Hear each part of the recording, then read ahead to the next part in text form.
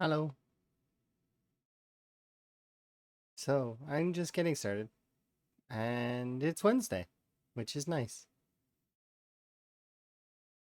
Um, we'll be doing build 42.8.1 because they just updated just recently, and there was a small micro patch. Um, some things in build 42.8 are a little bit broken, but that said, the patch as a whole has been absolutely amazing. So, at least I think so. It's been really cool. Go, just give me 1 second.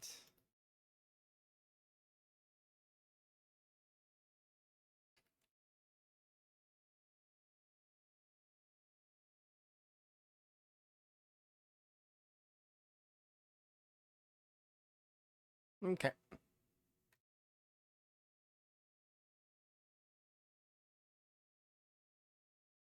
there we go.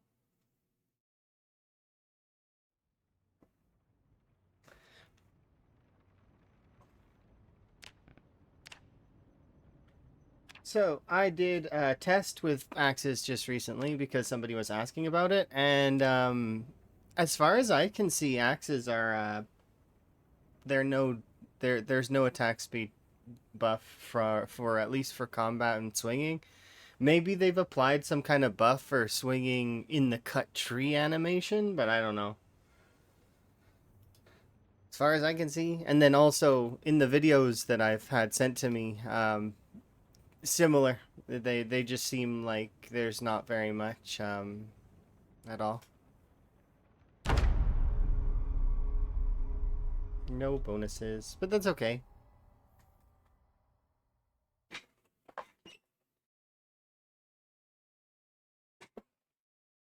Yeah, that's fine.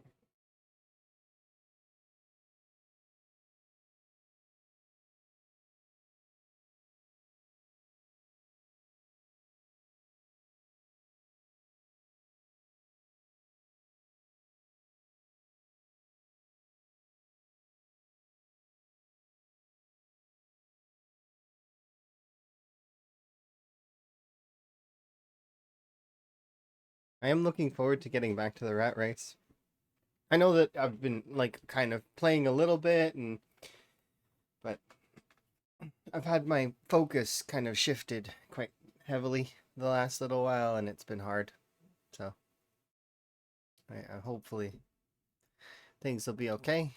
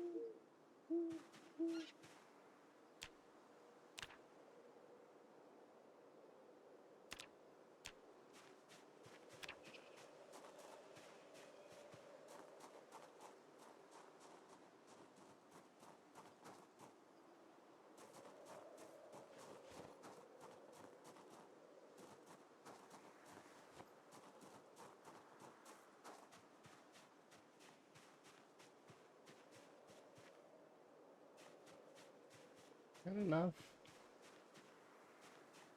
No.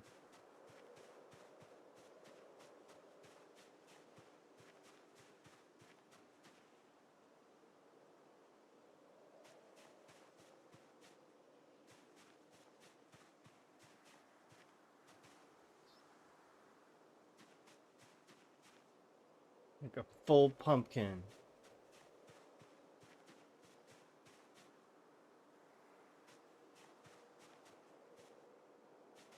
I turn you into seeds. Seed you.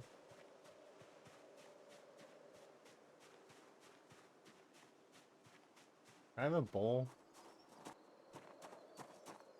Let's go and put these in a pile.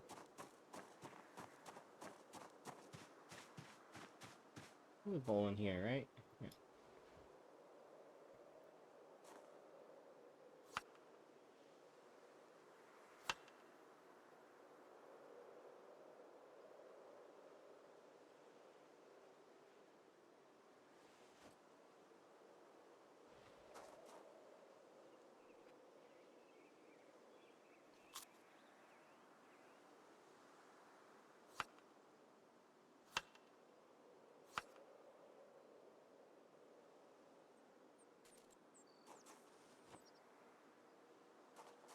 Okay, the rest of the stuff I'm just gonna leave in the pile.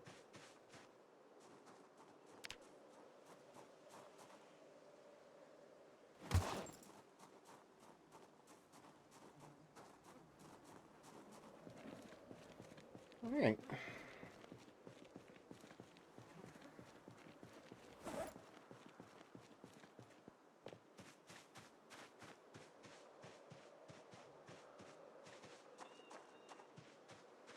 Allison front page one. Eventually. I didn't think it would be fair to apply for front page until I moved in with Emma. But I have the opportunity. That it is something that I can do. I just haven't done it. And that's assuming I get it, of course. But there seems to be slots and stuff, which is nice. It's interesting how it works. But essentially, that...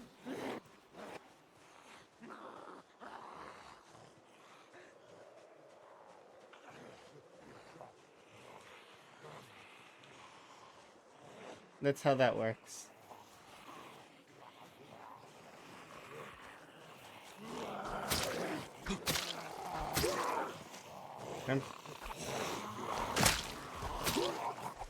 Some things will probably be, but I'm pretty sure that's not on the list of things that you can't talk about. I'm pretty sure that that's common knowledge.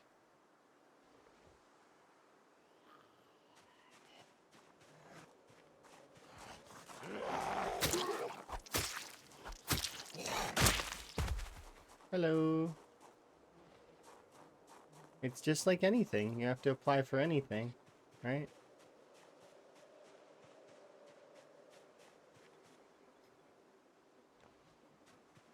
And then Twitch can decide if they want to have somebody like do that, right? And there's probably a list of things that you can't talk about. I wouldn't know. I haven't really read too deeply on that stuff because there's no chance that I would talk about stuff like that. But it's like signing an NDA, right? Similar to that. There's some things that you shouldn't be talking about. And you wouldn't really know, right? Unless you were to read. Which, you know, it's good. Yeah, it's usually in the terms of service. There's like you can't I can't put Twitch on blast and be like, oh, rah, rah, rah, about Twitch, right? That's not allowed. It's actually in the terms of service that you can't be doing stuff like that. That said, it's yeah, it just varies, right? But these sorts of things are fine to talk about because, well, they're just, you know, standard business procedure for the most part, right? The way that it works is you apply, and then if they say yes, then you get put on the front page. You're given a time slot, essentially. It's scheduled. Like, it makes sense that it would be scheduled for the most part. Now, obviously, if things happen and you can't make it, they fill the slot with something else, right? And there's always something there. The only list you know is specifically lists that you can't play. Yeah, there's games that are banned on Twitch, as well as that's just in general. Usually the 18 plus games that are very explicit with violence or sexual themes are very much on the list of bannage, which is not a surprise, right? It's not hugely surprising.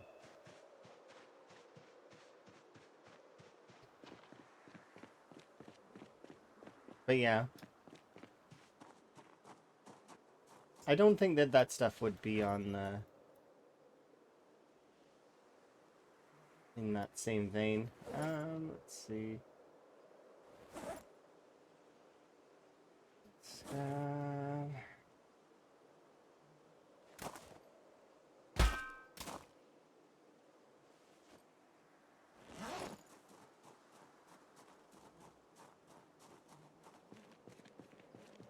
yeah, exactly. And that's usually how it goes. A lot of that stuff is so for if you've ever wanted to know why contracts are built the way they are, it's to discourage you. That is genuinely the reason why contracts are built the way they are. They use very flourished language and they elongate everything that they say because it's to discourage the reading of them. They're built that way on purpose. It's great in a way because if you bear that in mind, it'll help you get you through some of the jargon. But the thing is it's a lot of it's like really vague language as well, so that it can benefit and be used as sort of a bolstered defense for both sides. It's very interesting. But yeah, it's certainly an interesting thing. Um, but yeah, as we're eventually we'll do front page, or I'll start applying for front page later, like later on. I don't think it's fair right now to do that. Because if I start doing that, like I want to make sure that I have time and I can focus on that, right? I don't want to be sidetracked by other thoughts that are like, you know, yeah.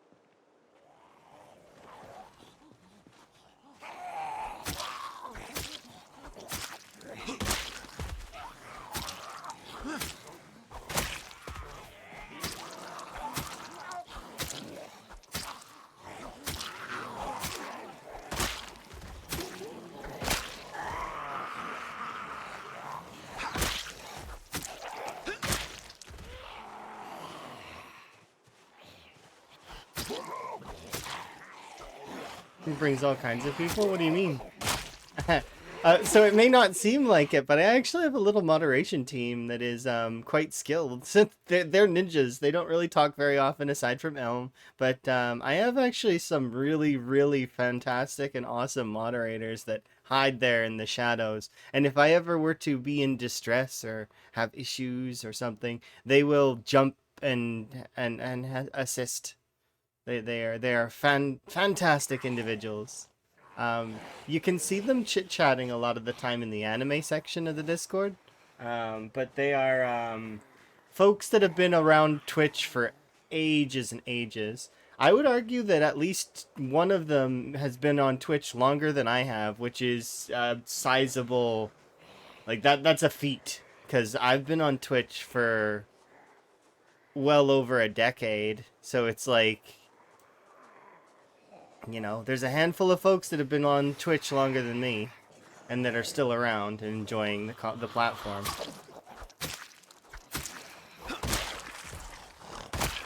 And I'm pretty sure that one of my moderators is definitely one of them.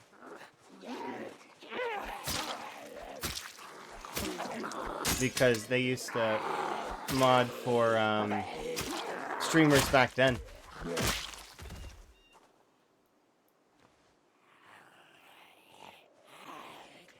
But yeah, basically. Plus, I'm no slouch when it comes to defending myself as well.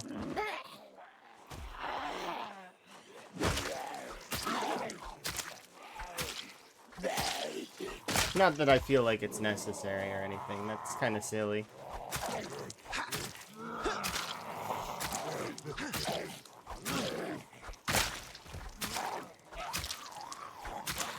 But yeah, it's good to have extra moderation on those kinds of days because I've had that experience before.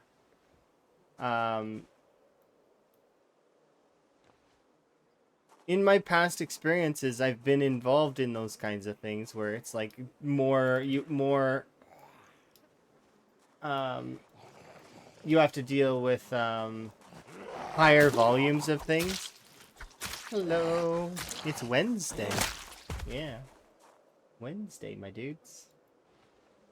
But yeah, it can be stressful if you're not ready for it. Chances are I'd be ready for it though. Like I'd go the extra mile. I'd make sure that that folks are free. And just to be on guard a little bit. Because there are times where I do ask moderators, especially for holidays and weekends that I know that are going to be a little bit more aggressive, let's say. I have asked them in the past. It's not something I like to do because I like to handle things myself if I can. But, you know, it's important. It's just before 3 a.m. Thursday. Aw. Well, you guys can have a Wednesday through me then, because it's still Wednesday for me. It's like almost, it's not noon, but it's like 11 o'clock Wednesday for me. So you can have Wednesday adjacent. You get 2 Wednesdays this week. if that's allowed. Are you allowed to have 2 Wednesdays? This is the second Wednesday, also known as Thursday. But yeah, anyways, things aside, yes, my moderators are amazing folks. They've gotten me through some pretty tough times. Yeah. And I appreciate them. As anybody would appreciate their moderators. At least I'd hope. Because, you know, and we've played games and stuff in the past. But I haven't done anything like that in a while. Not since the GTA days.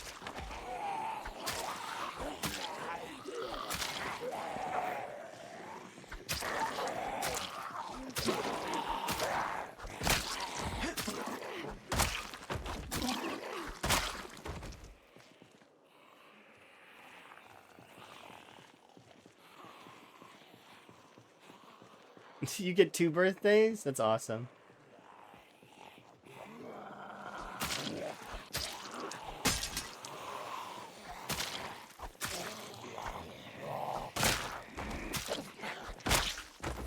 Well, happy birthday.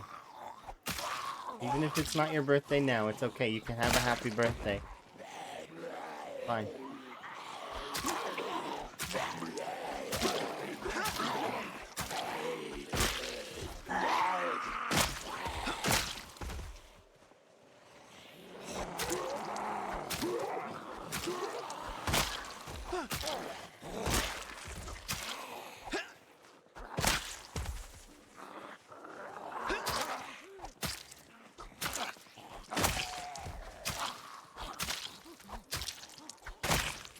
Yay, for 3rd birthday, and for some reason in my brain it's like you're saying like second breakfast or something.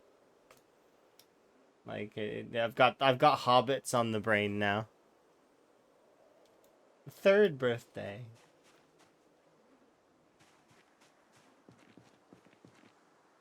What do you mean we can't have 3rd breakfast?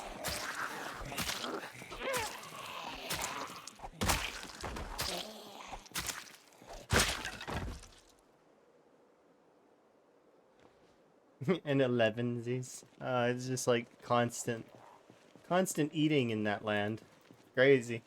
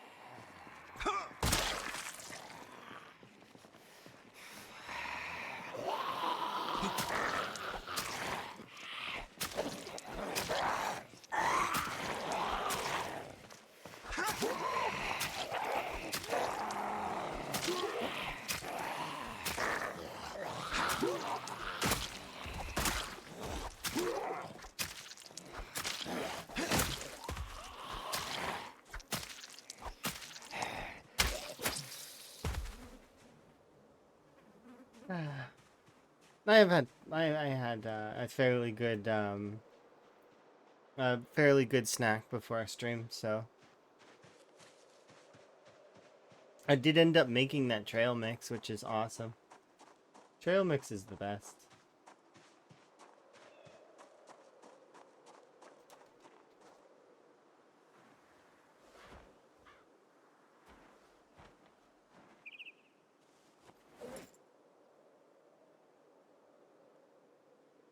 Okay, let my arm come back down, then we'll get going.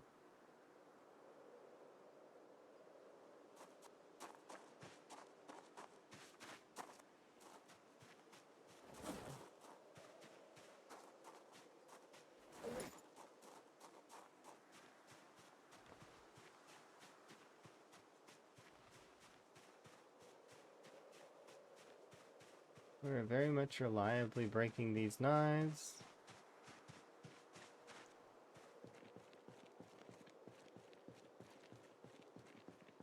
His left arm gets muscle fatigue. Could you imagine?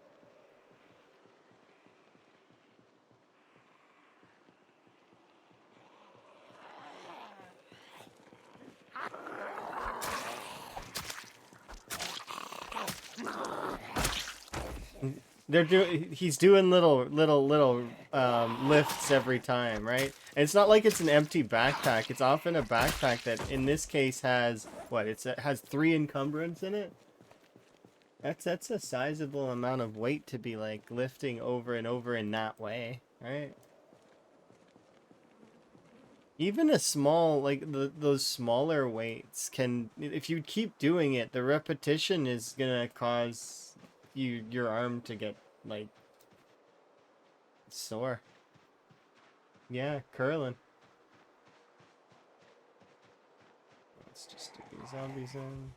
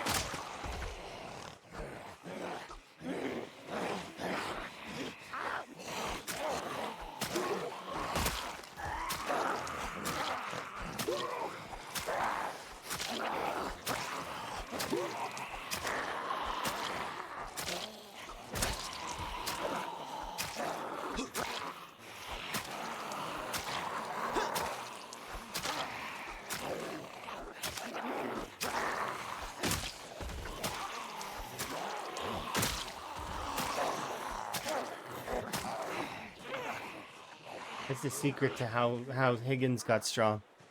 It wasn't just that he was attacking the zombies and doing the push-ups. It was that he's constantly lifting that backpack with the other arm.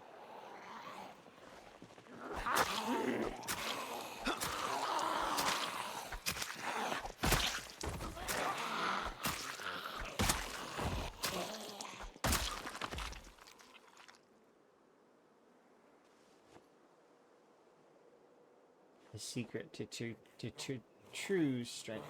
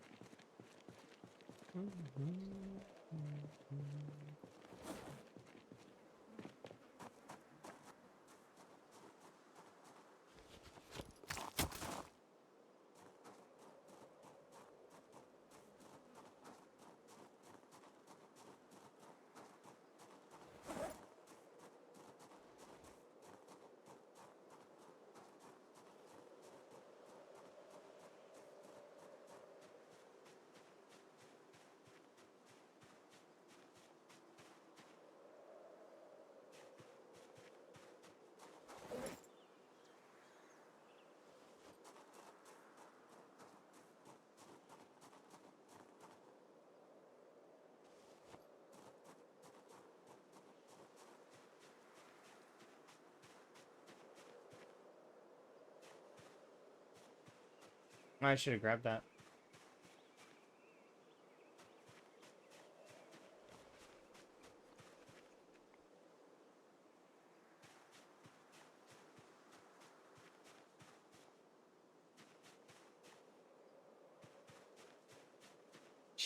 Just so much. All the foraging is ludicrous.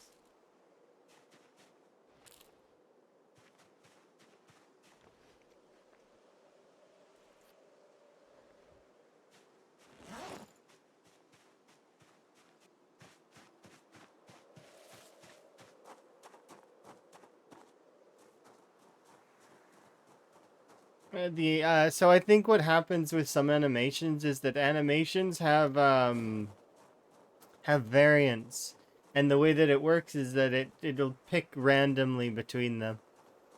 At least that's what I'm guessing. I could be wrong, reminded that I'm not a person that reads the code. Not unless folks point me at the code, which they do. Like, I get a lot of folks that are like, hey, look at this. Look at these things in the code. And I'm like, oh, that's cool.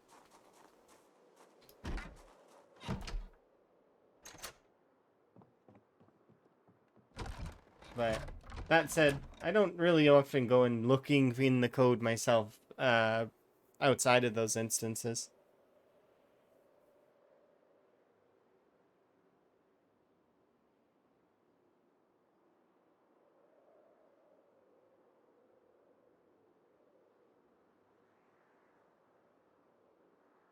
It's more fun to play the game, right?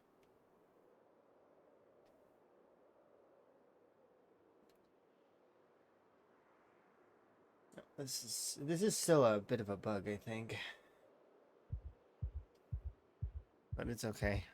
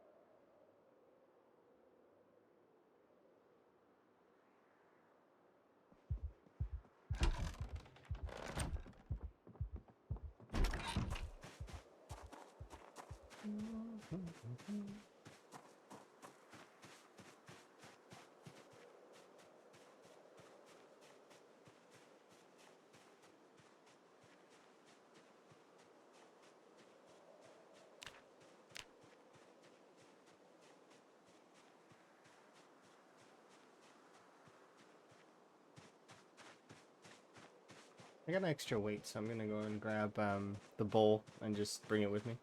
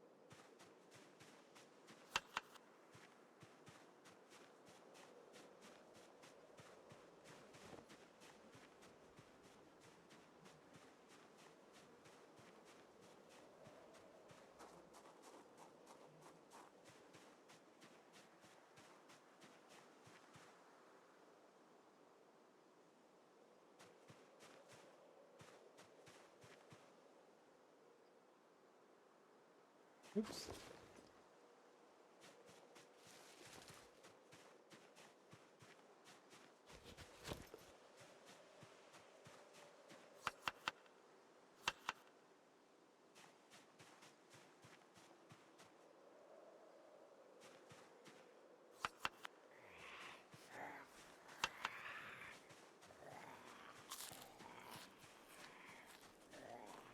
Ooh, somebody actually said that this can be used from your backpack now, so let me see if it works. Oh, it totally does! Nice! That is a good one.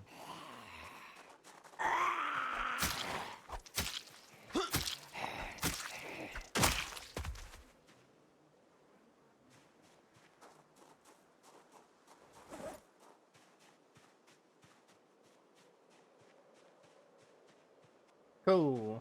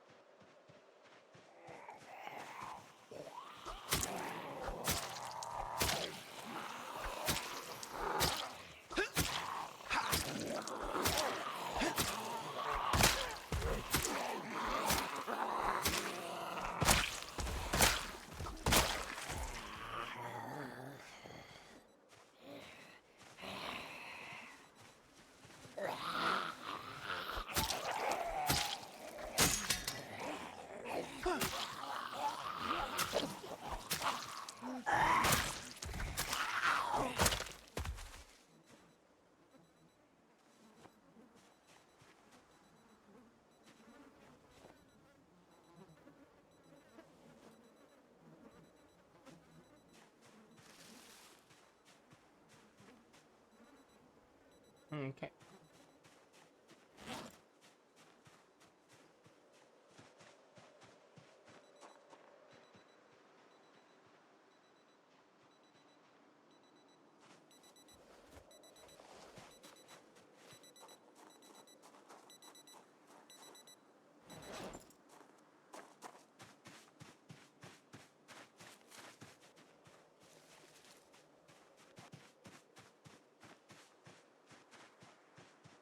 Gonna run and drop this by the gas station.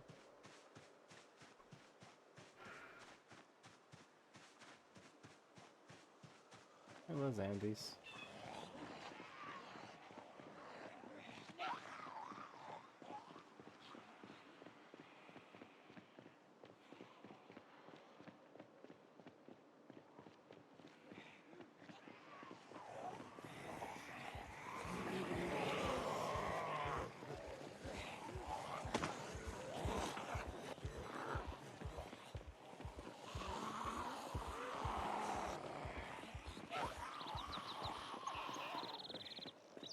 Most of the time, I get a lot of folks that say that are like, "Oh, you don't have very many zombies," and it's like, if you only knew. There's like a lot of folks that have made that comment. Like, yes, there's not that many zombies right now. It's like, in reality though,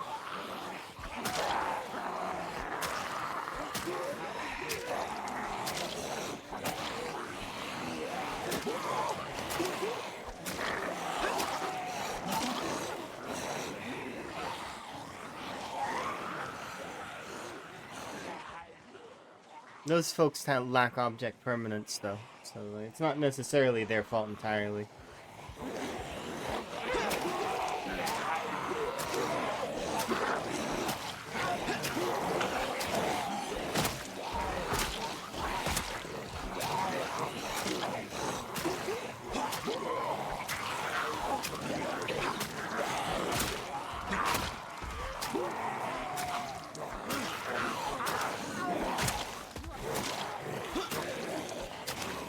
I feel like it's a stem of the instant gratification culture.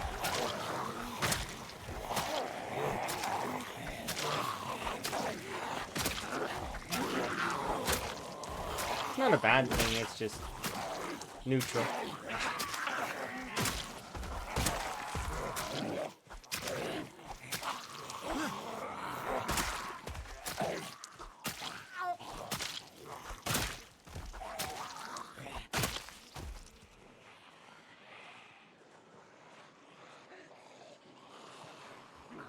Quickly have a little rest.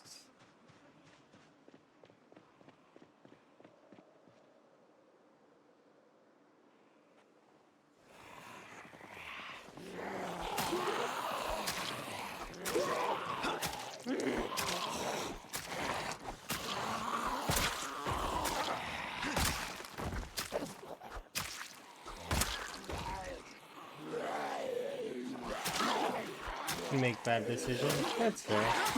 What you have to understand though is to not have that happen, because it essentially what's happening is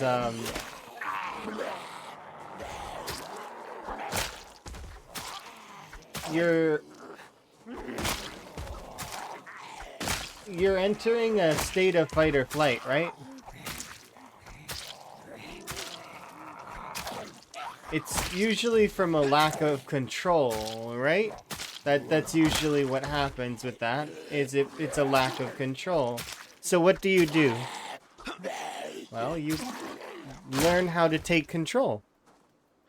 In that way, what I mean is, specifically for this game, this isn't random, right? This isn't random zombies just showing up.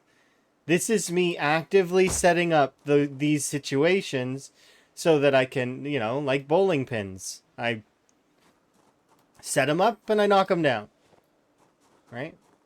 So that's what I would recommend, is that you practice that. And yeah, there are still times in this game where the zombies surprise me. They come out of nowhere and I can be in the same situation where I have to react, and sometimes I make the bad decisions too. It's just, the thing is you try to minimize that.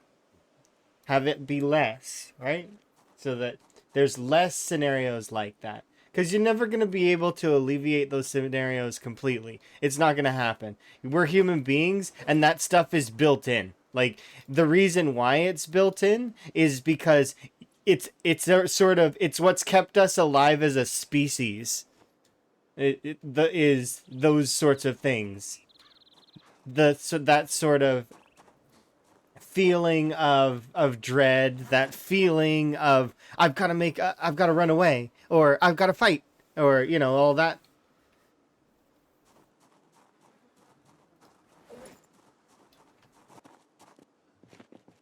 Yeah.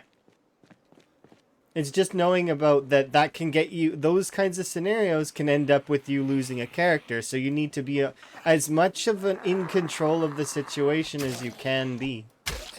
Right?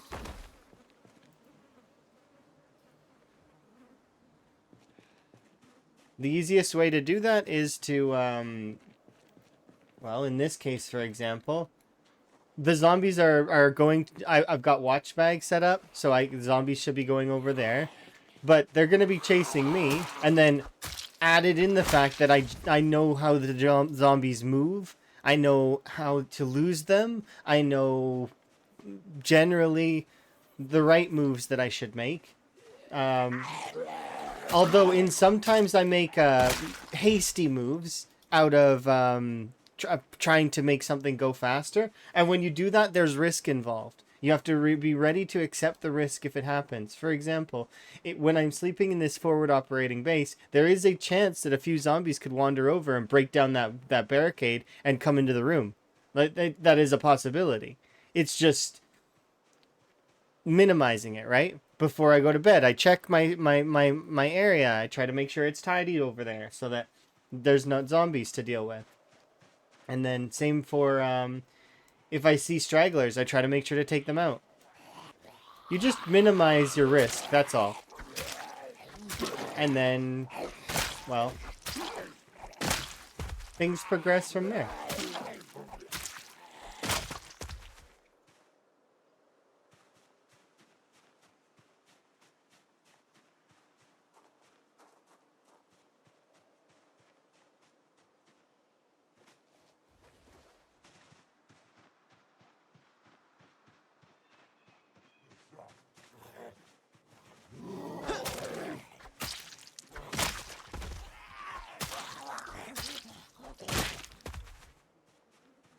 I really can't wait for this next upgrade to short blades. It'll be great. Slight maintenance bonus, a little bit more attack speed, muscle strain reduction will be increased. It'll be good.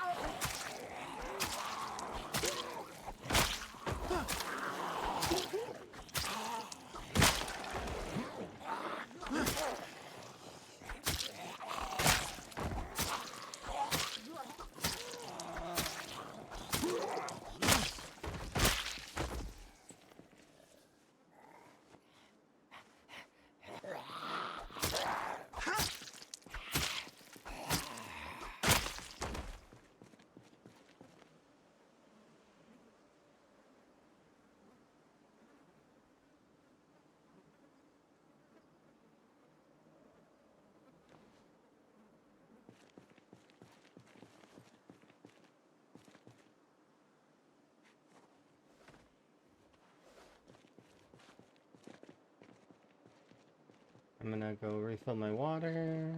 Do I need to? I know there's a big bunch of soda in this thing. Maybe I'll just grab a soda.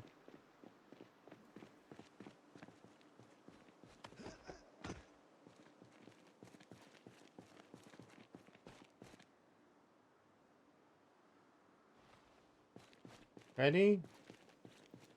2 liter of cola. You've got this, Van. Yeah.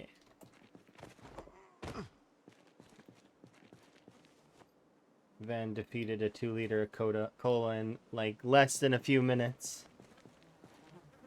Like a true champion.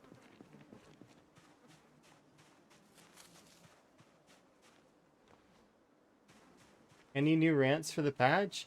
There was a somewhat. It wasn't too lengthy, but there was a discussion on the usage of the metal duplication for the rat race, and we decided that if we're going to be making the filled crucible, that you have to delete a total of 5 metal objects in order to for it to for usage of it. Like so, like trade 5 metal for a crucible essentially. And so, but that said, there's not really very many rants. That Yeah, imagine 2 chugs. Some people are like that though. They're able to just kind of like ignore the carbonation and just go. I wouldn't be able to do that. I could probably chug a soda, but it would hurt me a little bit. I would need yeah, it would definitely hurt my throat. Oh boy, that's annoying. Kind of. The more annoying part is people being on both sides of the fence of it. Like at the end of the day, I don't really care that much about it, to be honest. I don't, but just because I'm trying to keep like in between both sides, right? I have the people on one side that are like, we should be very specific and like we should be giving up exactly the right amount of metal, and then there's the other folks that just couldn't care less. Like they're like the folks that are like, we should be able to use it. Let's make a million swords if we want. It's available, right? It's the same as the butter usage, right? I compare it to that because it feels similar, but we let butter slide because the calorie game can kind of get annoying a little bit. It's not like we're running out of weapons, so that's more why I was like, okay, well, I guess we'll lean towards this direction and it's easier, right? Um, but yeah, it's one of those things where. It doesn't matter to me so long as people are happy. Just be happy, and we play the game, please. That's all I want. I just want us to be okay and everybody to not like have major complaints and we can just enjoy the game. Cause the devs, they'll fix it. They're gonna fix it. I'm gonna stealthily steal patch info. So the big stuff that I know is that there's a duplication with sheets. Apparently, when you do the sheet bag and then undo it, you get two sheets back. There's little things like that apparently that are in the. I haven't done any burlap stuff, but I'm gonna go out on a limb and guess that there's gonna be some duplication there somewhere within those, like you know, like making a particular thing and then it giving you back too much, because that seems the theme of this patch, which to be quite honest, it's not a bad theme in my opinion, because there's much worse themes. Like apparently there's also some issues with characters down attacking now, even if the auto detect prone is off. There's been some reports of when a zombie is fallen over, after you break your weapon, of your character prioritizing a down attack. So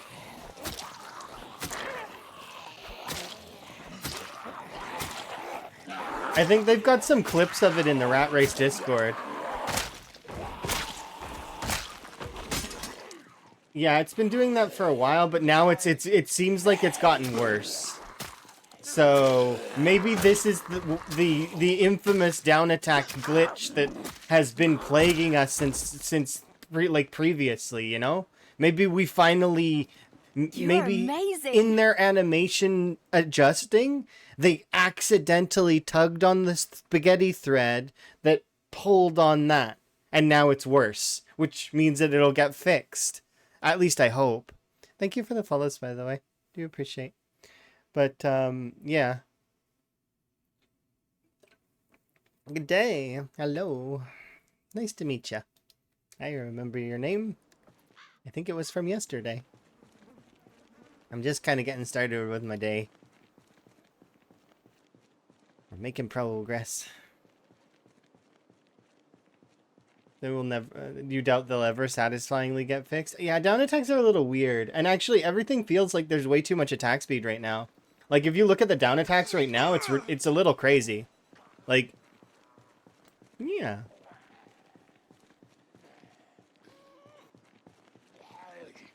You were too exhausted to know what happened yesterday? Carry on. Indeed. The chest. I do anonymous follow so that folks can enjoy their lurk if they want. Like, so there's no necessity to feel. I can't even see the followers in the list because I filtered them out.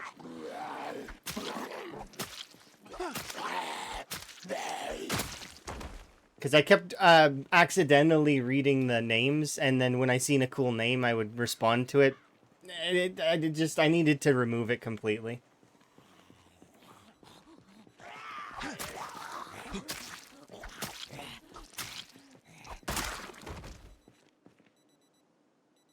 Oh, so everything's got an attack speed bonus. I was like, so weird. Everything seemed like it was attacking so much quicker. So that's why Axeman doesn't seem like it's working. Everybody got a boost. Well, now the min-max folks are gonna be bugging me, I think. Great. Everybody got a boost. That means we shouldn't be allowed to attack anymore. Uh, don't bother me, min-max people. I'm just kidding in that regards to that, but it's like there's only a mitt full of folks that are like that, and even saying that out loud, those folks would still message me.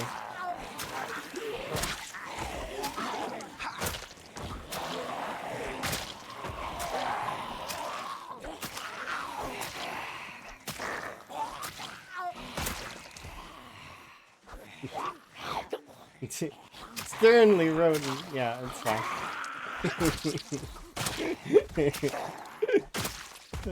That's it. You're getting a sternly rodent email, and you're gonna get. Don't forget to give me a 1-star review. Yeah, 1 star.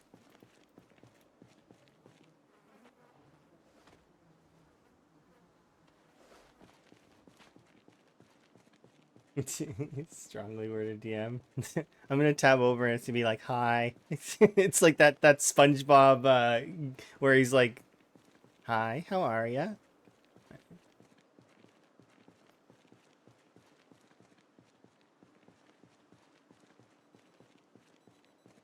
Yeah, I know. It's responding the same way as when a zombie goes over a fence.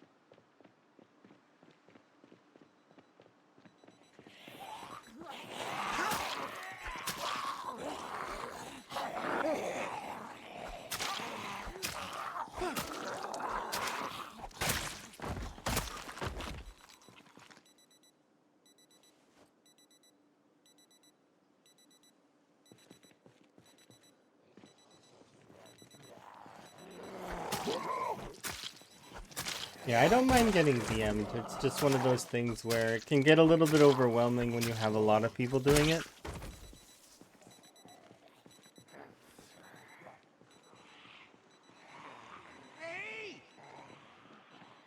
It's a bit overstimulating.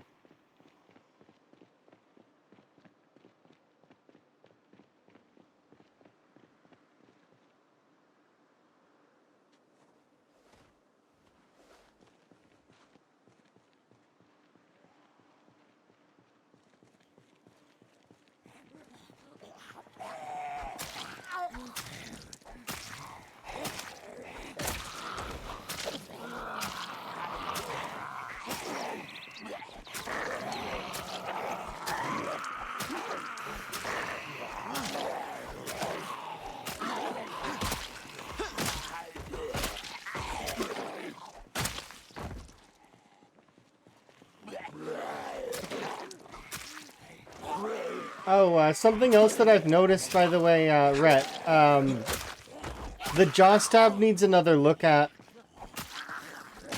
It's been happening more and more with zombies in aggro. Like, I've had multiple zombies aggro to me, and it seems like it's perspective based on perception and timing. It's weird. It's like, is the game calculating how long zombies are going to take to get near you? Because I've had 3 or 4 zombies aggroed to me, and I've done the jaw stab, but the zombies are far, like, it seems like they're far enough away that that it's not like there would be like mid range like at this tree over here, And they're clearly aggroed to me.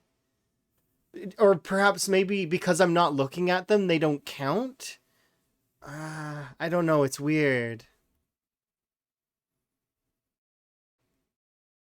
You get 3 DMs. And then you realize it's cat pictures. See, people send me pictures of frogs, and that is like the best way to open a conversation. It's like I open a conversation. They sent me a picture of a frog. Okay, well, fine. I'm fine with this. This is okay. But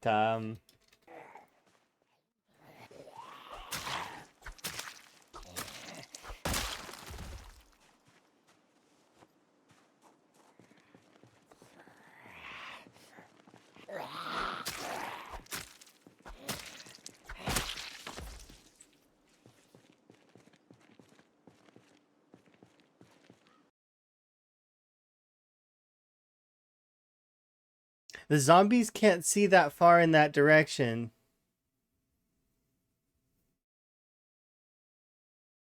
Yeah, see, it's weird. I have no idea. It's so like because I there was at least I know it was yesterday, I think yesterday or the day before, I had 5 zombies aggroed to me total. So it was a full 5 zombies, right? The first zombie ended up they they got jaw stabbed. The remaining 4 zombies, they 3 of them walked in my direction. One of them kind of veered off, but yeah. Hi, Andrew.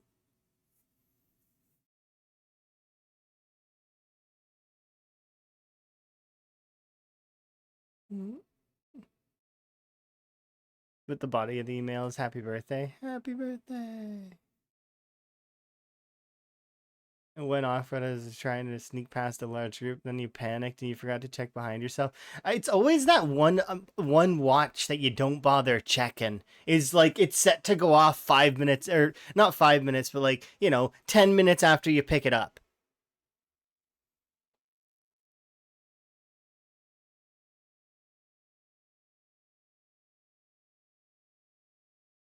In 42.8 it's different. Okay, well we'll see. It's we'll see if maybe it's something to do. I kind of like it.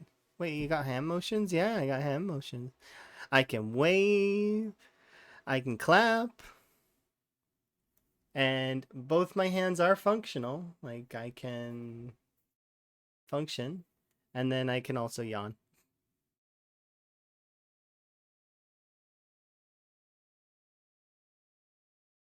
Can you flip people off? I mean, I can. I'm not going to though, because that's a little crass. You can have a peace sign.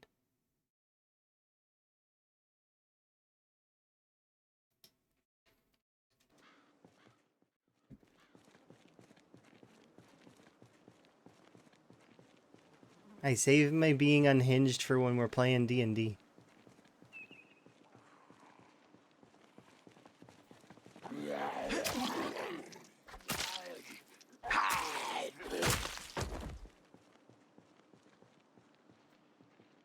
There we go. That's a few more.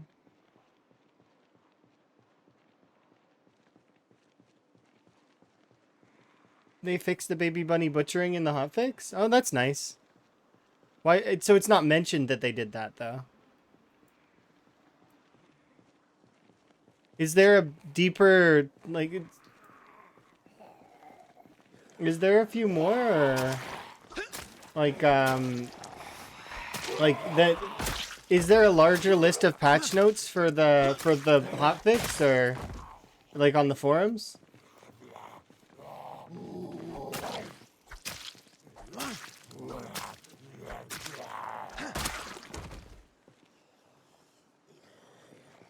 It's fine if there isn't. I'm just curious if they added another, like, longer list somewhere that I can go read.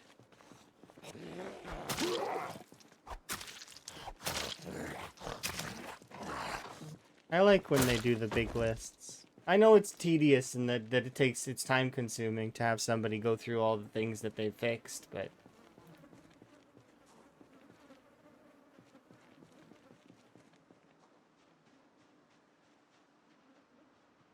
Okay, I'm gonna back off, I think.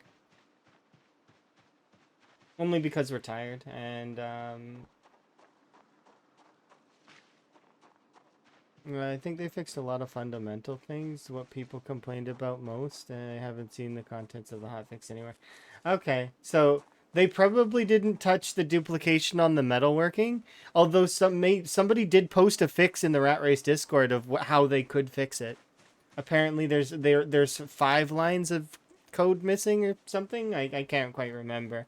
I just remember that they said it's not particularly hard to fix, which is good. That I'd prefer them have easy fixes so that they can move on to other stuff that they care about. You know, then I have to think about um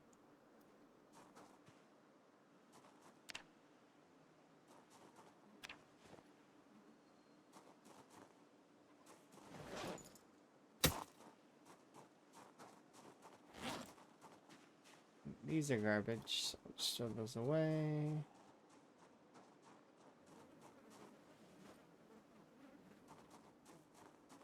But yeah, they'll get around to fixing the metalworking stuff eventually. It's not priority though. Like it's not like it matters too much. It's only gonna matter for people who are doing stuff like this, where we've got a little challenge where you're supposed to not use exploits, right? So there's gonna be some people that are gonna be very much meh about it, because that's how they are. They want to make sure that the rules are being followed, which is good. But how am I? Like, you mean how am I doing? Like, am I okay, kind of thing? I'm okay. My day is going okay. I've been very busy though, and it's been tough the last month. This month has been hard. I really do hope things kind of pick up in on all avenues, because it's been a rough month, but I'm doing okay.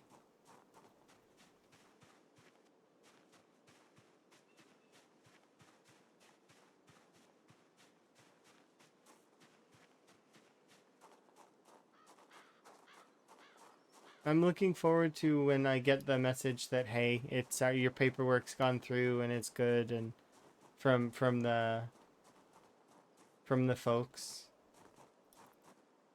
Um, because that'll be a load off of my mind, kind of thing. And then I just hope all of the stuff comes, like, it goes good. What is Project Zomboid Death?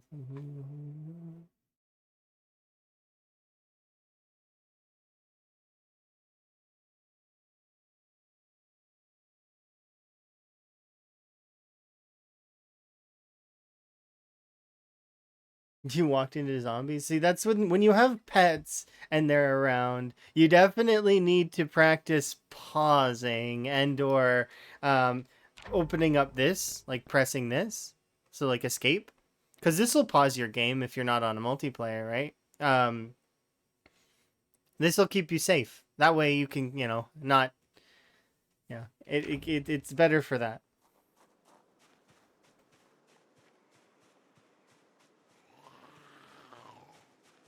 You mostly play multiplayer. See, that's the thing. Then you would need to be ready in multiplayer. You should always be ready for your character to meet their end, because multiplayer's got enough jank as it is.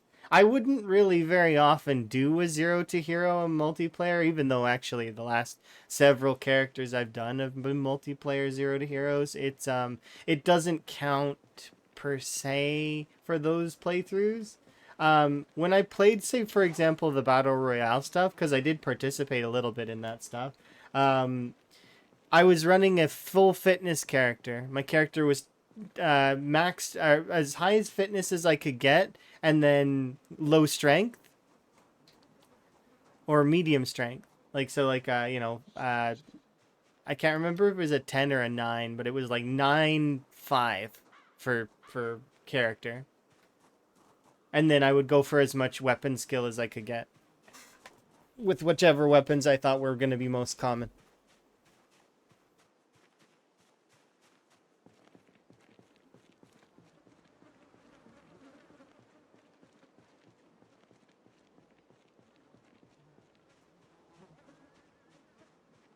The thing about multiplayer though is that it's very jank, and it's always whoever gets the first attack in usually wins.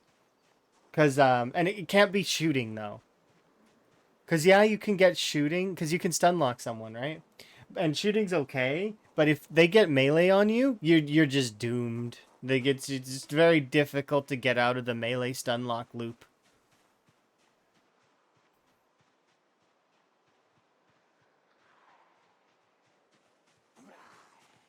What makes the Spiffo rat race the Spiffo rat race? The settings and just the overall fun of the, like, it being a part of it's the community sort of thing. Like, so like somebody else did it. It's the going for the objectives and us all using the same settings, and so us all following the same rule set. Like, that's what makes the Spiffo rat race the Spiffo rat race. It's like we're all playing the same stuff, right?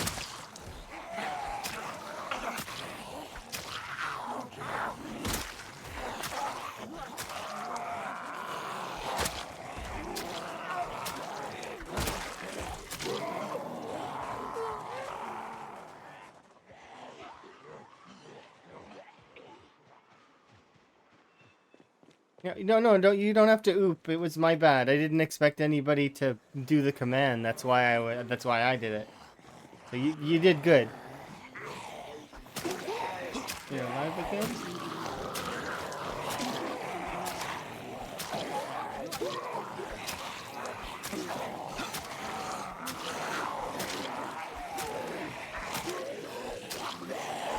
Welcome back, Dad.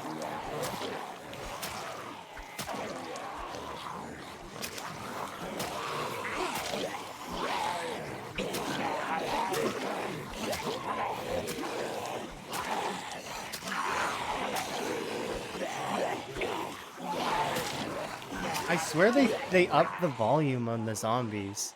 Is it why it can I yeah, about the hearing stuff? Yeah.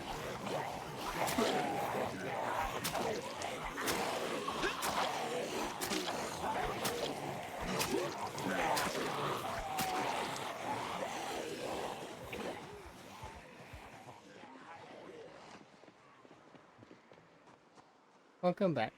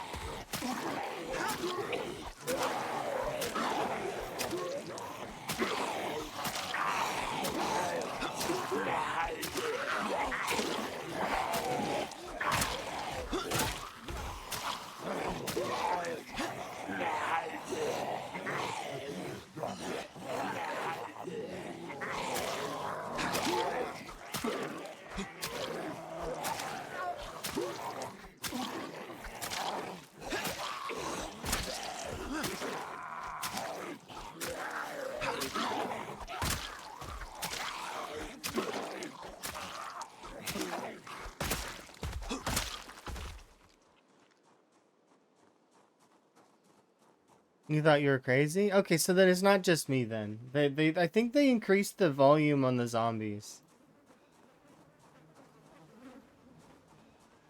Which is fine. There's nothing wrong with that. It's just that it's a bit of a surprise.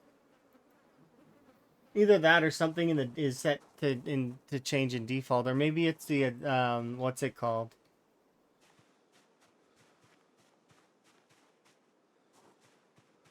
The whole game has become louder. Let's see. I did turn it down though for the stream, so you guys are listening to Zomboid at -10 decibels, because I wanted to make sure that it was slightly less loud than everything else. Or sorry, it's more loud. Or no, less loud. Right. It's quieter. There we go. That's the word I should use.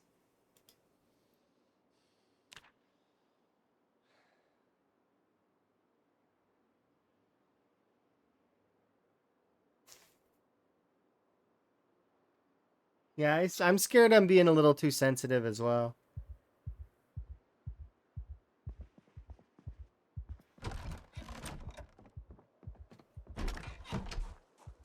You have a compressor on it? Yeah, I should probably consider adding a compressor to it. That would be a good idea, actually. We probably could do that right now, real quick. Filters, compressor.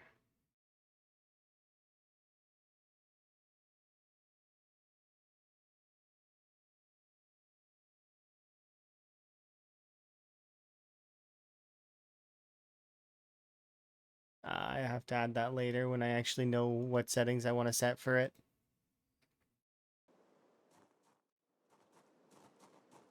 But not have the people with ears blown out by the guns. Yeah, it's the same as the zombie sound. I like the sound of the zombies getting like squelched and stuff. I like that noise.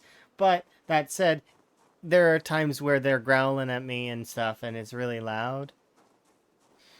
But even the zombie squelch noise has been a little bit loud lately. I don't know, like, because I didn't change my volume settings at all. It just seems louder.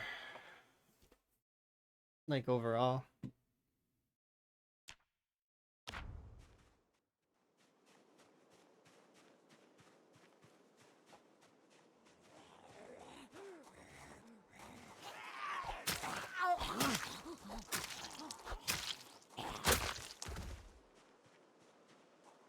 Blame Rat? No, I'd never blame Rat. Never ever.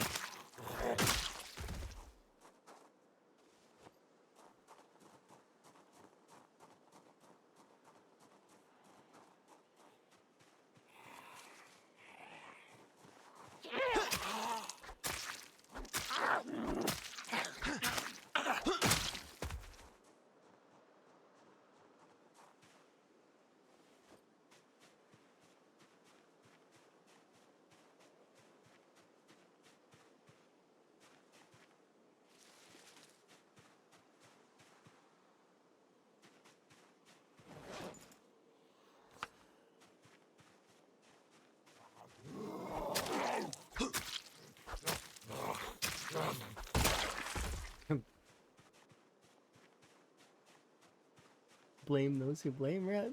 I don't know. I don't want to blame people. Can we not blame people? It's not anybody's fault. They did it by accident. Let's not blame people. I don't believe it's anyone's fault.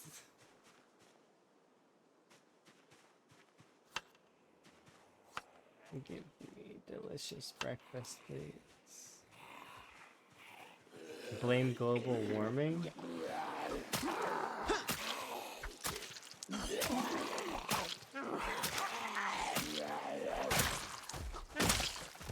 No.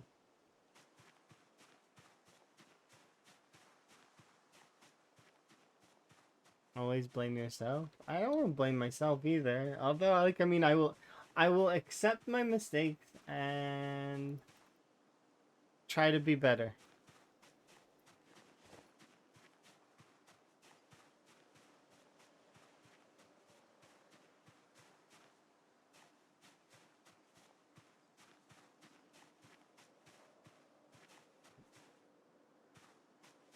This is, like, a lot of stuff.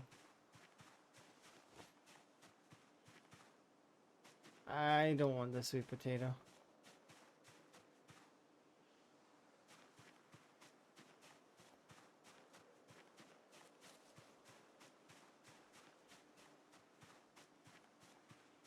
What about this one?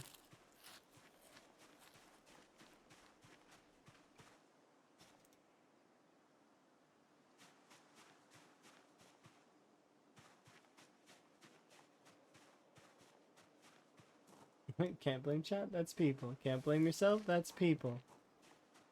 Can we blame the zombies? Because I think it's their fault. Always wanting brains. Never using their own. Until they tactically assassinate your character. Chat is chat. I consider chat like an eldritch being. Chat knows all, sees all, but also knows nothing and sees nothing. It's crazy. That's how I see chat. Knows all, sees all. Knows nothing, sees nothing.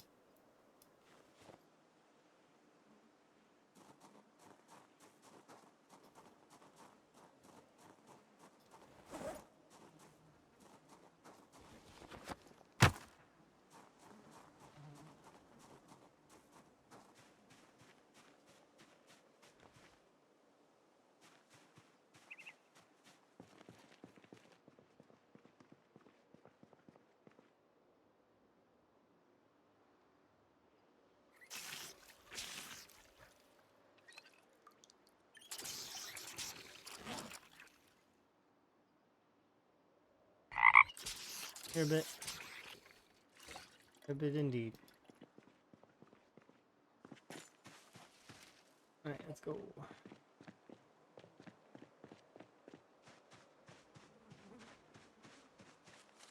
I'm almost maxed out on foraging.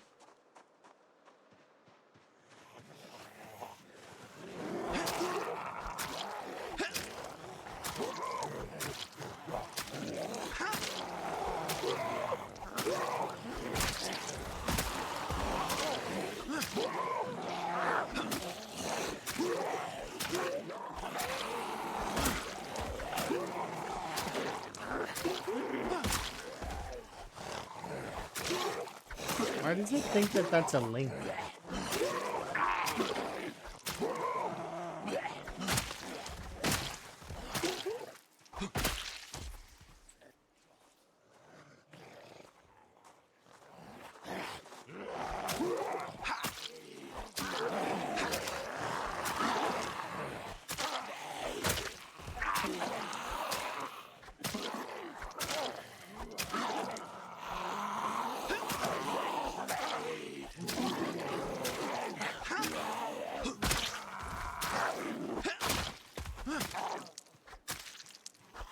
Yeah.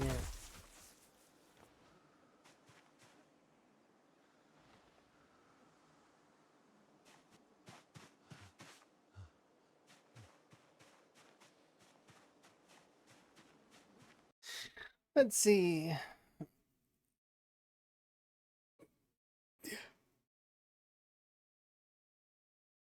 Shivas went through this. That's why I took it off. Is because I seen what was happening to Shivas and Twist, and I was like, I'm not dealing with that myself. So I removed that mod as soon as I heard about that. It was like a little while ago, actually. I was like, I like the extra information this mod is giving me, but at the same time, do I really care about that? Like the total extra things? I'm like, kind of I like it, but at the same time, I could do the math on how long my character is alive very easily by looking at the survival time, right? And then from there, kill counts right here. Yeah, we're gonna have our killing days and our relaxing days of gaining weight where we kill nothing. But like, I mean, average kills, it doesn't matter that much. Like, I mean, in all honesty, the totals are important-ish to some folks, but it's like, yeah, it sucks, but it's been causing issues once you get into the deeper years. Like if you start getting into like 3-4 years in game, it starts to really chug and ruin things.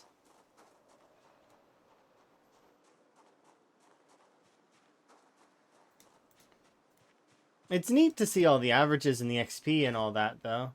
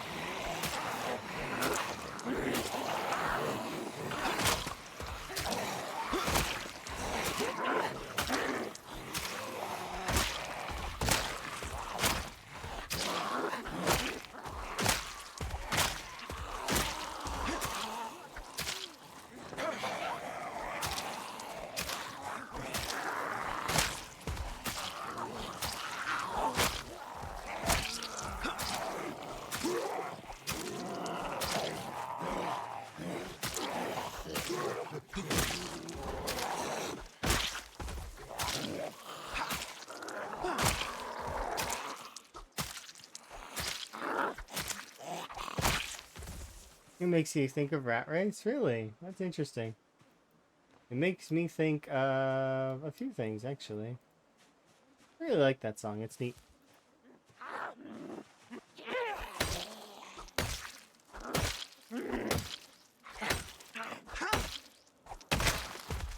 Yeah, so once you get up into the 2-3 year mark, you're gonna notice a really big problem with your with that file getting worse and worse to the point where you should probably consider to remove, like, you might want to remove that mod. Maybe. I think Grim Hiker still uses it though, but I don't know.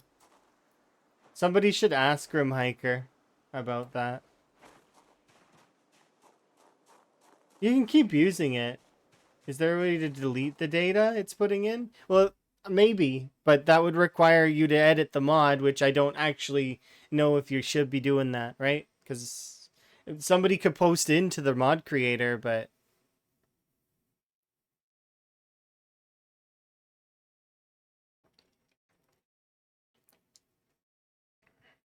I think that that would be a good idea. But yeah, Shivas was having some problems with it. Once Shivas's save started to get into the, because there's a handful of folks that are able to really push those numbers up, right? Twist, Shivas, and then the other folks that are up in the rat race at the moment. So like Curtis and I think Shinra, they've all been able to get up into that point, right? Where the file starts to get so chunky that it ends up collapsing. I was getting close to that point, but I didn't make it there. Like in terms of survival time.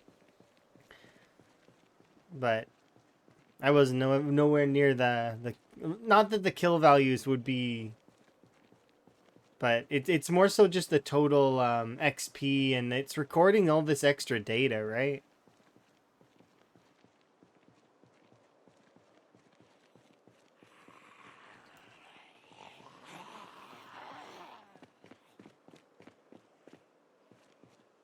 I don't know how that stuff works exactly, but I'm sure that there's a way to fix it and make it so that it runs smooth.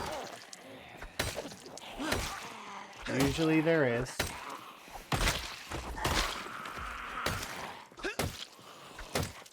I know Twist is making his own mod that's similar.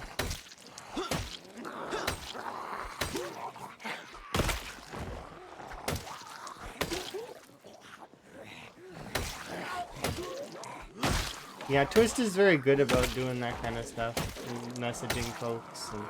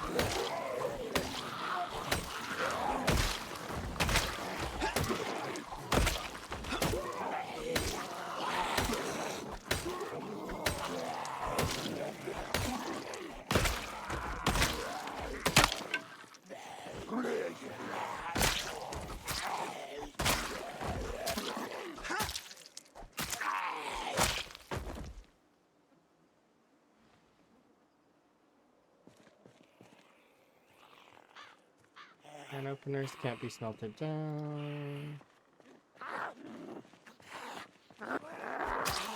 I'm trying to stay true as well to the metal items that I know that can be smelted down.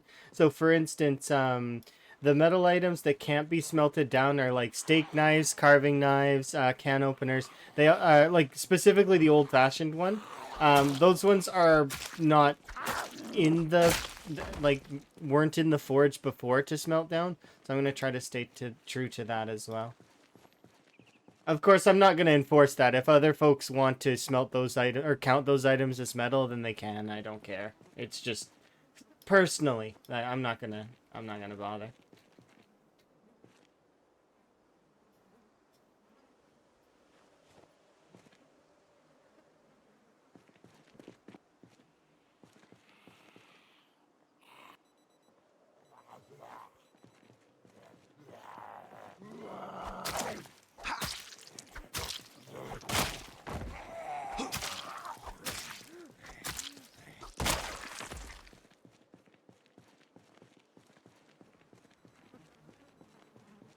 It's bad. Did those bodies despawn? Oh, do you mean the ones that are in the trailer in the far side? I don't know. I haven't gone and checked. I really want to hit the next level of short blade though first, if that's okay, and then we'll go look, okay? Because we're really close. We're like 40 XP off.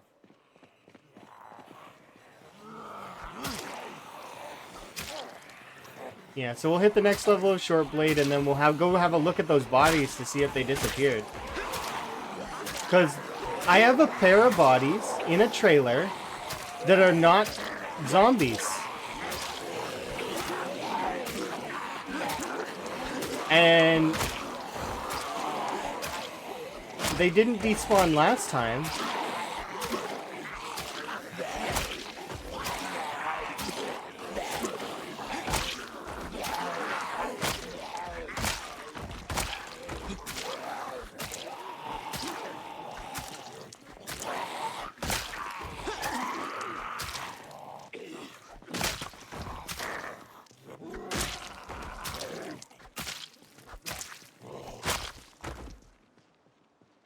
Unfortunate.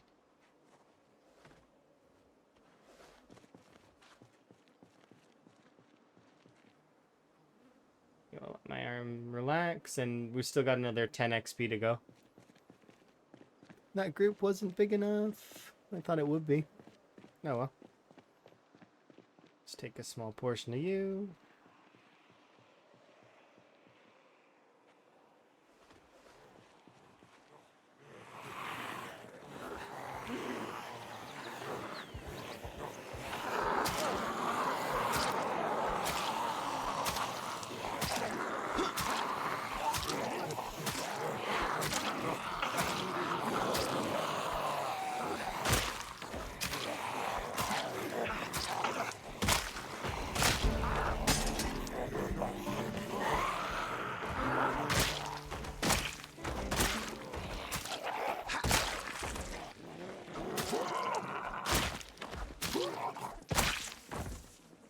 Okay, nice. Okay, let's go have a look at those bodies.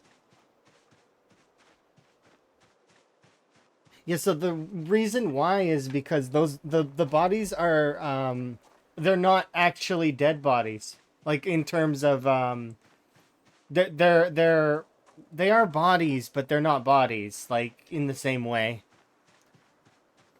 Short blade starting to go crazy. I mean, not yet. I know that short blade gets way better than this. Like this is you start tapping everything for no muscle strain. It's awesome. We're not quite at that stage yet. We still need to rest too much. But I have been doing experiments with the different levels and seeing which weapons feel the best. It's crazy. Same for you though, Rat. You've been doing the same things. Like you've been poking around and you noticed that spear is really good, right? The fire hardened spear. That it is interesting.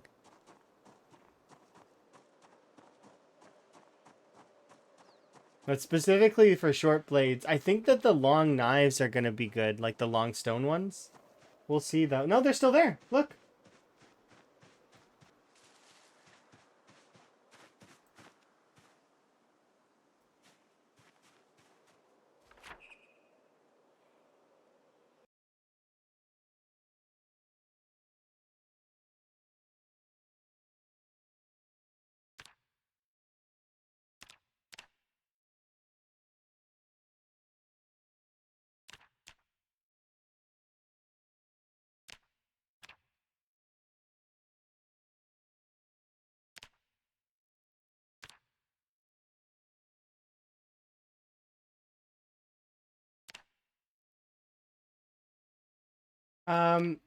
So this is the gunshot event, which is one survivor shot another survivor. But what it looks like is that this one wasn't a zombie. Like it looks like this person shot this person, and and whether it was out of panic or what do you think happened? Like, but they weren't both not zombies. They both didn't contract the Nox virus. Their bodies are perfect, you know?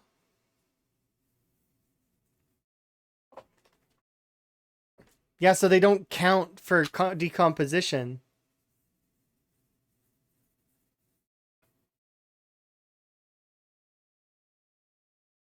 Yeah, could be. Like they didn't want to turn, so they took the the easy way out. Like not to say that that's an easy way. It's just, that based on jargon. Yeah, they didn't want to be part of the apocalypse, so they decided, we're just gonna not.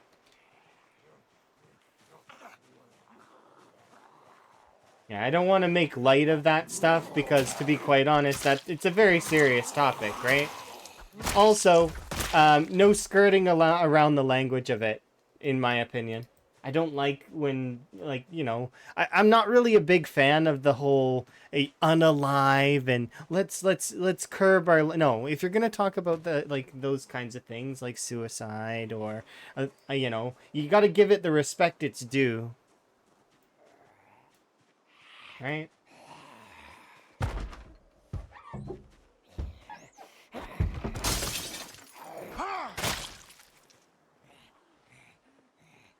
It's disrespectful to those involved, and it makes light of a situation that is definitely not light, right? It's a heavy topic. As a result, it deserves to have that gravitas. It's like uh like George Carlin said about the whole soft language thing. Gradually over time, soft language gets worse and worse, and we start and then there's that whole stuff, right? Yeah, I know they were trying to avoid demonetization, but that's false because the videos that have kill or suicide in them are still monetized. So it was more so just to play on the algorithm, and it's dumb in at least in my mind because it makes people curb their language in ways that is harmful to whatever topic in it like it takes away from some of the gravity of some of those things, right? That they become less it takes away from it. It's not good just because they want to curb the language a little bit. I don't like that. Don't curb language and make light of situations in that way because it's disrespectful to those folks that have to deal with those situations.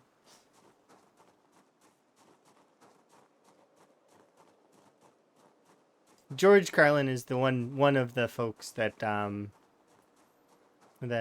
very much like for that stuff. But there's a lot of folks that are in the same mental vein of thinking, and it's important to be direct about it. That's same for abuse. Don't hide it. And don't skirt the language on it. Those kinds of things need to be discussed, and those things need to like it's uncomfortable, yes, but it needs to be put in the face of everyone to so that it gets solved, so that there's no putting it behind a locked door and somebody has to suffer. No, don't like that. Think that's dumb. What's our weight at? 78. Yeah.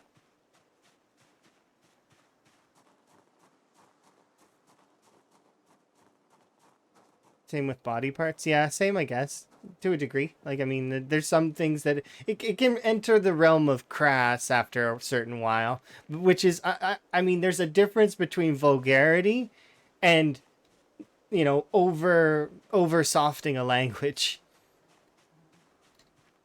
right? It's when you take the shaving the corners of a language a little too far. Yeah.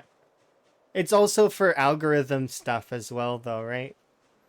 But I'm not really keen on any of that stuff. I think that that's dumb.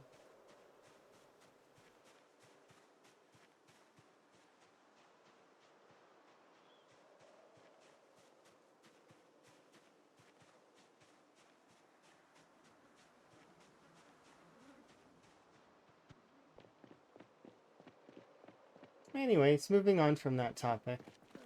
Because I know that that topic can be somewhat uncomfortable, but at the same time, it's meant to be, right? That it's meant to be uncomfortable. But and move on. There we go.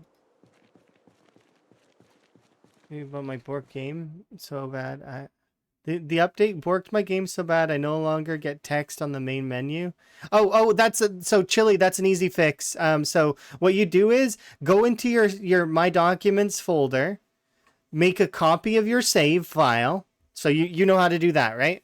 And then from there, delete your Project Zomboid from the My Documents, delete your Project Zomboid from the from Steam, and you have to reinstall because there's something's gonna miss. So you're gonna have to reinstall Zomboid, but save your game so that you can like just put it back in the folder where it belongs. You're gonna have to reset your configs, but I mean that aside, something went wrong with the update that got rid of that other people have been having that problem, and that's their fix currently. Is that I have a better idea. Stop playing Zomboid. I mean, are you gonna though? Really? You gonna just stop playing Zomboid? Yes. Oh, okay. If you're gonna stop playing Zomboid, like you, I can just see it like it's just day 3. Shitley's sitting there, got the shakes. He's like, I can't. Zomboid, day 3. Just walking around the kitchen in the nimble stance.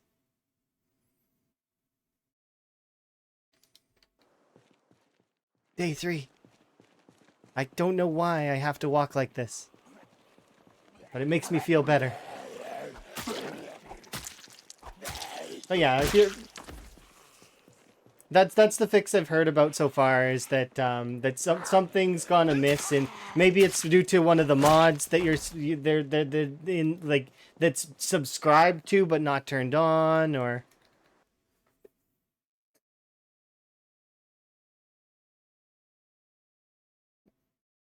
so yeah, I'm pretty upset. I can understand you have no mods. No, I mean, so I don't know if it's if you've ever been on a multiplayer server and have some mods subscribed. I don't know. I'm not sure what causes this weird janky thing. I didn't have any problems myself, but that's all I've heard, is that that's what I'd recommend, is copying your save, like, and then just deleting Zomboid entirely from both sections of your computer and then reinstalling.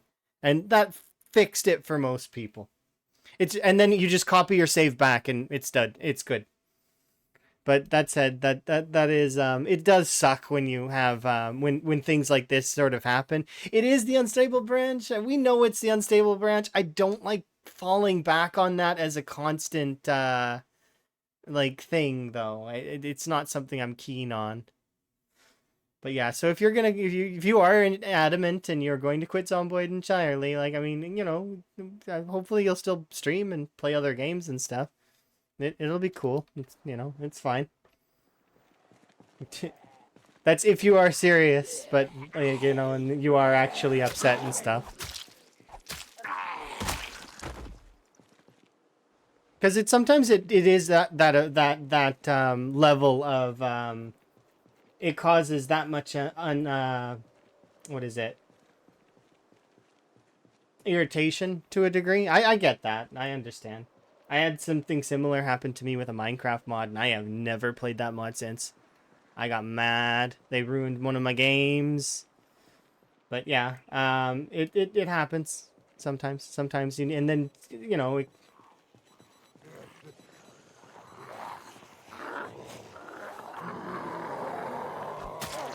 But that's the thing, is there are other games to play anyway, so it's not like Zomboid is the only video game that exists.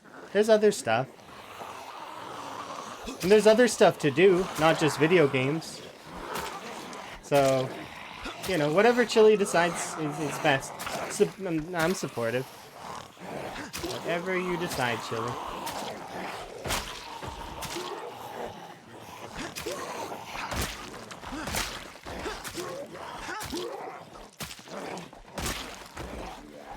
Read a book on stream? Oh, you totally could. I know a couple of people that do that. Um, a while ago, I had a friend named Remy who used to do that. She would read lots of different books, and she'd do voices for the different characters and stuff. It was cool.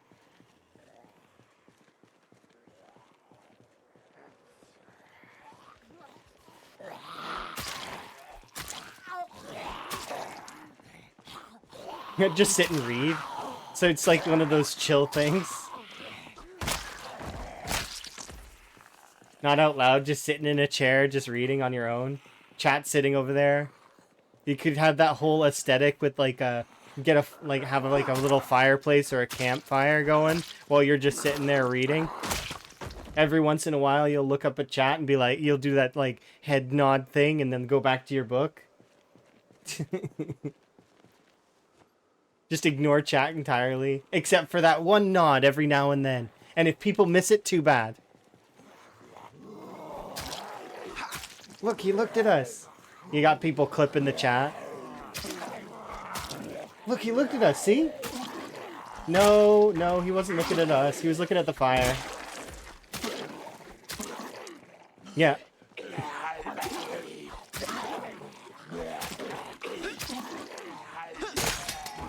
It's funny, though, because one of the most hype streams I've ever seen was one of the first sleep streams.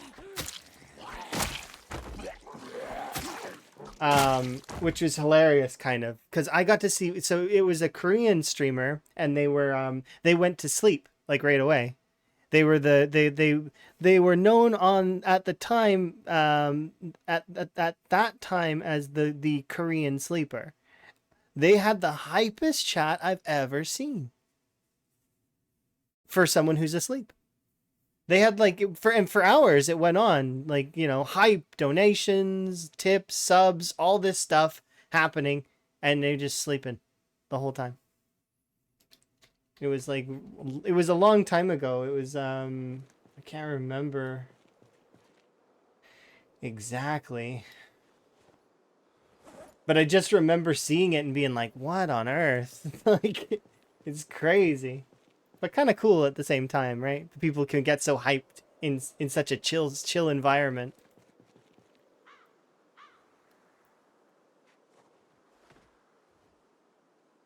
But yeah, maybe Chili's gonna read books from stream. Or play other stuff. I've seen Chili play, I've seen Chili play Darker and Darker. Maybe. Maybe? Was that Chili or was that... I'm pretty sure it was Chili. There's a lot of folks that I've watched play that game, though, and it's been fun watching it. But...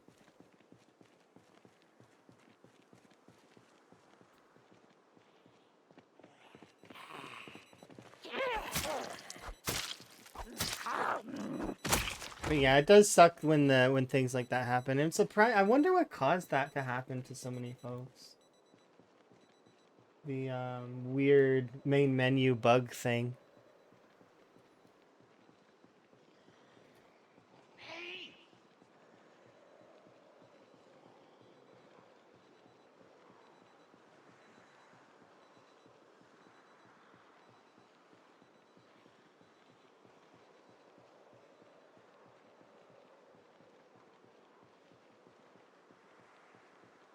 Or shame on ye, fool me twice. I mean, it's not particularly complicated to do all the things I just said, but I get you. I understand. Like, I mean, what if tomorrow during the hot fix it happens again? I don't know what's causing that weird bug, but it has caused a couple of people to be in upset about it, which is I can understand. It's annoying, especially when you can see that there's lots of other folks that just aren't having that problem. So it can be kind of an extra sort of salt in the wound kind of thing. As you know, you already have to go through a lot, and then yeah, no, I understand. I get you, and that's why, like, I mean, if you are serious, you know, I once again, like I said, is there any way to take a rake head off without of a rake without breaking it, like in reality or in Zomboid? Are you trying to, you want the rake's head, like the head of the rake? For what reason? Are you trying to smelt it down?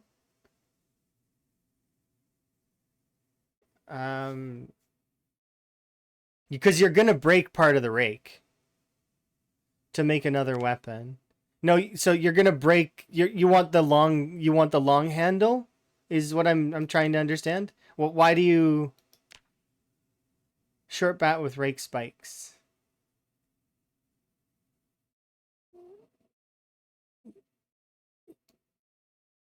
Okay. Oh, so you're trying to make this, are you? You need the rake head? You've got all the other pieces? Or, so no, you want to make a short bat with rake spikes. So, yeah, so what you do is you disassemble. Where is it? It's under maintenance. Is it miscellaneous? No, it's weaponry? You disassemble long blunt object or something. It's where is it? Assembly right here. Okay, it's under assembly, and you're looking for disassemble long blunt implement, which is this one. Yeah, so it's assembly and you want this one. Dismantle long blunt implement. Yeah, no problem. Did I see they added ragdolls? No, I missed it completely. They added ragdolls? Sorry. Yeah, I did see it.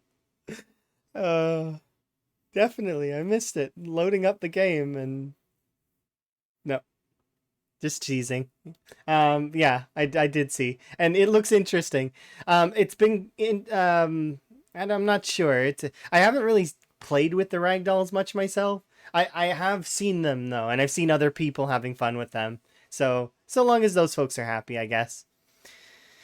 But yeah.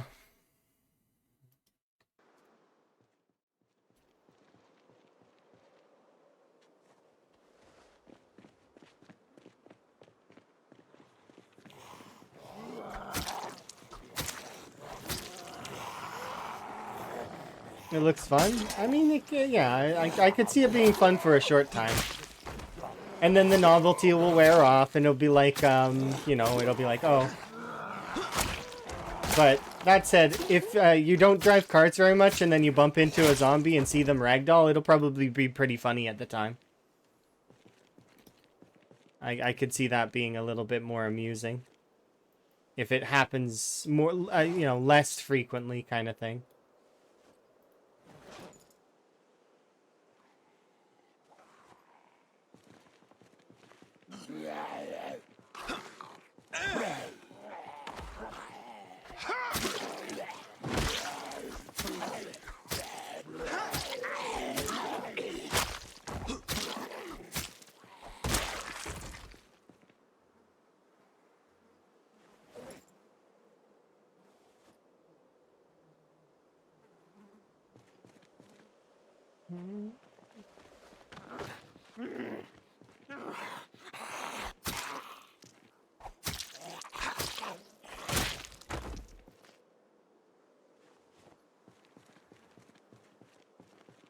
Melee ragdoll? I hope they don't add it to melee. They might, but I wouldn't want it on melee because it would cause more problems than it would help, I think. Like high level melee or having a crit every now and then be ragdoll wouldn't be too bad, but I think if they were to change the melee from its current standing, it would cause, yeah, too many issues. I think. It's planned but not implemented.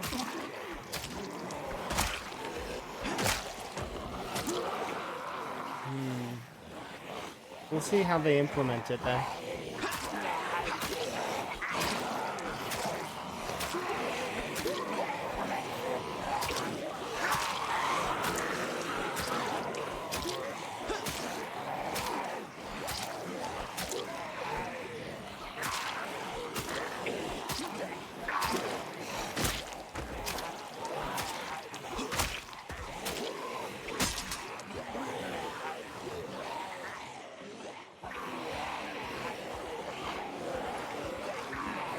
Because it's all about approach with a lot of these things, so...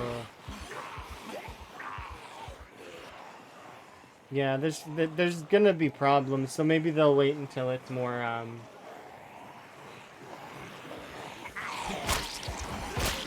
sort of balanced.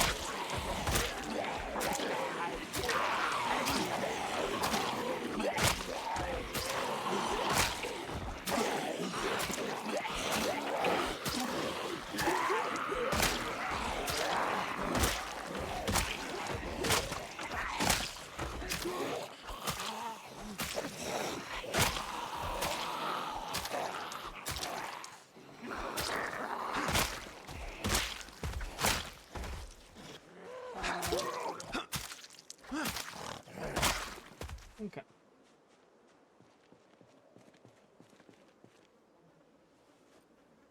Is there a reason for the delay random fallback? Oh, you're talking about when you push a zombie, right? Currently, I'm not sure what causes the delay, but I don't like it because it's sort of like they're like what's it called? They're doing that cartoon kind of thing where they stagger a little bit and they're like whoa whoa whoa whoa, and then they fall over, right? It's like they're trying to keep their balance, which, I mean, the novelty of it is interesting, but I feel like it's kind of, because they're already counted as on the ground, it's deceiving in a way, as well as, it's, it's just weird, you know? Because the second you do that to them, like, and you see them starting that little whoa whoa thing, the game already registers them as down. Like, so that whole animation process is it's visually, like I said, it's visually deceiving. Seeing high level short blade. I'm not high level short blade, I'm mid level short blade. This is a mid level short blade. It's not high level. Trust me. There is a ceiling that's coming that is much greater than the current. I am looking forward to it. You'll very much enjoy high level short blade once you get there yourself, especially. Trust me. Same for any weapon though. Any weapon in its peak is it's really good. There's no weapon that's not like, so all the weapons once you hit like, so this is gonna be weird to say, but all weapons are not in their true state until level 7. So if you're not level 7 in the weapon skill, it's not a true state. What I mean by that is all of the levels before 7 are debuffs to your weapon. They debuff your damage. So once you hit 7, you're on a 1-to-1 ratio. And then anything after 7 is buffed. So once you're past 7 into 7, 8, 9, 10, that's when you get damage modifiers, and they're positive. You can really feel the power of a weapon at level 7 though. And we're level 6. Like we just hit level 6 short blade. So this is like I said, it's mid-level. We're not quite there yet. We're almost at that point where knives are doing their real damage. And then there is a ceiling from there. And that ceiling we can look forward to.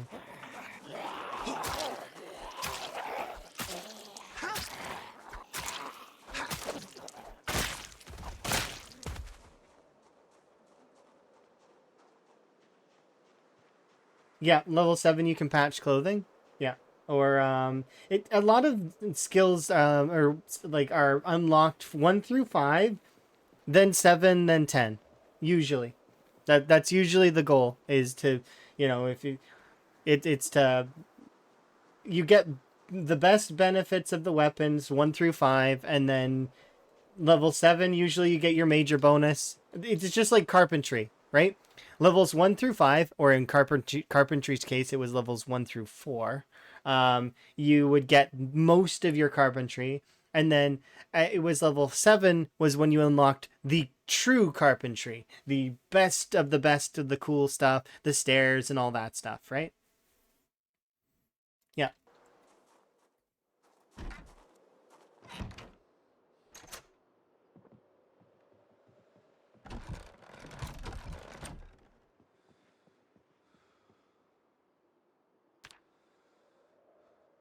There we are. The reason why I'm also in the habit of locking the door behind me is because our zombies have cognition, so they'll just walk right in after me if I just let them. We're 77. We should go do some fishing, I think.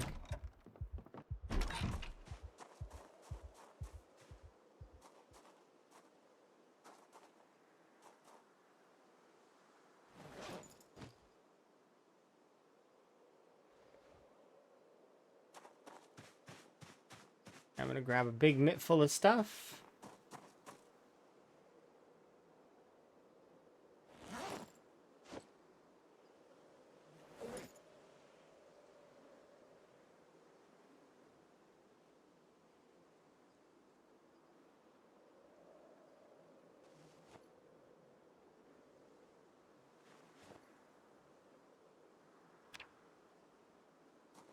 Uh,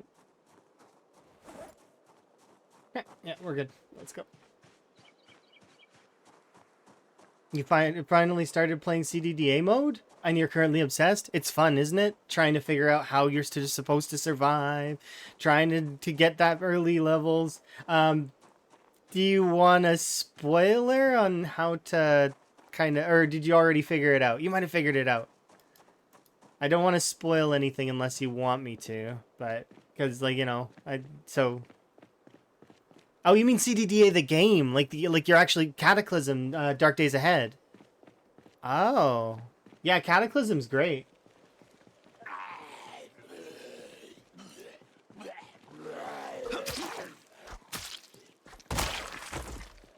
The only problem with Cataclysm is that it lacks the same visual appeal as Zomboid.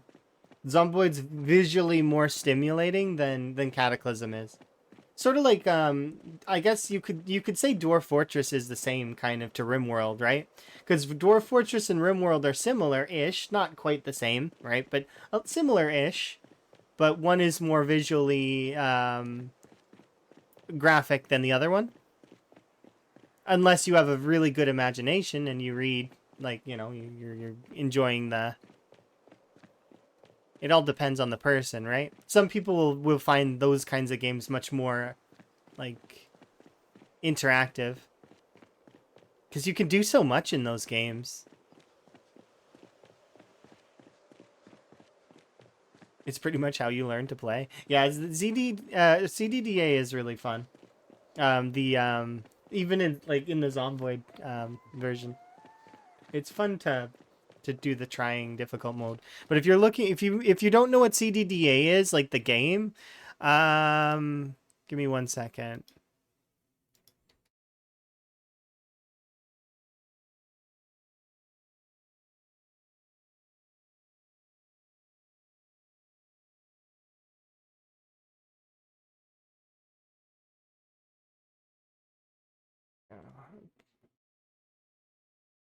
I'm pretty sure this is it, right?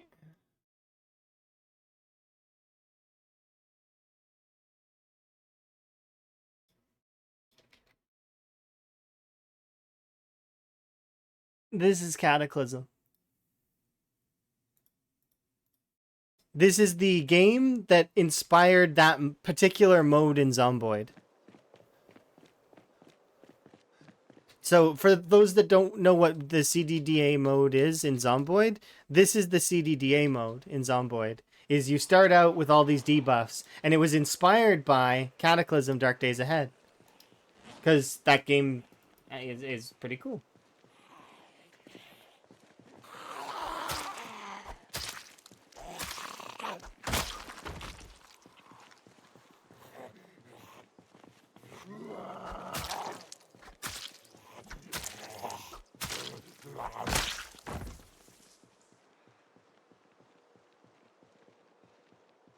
Okay.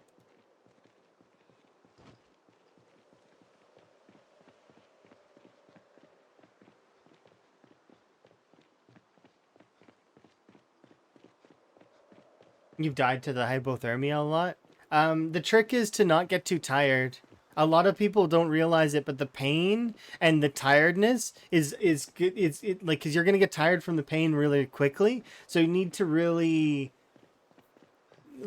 like. Last time I played the new CDDA and Build 42, I struggled a bit. It took me 22 runs in order to get started, and that's with my knowledge of the game. So like, and it can be tough. I was getting some bad rolls though as well. I had a handful of the runs just start me in the fire. I was like, oh well, and that's gonna happen.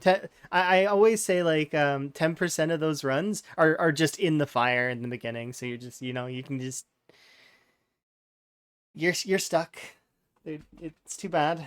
But that said though, it is fun.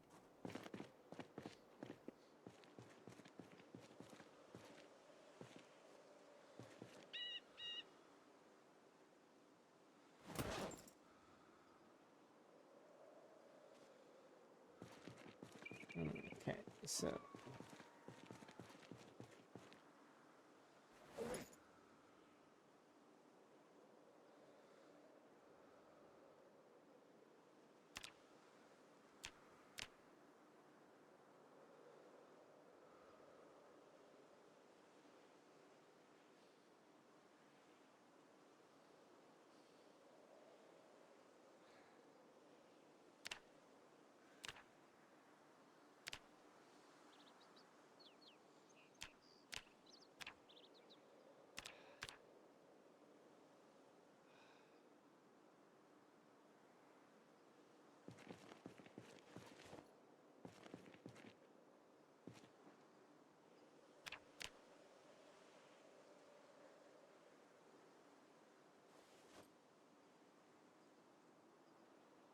yeah, sometimes though, not always. That's the funniest part about CDDA is sometimes you spawn in the fire and you don't die right away. You get to like run out of the fire and survive.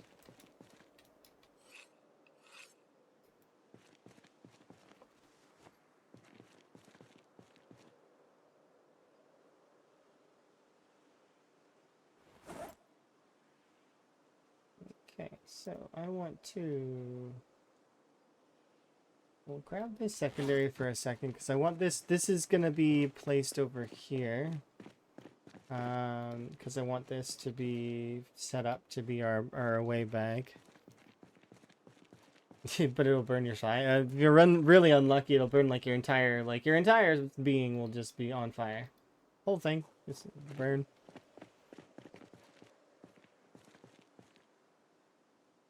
Yeah, it's definitely a fun mode. This is something that helps though. In that mode, this is one of the spoilers I would say, but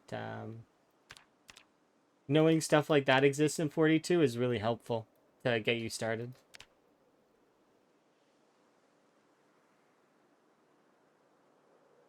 Due to a large influx of nails. Oh, okay, that's good. I'm glad that you know that you're you're able to enjoy.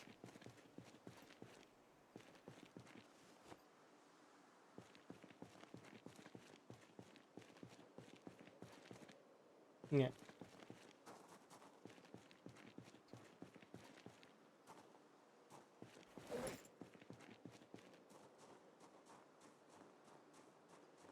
Okay, so I need to level up my carving, or not my carving, my napping just a little bit more. Where are we at? We're nearly 1/3 of the way we need to be. I need to be a lot further along, but we need to go and do our diligence in terms of the filling up our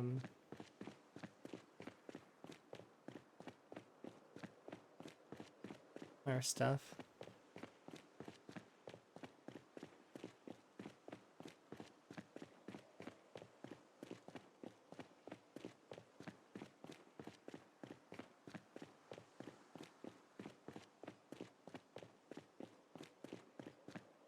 You feel like you've only scratched the surface of the new crafting, and yeah, it's good.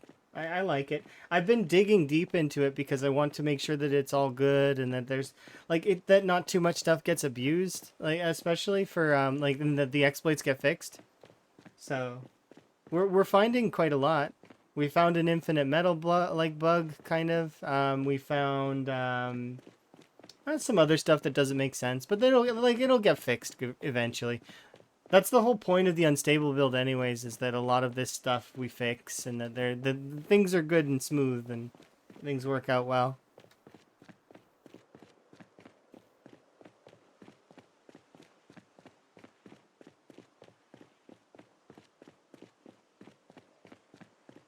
I'm gonna give my tea a refill here in a bit. Like once we get to the other house, we'll I'll do a brief pause and refill my tea.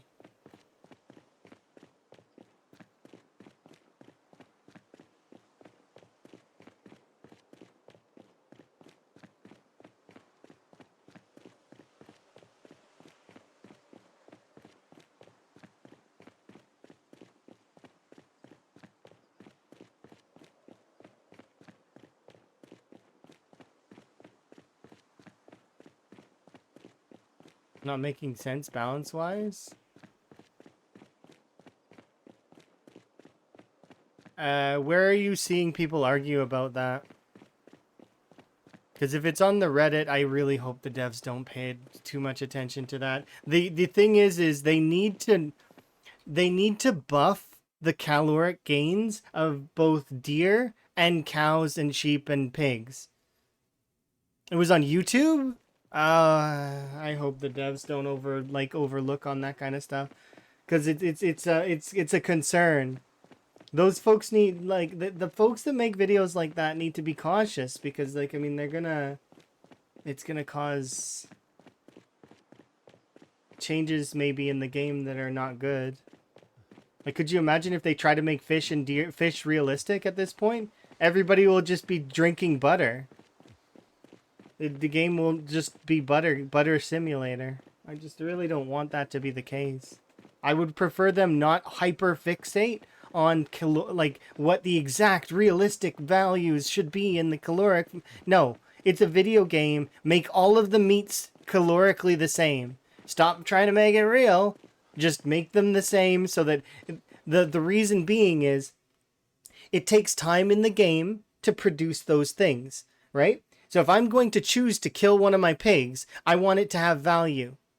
I want it to calorically give me enough food. And currently, at least before in build 42.7, killing a baby bunny, like the baby bunny, gave more calories than killing a full cow. So the baby bunny is worth more than the cow.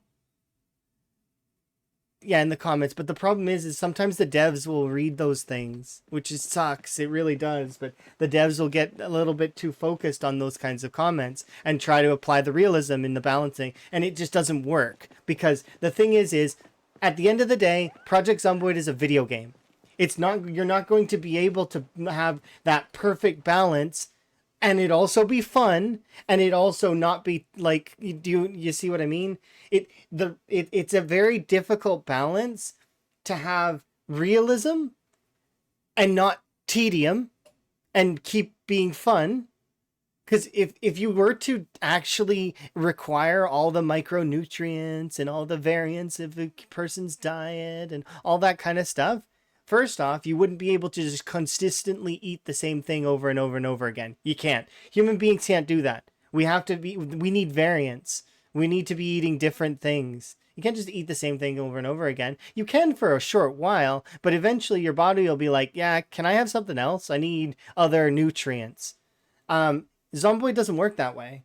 And also can't really work that way because most players can't really get further than the first year.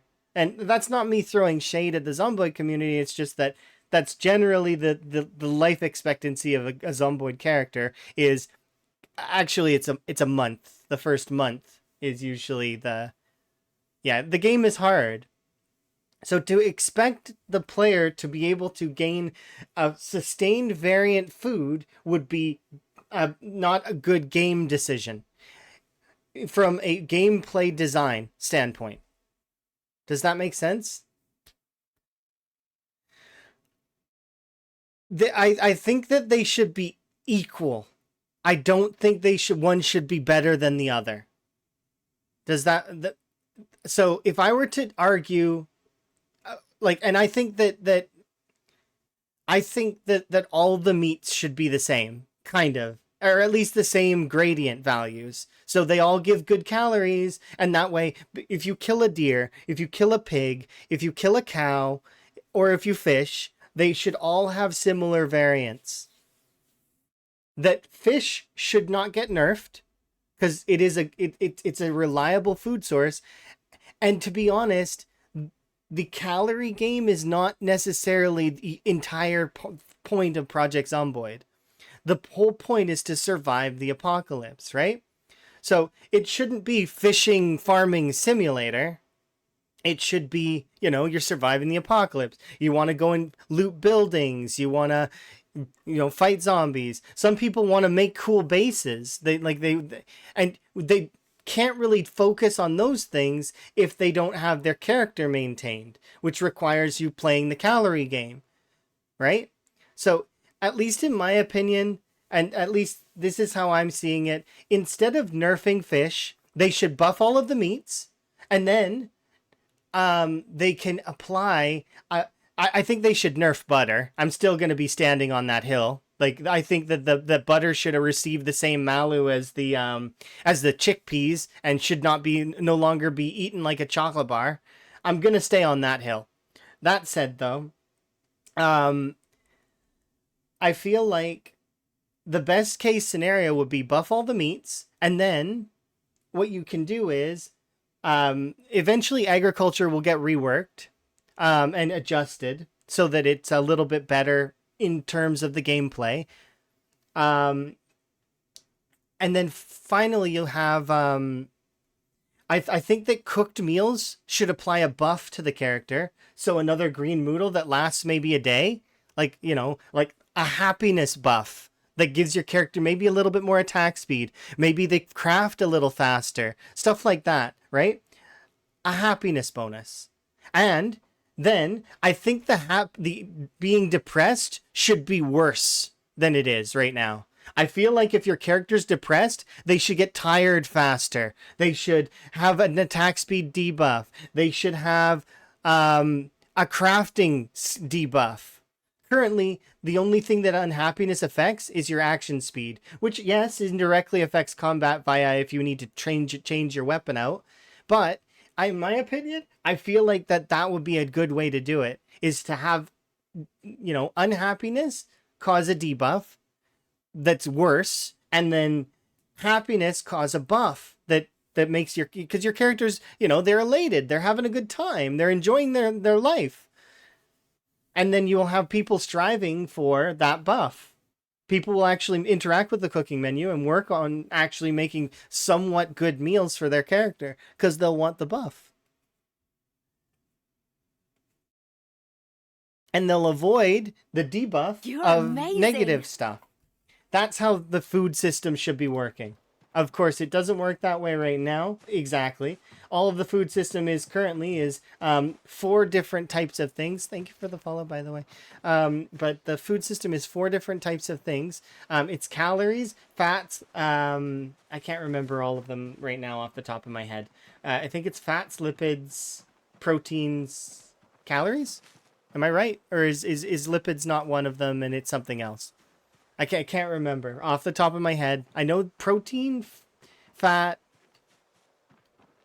calories, and there's one other one. But it's 4 things. And to be quite honest, the only ones that matter are calories first. Calories is the most important one. Protein if you want an experience buff for strength and fitness training, and then if you want to increase, so then the other 2 are only to get double chevrons to gain weight faster. That's it. That's the complexity of the Zomboid calorie system, the Zomboid food system, is that technically speaking, no offense to any of the foods that have been created, but none of them matter.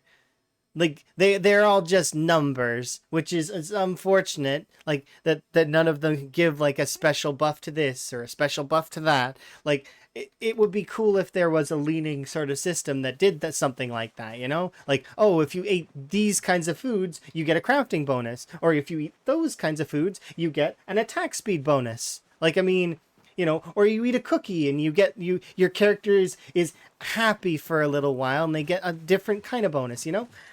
It's just this is how I would do the calorie system. And remember, these are all suggestions and ideas.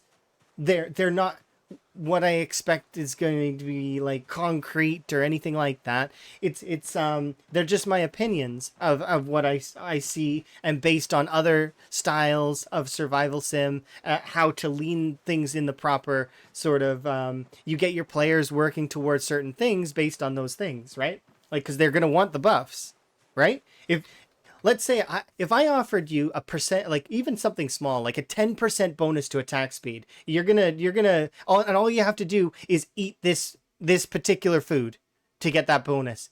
Are you gonna go out of your way for that extra 10%? Probably, if you're a min maxer, or even if it. What if the thing is simple to get, like a berry off the ground, something simple that you can build up a little stockpile of. And let's say they last a few days, like they don't spoil right away, right? Suddenly you'll have people collecting, oh, those berries are really good. Why? Oh, they give you a 10% attack speed bonus. People will strive for that stuff. Even the folks that don't min max will still, they'll be like, oh yeah, no, those are good berries. Not only do they give you hunger, but they make you attack faster. It's awesome. It's like, why do you have to say? You can actually turn that off. There's a something in the options that lets you shut it off.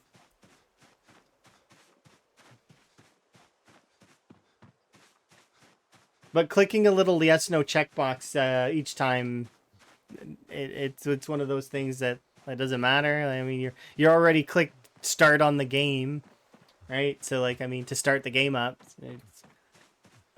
and you have to click the load button to load your game. What is it to click one more button? Yes, no, you know? It's like this is mundane.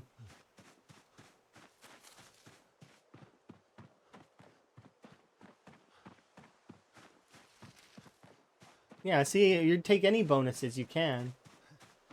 Not just to like attack speed either. You could do like crafting speed, action speed. There's lots of different things you could do. Recovery for exertion, recovery for fatigue, you know? Your character gets dirty slower. I could see that being one.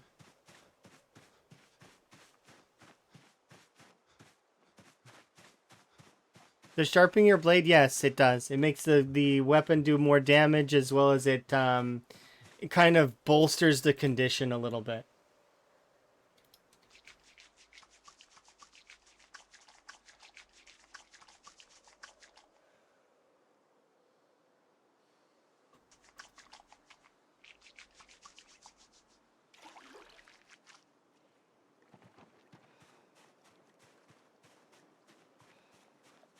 After a certain point, though, it's not particularly useful unless you want to kind of keep.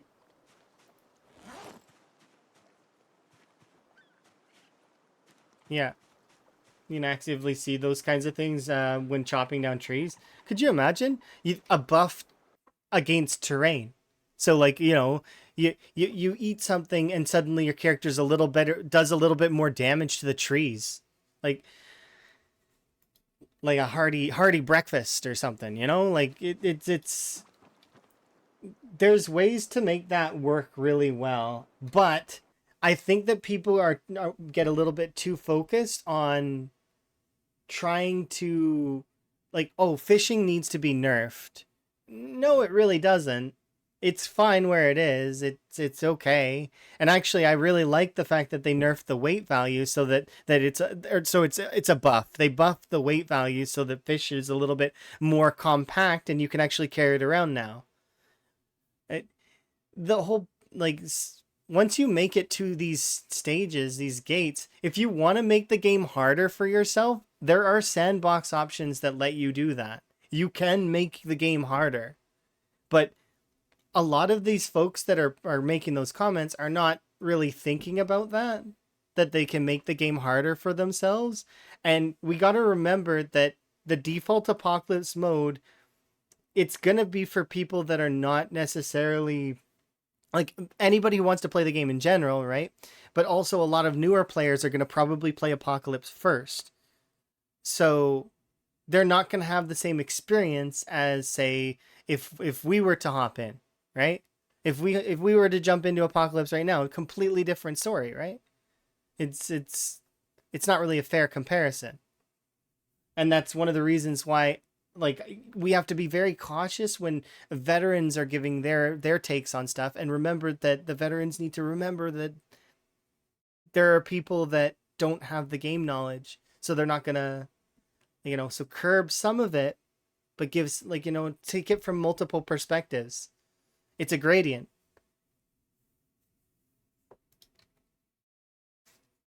Do I think they should add another hardcore mode? Yes, without question. But they're working on that already. It's already been stated that they're working on a version of 10 years later. Kind of. So I'm looking forward to that. They're already doing that. They will have a mode for the veterans eventually. So any veteran listening can and be, look forward to us having a mode that's going to be cool. And even if the Project Zomboid devs decided right now to be finished Project Zomboid, like they decide that, you know what, we're done. We've decided that we're going to move on to a new game. The modders would still be able to do quite a lot with the build that has been crafted currently. Like it, I don't expect they're going to be done because the Project Zomboid's devs are very passionate, wonderful folks working very hard. But that said, hopefully that puts across the point.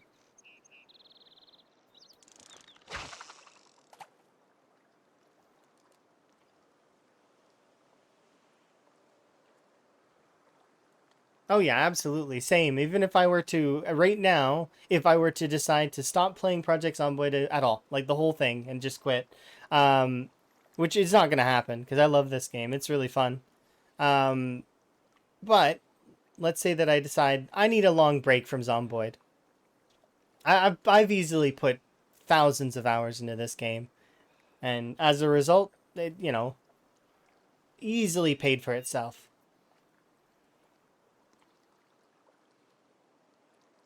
And so many cool stories that have come out of this game. And that's what Zomboid is. It's a story simulation kind of game, right? Like you this is the story of how you died.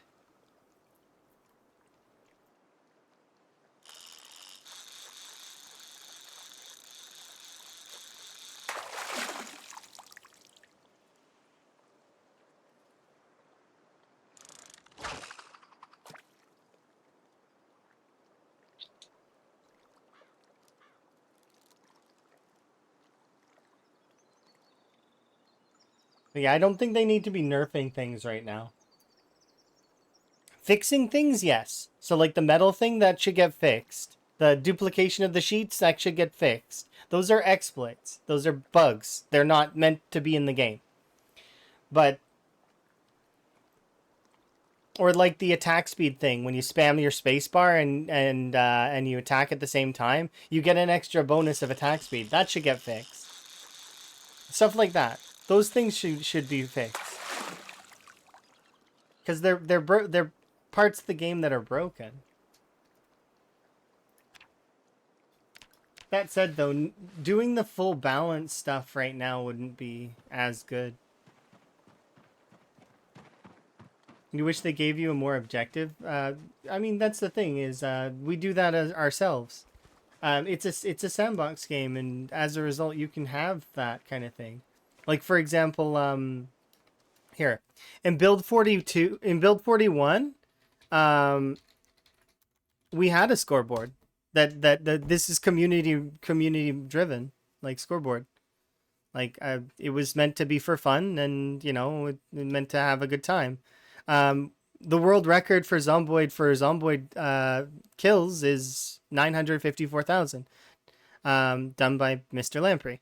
The survival time is Vanishing Tower. He survived for like 6 years. There's a couple of other recorded games that have made it further, but Vanishing Towers, it streamed his whole game, so that's why. And so it's streamed in quotation marks. Is I can actually do quotation marks. It's streamed, right? But yeah, it should be in the game. In what way? It's a sandbox game. The whole point of it is to just it is a scoreboard in Minecraft? No, right? Is there a scoreboard in 7 Days to Die? I mean, yes, that one does have a scoreboard, but like that's my point, is that it's a sandbox game. It's not meant to be competitive. So them adding a scoreboard would be not part of their thing, right?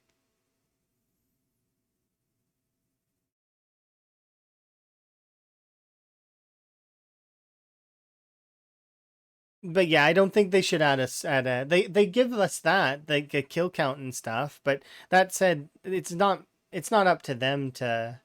On servers, there are servers that have those sorts of leaderboards that exist. Like Sunday Drivers is a good example. Sunday Drivers has a leaderboard, right? Well, so the people that want it to be competitive can just be competitive within their own communities, like we are with Rat Race, right? Rat Race is competitive, right? So we have a leaderboard for that. But that's the thing, right? It's not meant to be like that. Zomboid is meant to be for fun. It's meant to be a sandbox. I don't think they should dedicate resources to making a scoreboard within the game. I would prefer them working on the other aspects of the game that they're currently working on. The devs know what's best. Let them cook.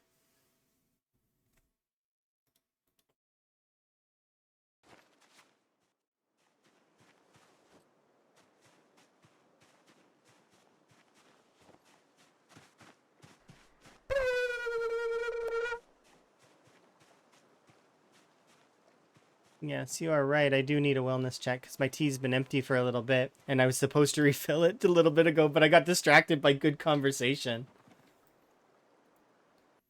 All right, I can come. Yeah, obvious rank system. Yeah, but League of Legends is also, it's a different style of game. You can't compare League of Legends to, which is kind of a big deal. Yeah, I mean yeah, okay. You've made an accomplishment. That's good. Kudos to your achievement. But at the same time, it's like, even if you were in the top percentage of anything, it's yeah, it's years. It's a completely different sphere. I played Overwatch for years, and I was in the top percentage of Overwatch, but it doesn't matter. This isn't the same type of game. It's different. If you want it to be competitive, you look for communities that are competitive, and then you play with them, right? And in our case, we are kind of competitive, right? We have the leaderboard, we have the rules, we have the goals. Like, it's all there. We are all following those settings, those, and it's possible, but that's up to the community. It's not up to the game developers to do that. Not for this type of game. For League of Legends, yeah. For Overwatch, yes.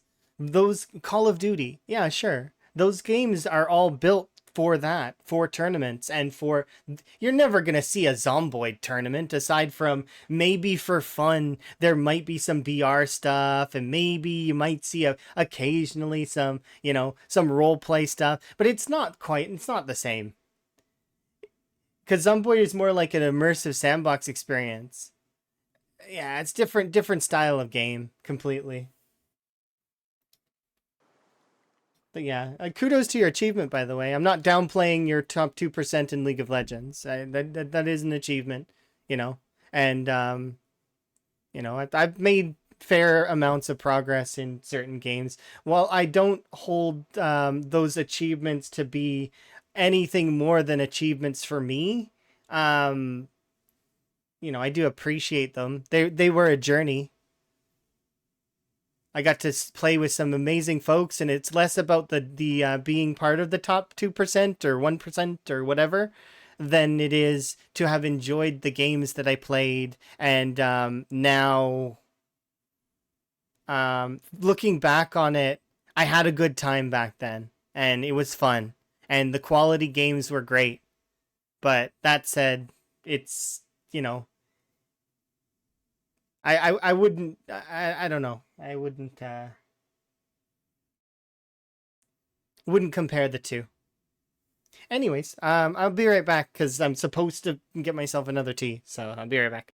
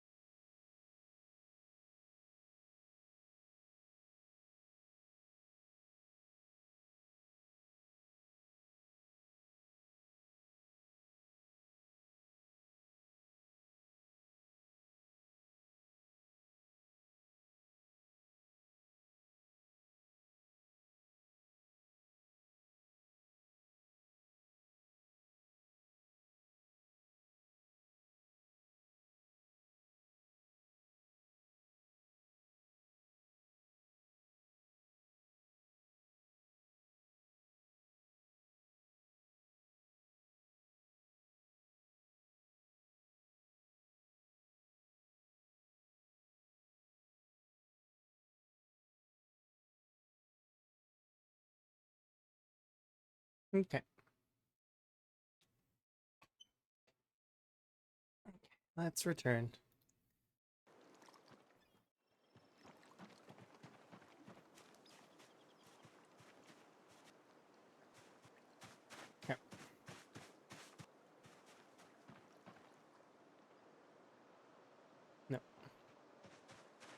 You did the thing. Yeah, I sometimes I get distracted by tangential stuff, and I'll forget.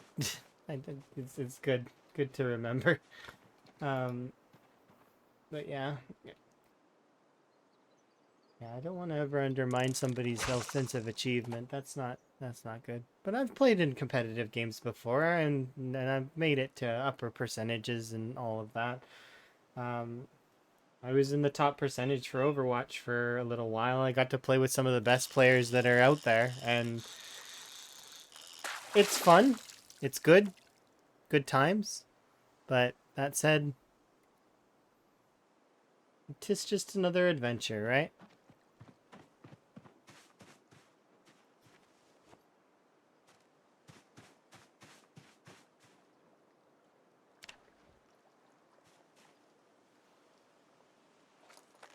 Yeah, I would never be able to compare Zomboid to that. It's just not. They're not even the same like genre.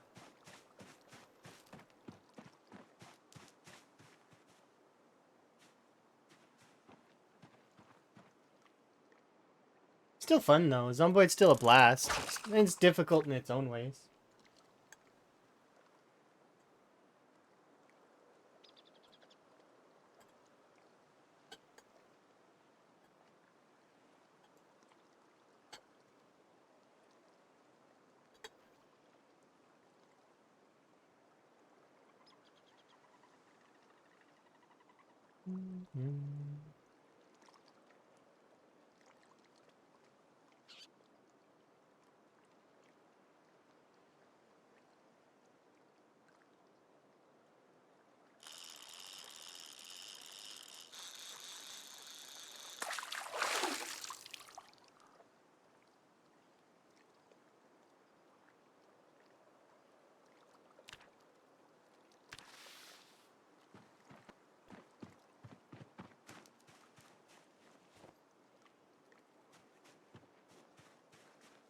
Yeah, that's true.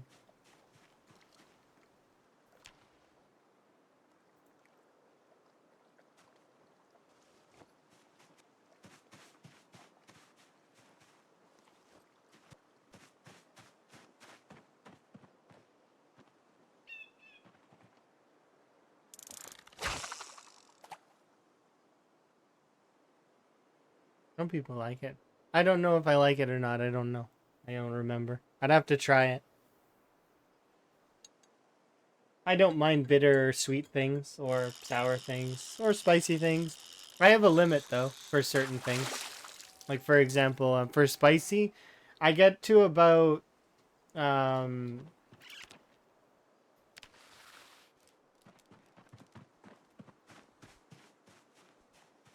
like Emma has this powder that I don't think I can handle it. It's got like a little skull on it, and it is scary stuff.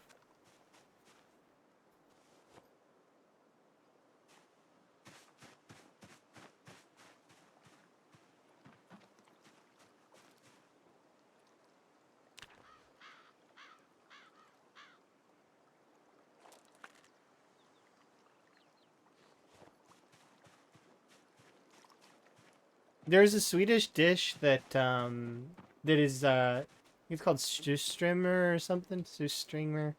Can't quite remember. Something like that. But it's because it's not popular in the newer generation, it's slowly being phased out in Sweden. Something like that. Don't remember what it's called exactly. I just know I've never got to try it. I would try it though. Like I mean, I'm a big fan of trying new things.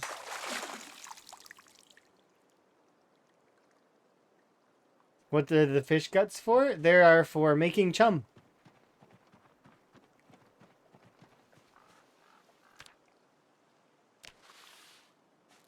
You can't cook them. You can't eat them. So you make chum with them,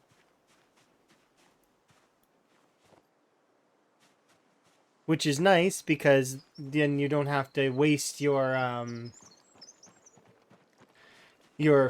fish fillets on the making of chum, right?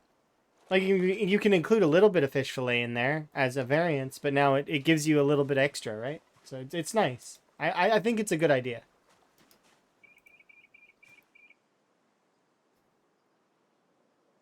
You can see right very quickly though that fishing is definitely changed for more of a balance. Like I think that fishing is better and that people need to be a little bit nicer to fishing. It's better now. You're not getting the super chonk fish as often. Like you're and all of the fish way less. It's just better. They made fishing better. Like it is significantly better than it was. That is just fact. Because if you look at all the variables, the weight of the fish, how the calories are similar still, like you still make the same amount of calories. Um, it's just overall fishing is improved. They just improved fishing.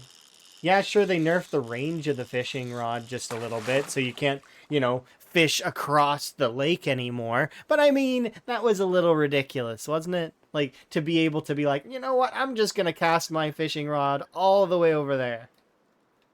It's like, no, that's a little far. It makes sense that you should only be able to cast like within like a few, like a little ways of your character. I did the range on it just a little while ago, and it's fair. Like there is a decent amount. It's got a fair amount of range.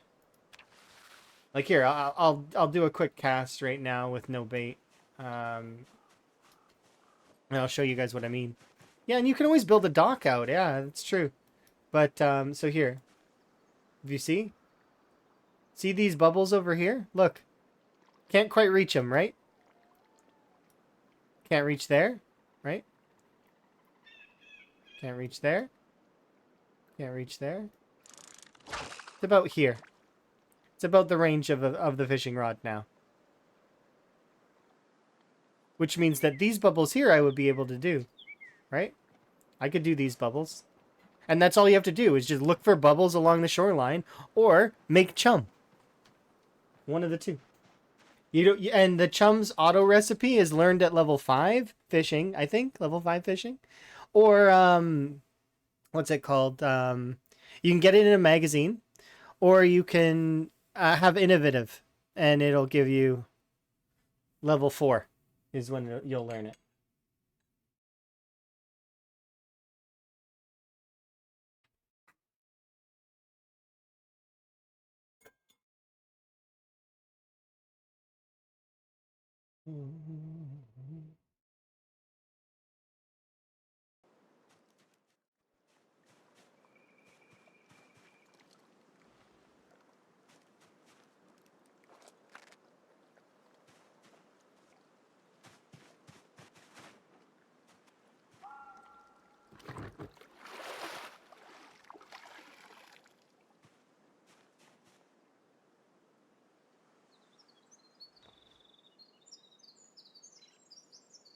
You consume sugar to make a tangy flavor. This is how yogurt off the table.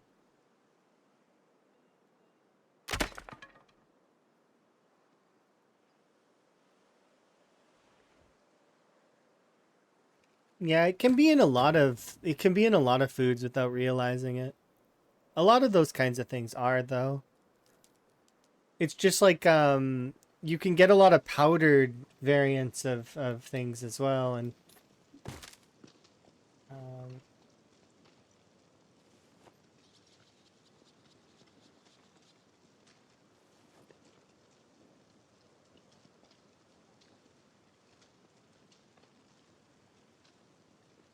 that's why folks that have allergies need to always be very cautious because there could be powdered variants of your allergy in a food.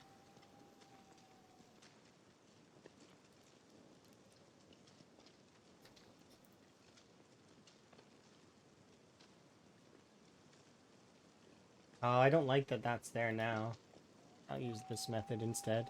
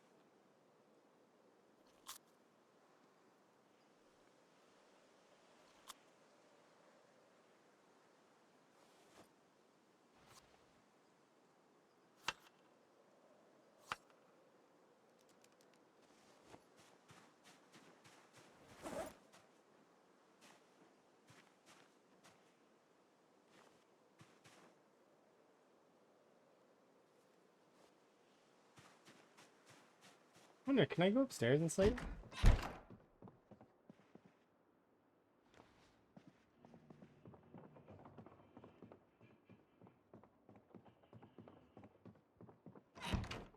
Oh yeah, I took away the beds. I forgot. My bad. I'm like, I'm never gonna need these beds. Gets rid of the beds. Yeah, seems about right. Mm-hmm. Yeah. Oops. Although I used the nails from them, right? I would assume? Probably.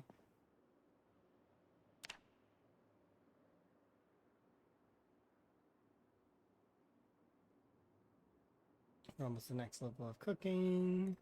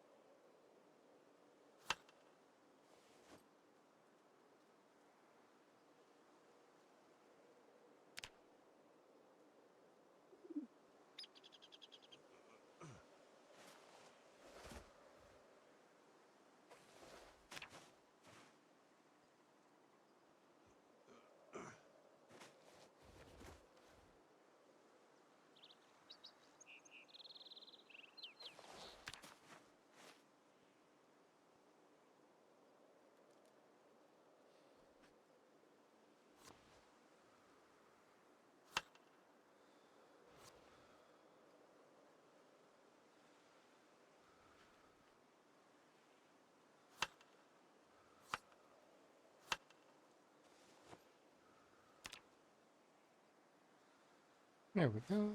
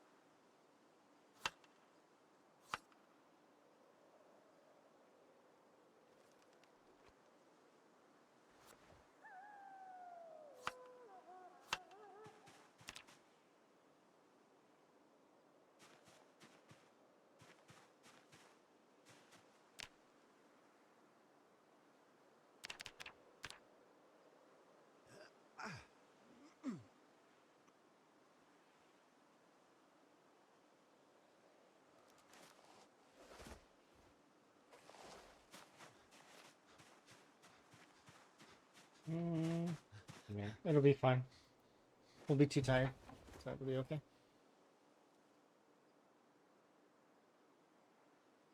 So the pain's not going to mean anything.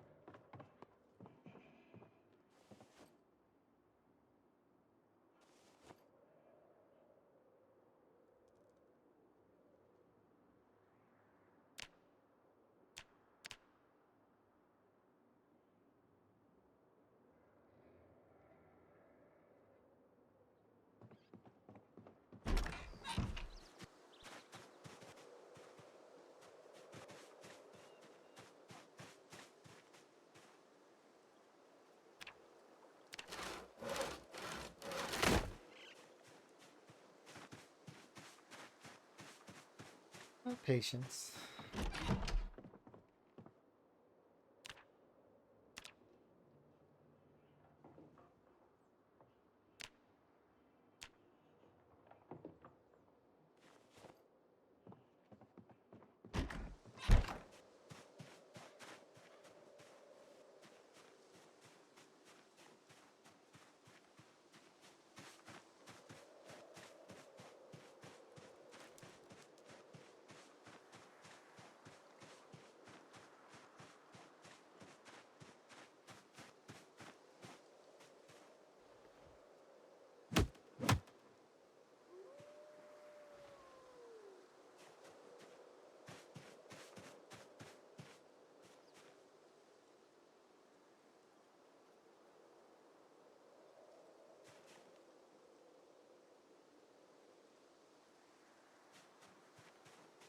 I think you need specifically a pickaxe for these.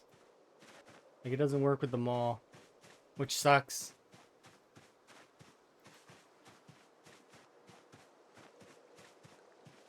There's nothing wrong with leaving them there, of course, but...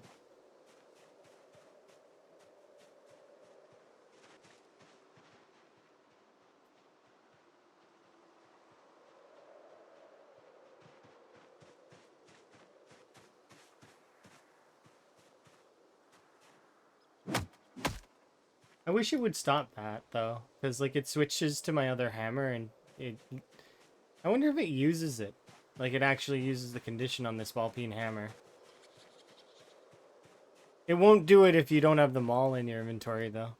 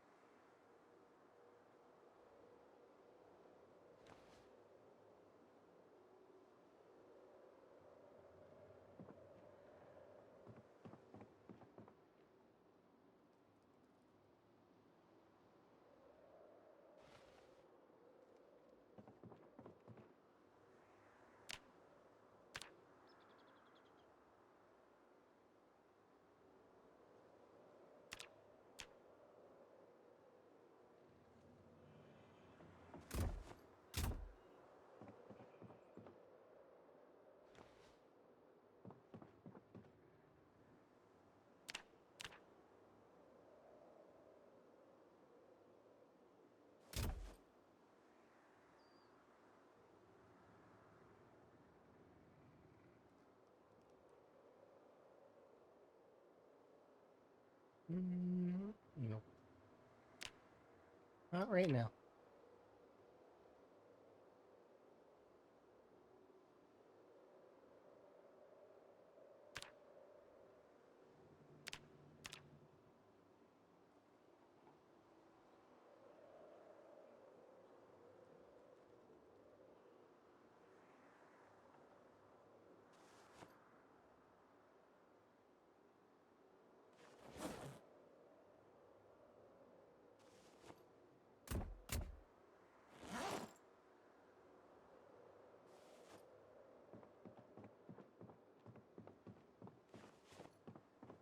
All right.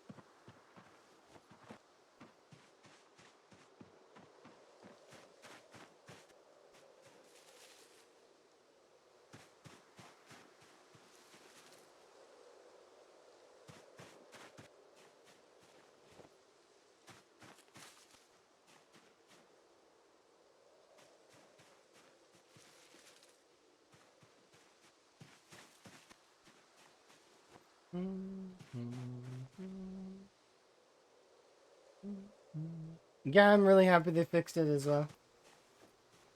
It makes it so that we can actually progress our skill forward in a means that's not absolutely terrible.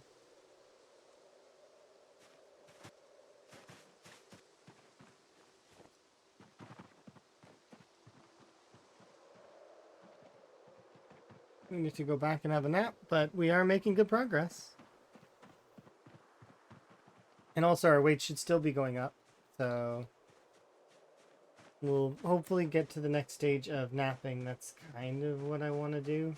We're already almost halfway there. And then we just need to finish this level off.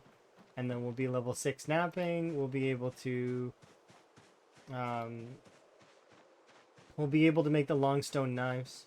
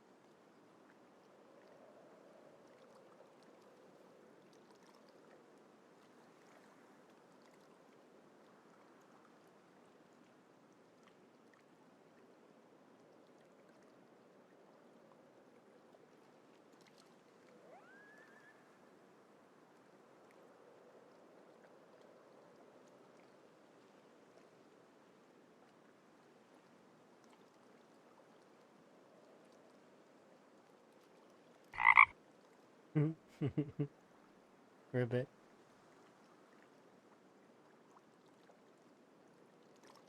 Hopefully you're having a good day. I'm having a good day. I'm making progress. We're doing fairly well in the rat race so far.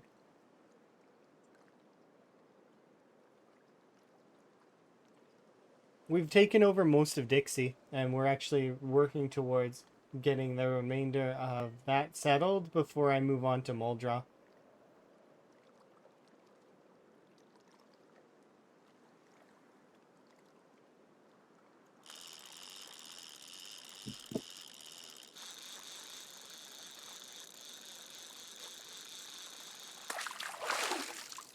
Hopefully you're having a good day too. Hello.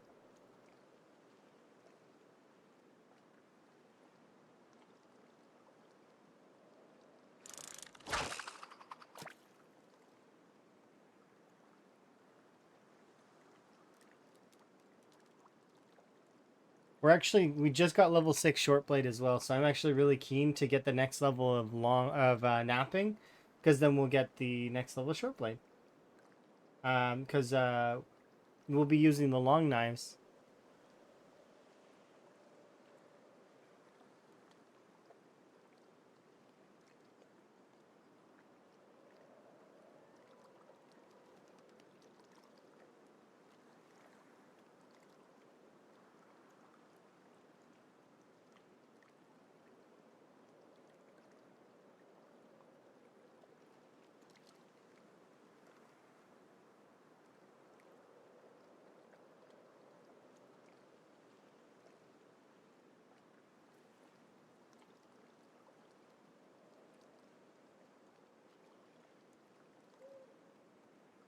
You only got as far as a little after the game had crashed.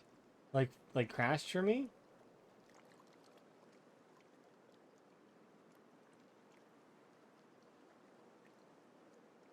How is going in game now? I've only had a handful of crashes, so I'm trying to think back to when did the game crash.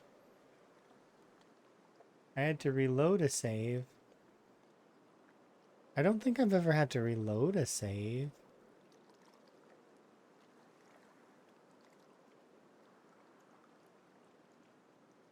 I sometimes on stream the game. Yeah, no, I don't very often reload saves. I don't think I've reloaded this save at all.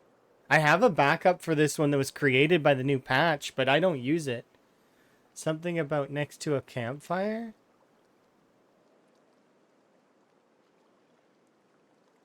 Oh, that was a while ago. And all it did was crash the game, and then I loaded back into the same game. It was fine. It just deleted an item, that's all. And then also it reshuffled some stuff around. That's okay. That's usually what happens when Zomboid crashes is it'll shuffle a few things around. So there's some item loss, but I mean it happens. It's okay. Not a big deal. Pretty much any item in the game that I've got, I can get again. So it's not a big deal ever when I lose items. Whether it's due to a crash or I misplace an item. But yeah.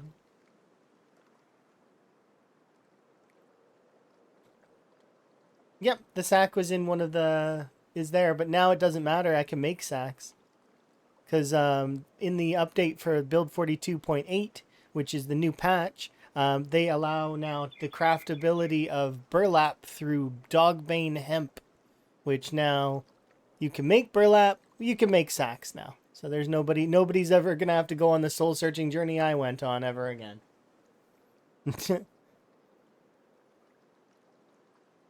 Yeah, you can do that. You can weave burlap now. You can they've made a lot of things that are. This is one of the best patches so far. Like I feel like last patch was kind of there was some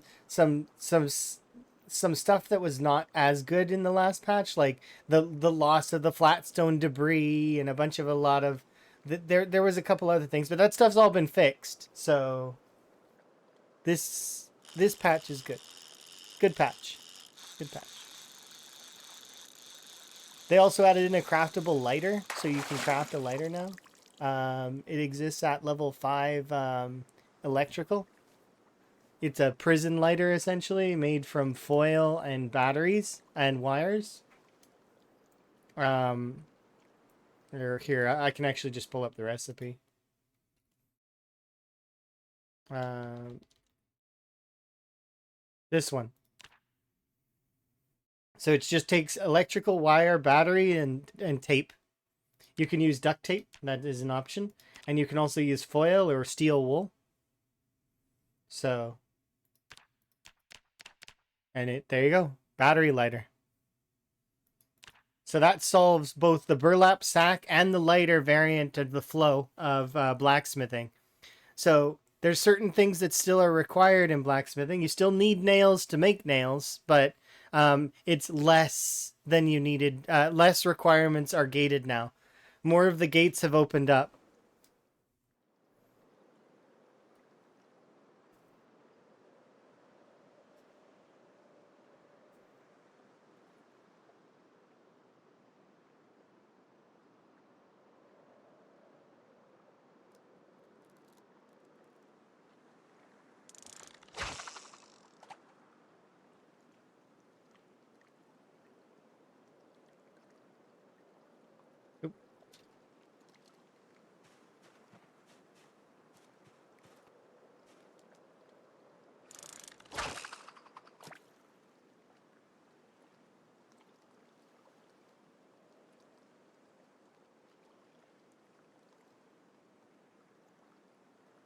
They also added in one more napping recipe, but I hope they add in a bunch more because, I mean, I want things to be expanded on, right? But that said, in napping, they added in if the long stone blades, you can make them into the smaller stone blades. So I think that the way that that's intended is that you break your long blade, like your long stone blade, off, and then you can use it to make a smaller one, making it that's a kind of a nice boon for the short blade users.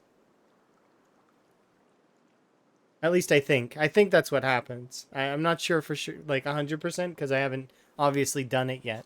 So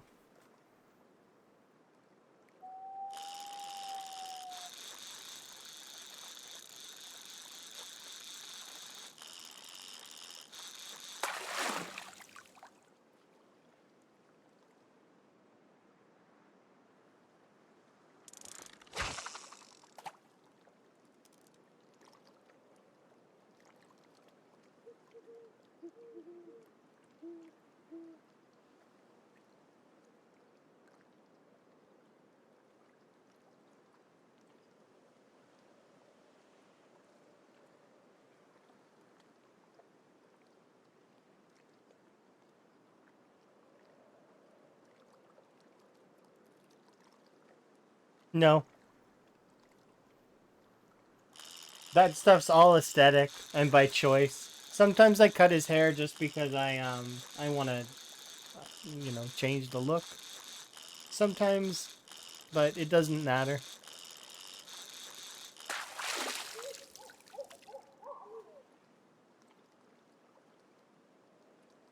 And then outside of uh, certain cases, the being dirty doesn't matter either. The cases to be made where it does matter, though, are there we go. If you're talking about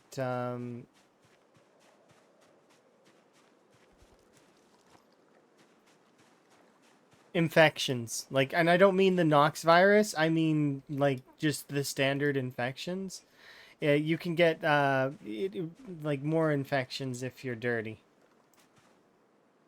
Also, dirtiness applies like if you're all covered in blood, that makes a character with fear of blood unhappy. So there are some cases to be made for keeping your character clean. But and actually it's a way to gain happiness as well as to wash yourself. Is it needed though? No. I mean technically it isn't. Like the unhappiness debuff doesn't really hurt the character all that much. Like it makes action speed slower. So if you can deal with that, then you're fine. Um, that said, though, there are cases where action speed is very much required. So what I mean by that is, if you're trying to switch weapons, that's an action. So if you're unhappy, your character will do it slower, so you won't get your weapon out as fast. If you need to do like pick up an item that's on the ground, well, then your character will do it slower. So you might not be able to grab that item while the horde is chasing you. Do you see why? So that's why it's good to keep your character not unhappy, but there is no happiness buff. It'd be cool if there was.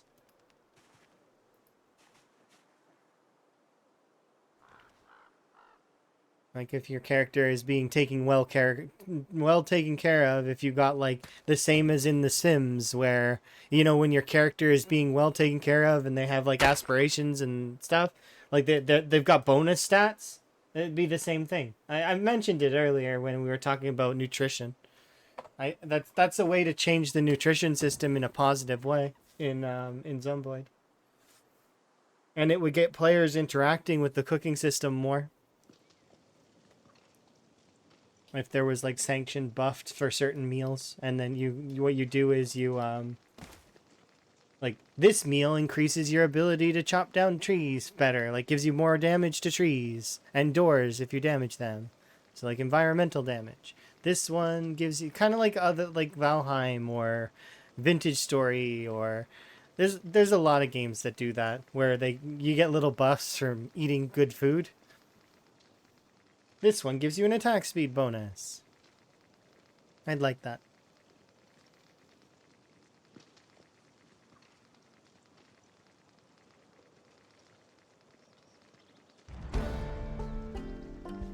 But yeah, there's no real necessity for hygiene in Zomboid specifically.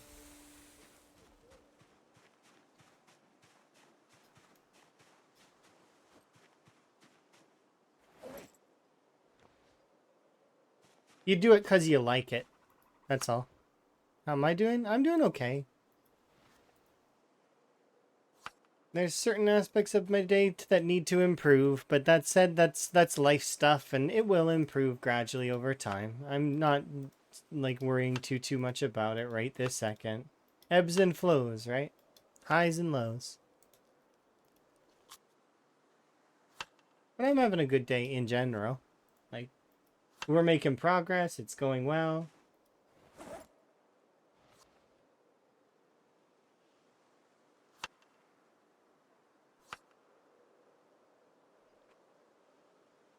There we go.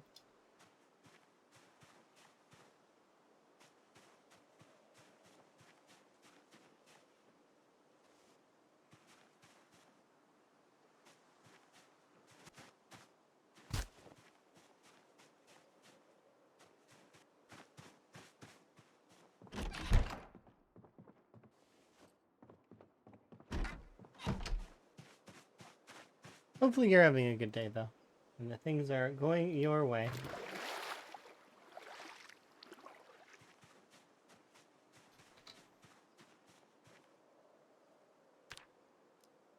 Okay, do I want to work out?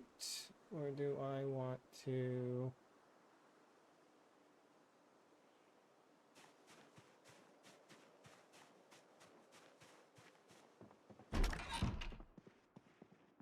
I want to have like a 3-hour or 4-hour in-game nap is what I want.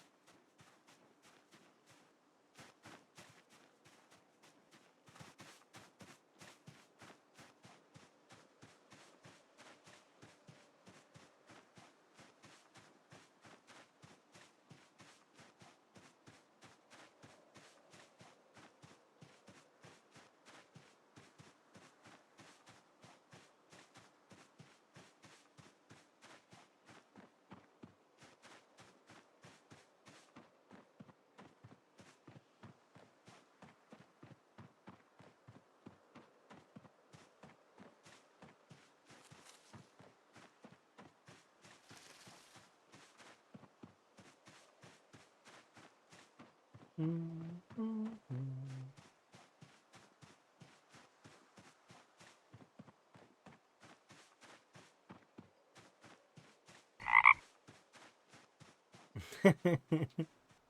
test the frog noise. I see. Ribbit. Fair.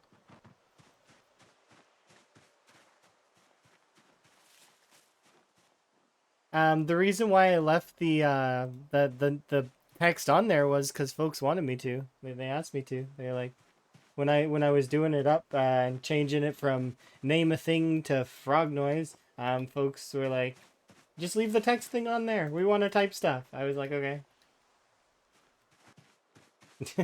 It's like, all right. It is an acceptable noise. It makes me happy to hear that sound. It's a good sound. I need a rock.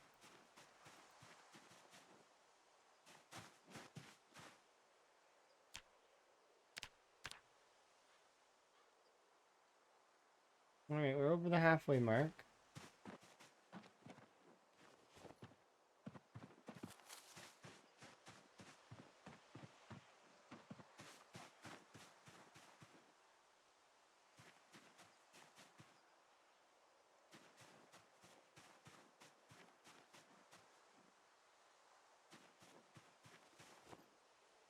There we go.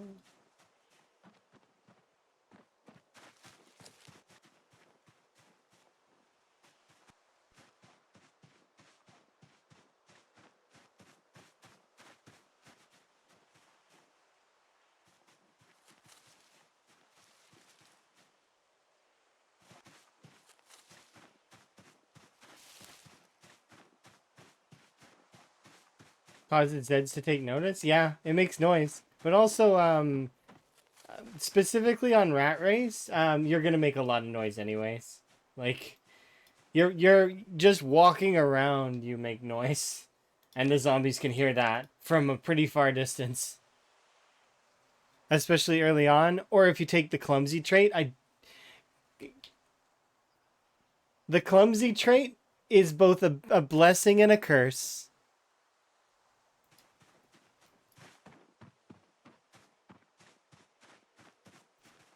Because early on, it's a curse. Like you can't get away from zombies. Any zombies in your area, they're coming to see you. It's like you're making extra noise.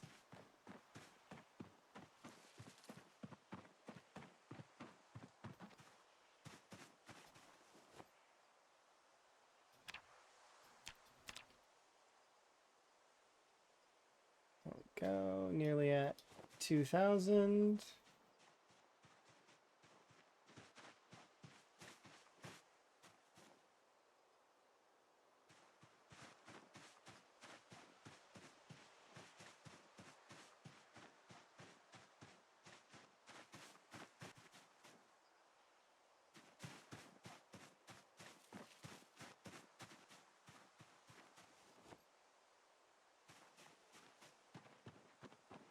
You took inconspicuous? Oh, I feel bad. So they conspicuous traits don't work properly, and inconspicuous doesn't like it doesn't work as you would want it to.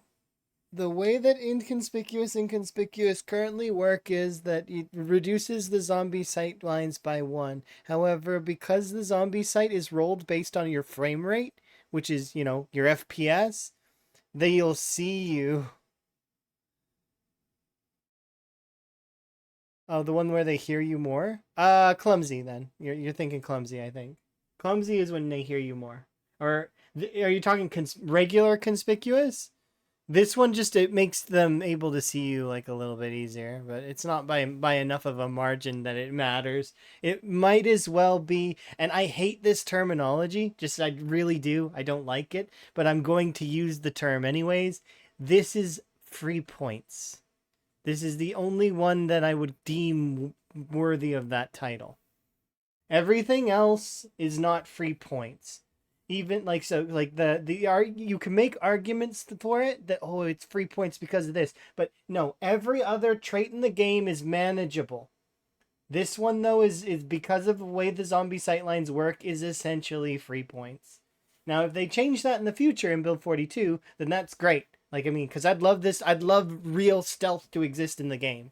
But currently it's not exactly stealth. It's more not yet. Eventually, there might be maybe at some point, but currently it's not really like the same style of stealth as like say an Elder Scroll or like Splinter Cell or any of those kinds of games. Thief, if you're so inclined, if you've ever played that game. There's it's not like those. The stealth in this is don't be heard, don't be seen, which sounds like stealth, but like if they see you, they get hacks. They so it's like it's not quite the same, right?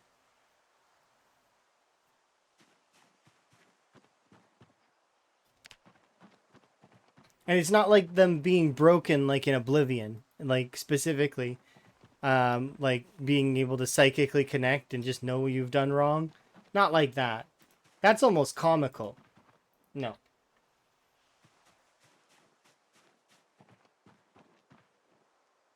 I think you probably took conspicuous is what you took, not inconspicuous. Inconspicuous is the one that looks like a baseball cap, while conspicuous is the one that looks like a funny hat, funny top hat. So if you took inconspicuous, then that's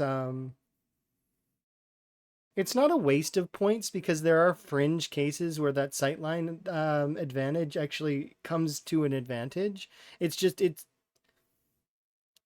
it's so fringe that it might as well be like the cases to be made for inconspicuous being a decent trait is like very very niche.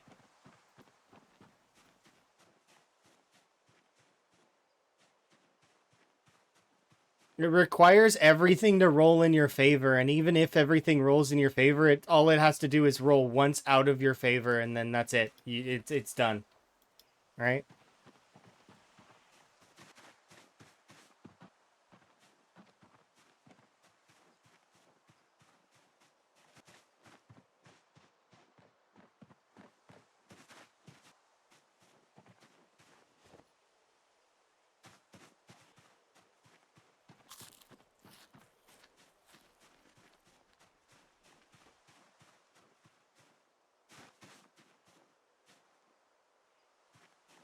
It's why traits like keen hearing are really good, though, is because well, it's got an actual like tangible strength,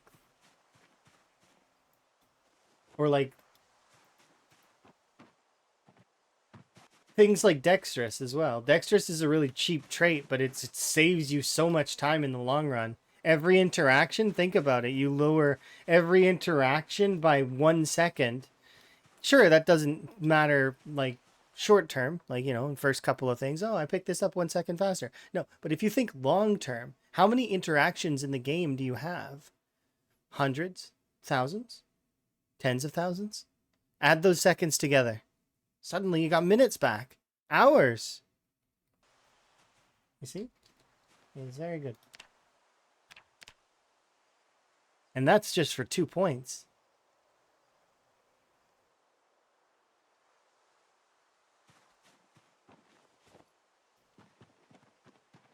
Yeah, keen hearing is like a really, really good trait. I seen a video a while ago that was like that said that it was a crutch, and I'm like, it's not really a no. I wouldn't say it's a crutch. I would say that it is a very useful and actually almost important skill to have on a marathon game. Because there will be that time where that zombie crept up behind you, and if you don't have keen hearing, you won't see it until it's too late.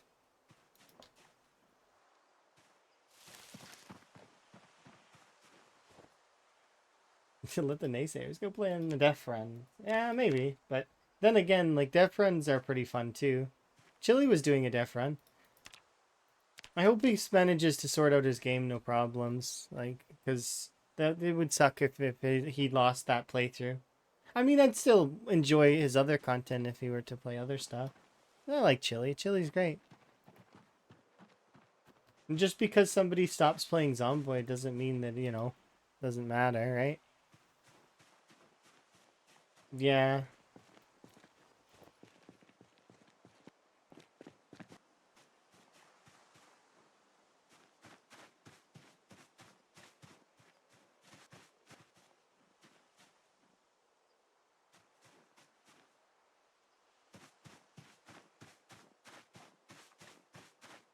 Yeah.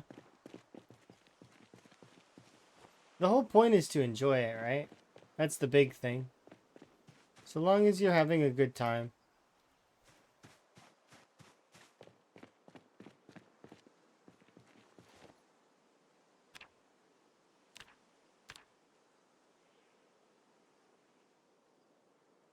Some people enjoy pain and suffering, and that's okay.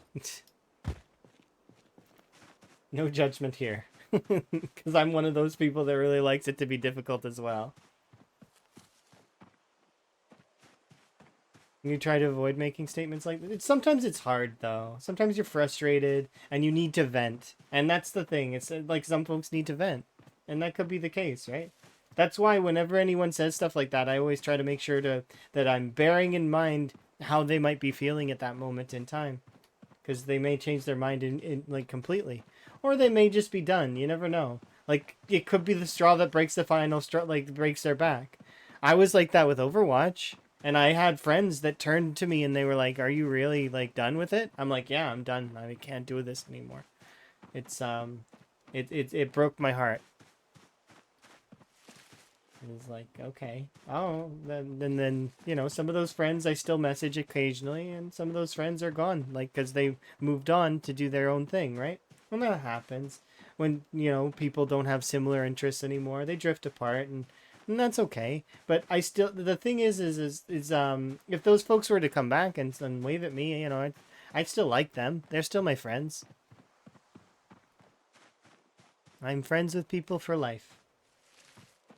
And even if there was bad like terms, like if we got into an argument or something, which is very rare, I don't really get into those kind of heated debates with people that I then carry feelings for forward. It's not very often. But even still, if that were to happen, because I can think of like a couple of people that would have that kind of they I still think that they're okay, and like I mean we could reconcile. There would be a discussion though. Like I'm not, but they're like I'm not. I don't. I don't like holding on to that kind of stuff because it's stupid. Why would I hold on to those kinds of feelings? It's a waste of my energy to do so. I'd rather have my stuff going forward towards positive things and working towards things that I'm enjoying than have to deal with that negative mentality.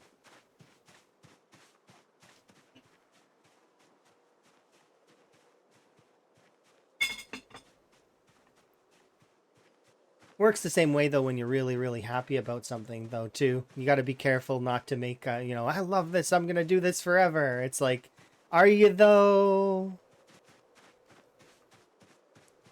Come 5 to 10 years from now, can you see yourself doing that same thing? Maybe, but there might be some wear and tear. You know, it works for almost all the emotions.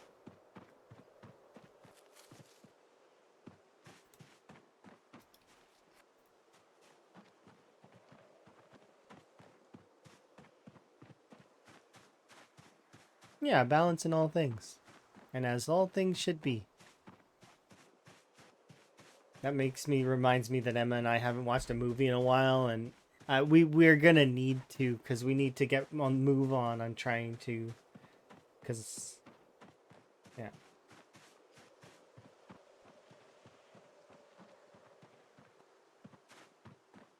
Yeah, I mean, you could. Somebody, not forever though, right? There's some people that feel like trapped in the games that they're playing, which is not good because you end up hating the game, right? Even if it's a game you really love. I wouldn't want that. I want to play stuff because I want to play it, not because I'm trapped in it. Same as those folks that play like, professional league or professional Overwatch or any of those kinds of games. Like eventually they do get to that point where they're like, this is not what I want it to be anymore. And they want to move on, right? But then they struggle to want to move on, right?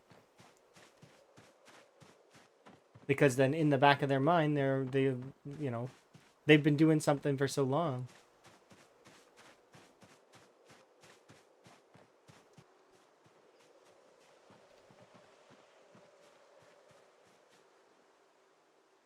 Yes, and that's why just to circle back, that's why it's community driven and that it's for fun. It's not meant for to be super competitive.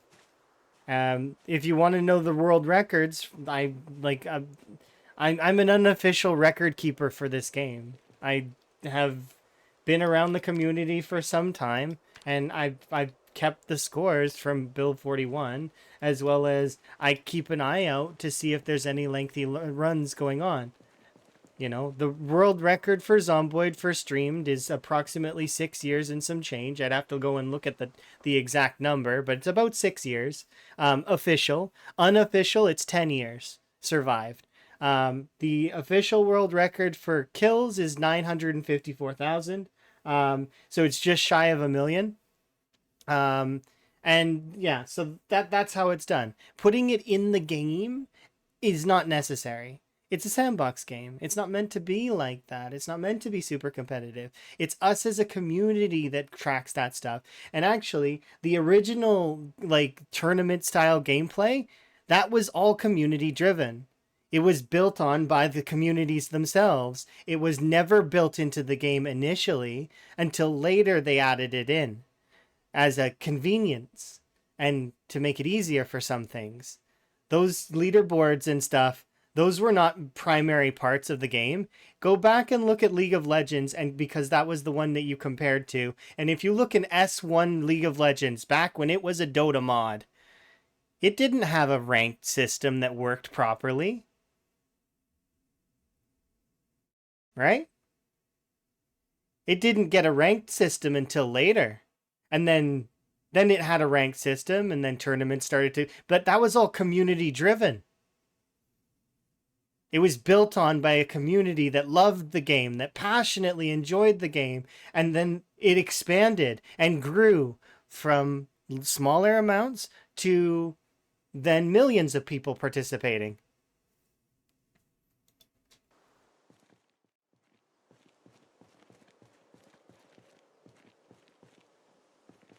Also oozes competition. That doesn't matter. The devs themselves are busy making the game. They're busy still processing and building the game. They don't have time to add in stuff like that. It's not necessary either. Like I said, it's not a competitive game. Zomboid is more of a do the best you can. It's like Minecraft. Minecraft isn't a competitive game either. The vanilla format of Minecraft doesn't have a ranked system. Yes, they've added in stuff for servers. Servers have added that stuff in, but but Minecraft's a bigger game than League, or well, equal. Are they equal? Hmm. Which has made more money? I'm pretty sure that I don't know. It's hard to say. I'd have to actually compare the two because I don't know offhand. I think League is very popular. I'm not saying that it's not, but it's like it's rough. Yeah. Are you using sandbox as an excuse? I'm not using it as an excuse. I'm saying that the communities themselves are the ones that produce these leaderboards. That it's not on the devs to put it in the game. They've given us a basis in the game, but like they don't need to go further than that. They need to be focused on other things like making. Currently, they're adding a ragdoll system for the zombies. They're adding in a bunch of other stuff. Yeah, it's got nothing to do with that. I don't know. It's weird. You can have leaderboards in the mods and in like those kinds of things. You don't need to have them built into the game itself, into the core. They didn't have to allow mods. Actually, this game specifically is under the same vein as Minecraft in the sense that they're encouraging of the mod creators. They like their modding community. The devs and the modders are like friends, kind of like that. They're like they're appreciative of each other. And although there is drama in that community, but yeah, I'm not using it as an excuse. And I think that you're misinterpreting and misunderstanding how sort of it's a bit elitist is what I'm gonna just say. And you're not, I mean, you're holding your ego a little bit too hard there. So let's calm down.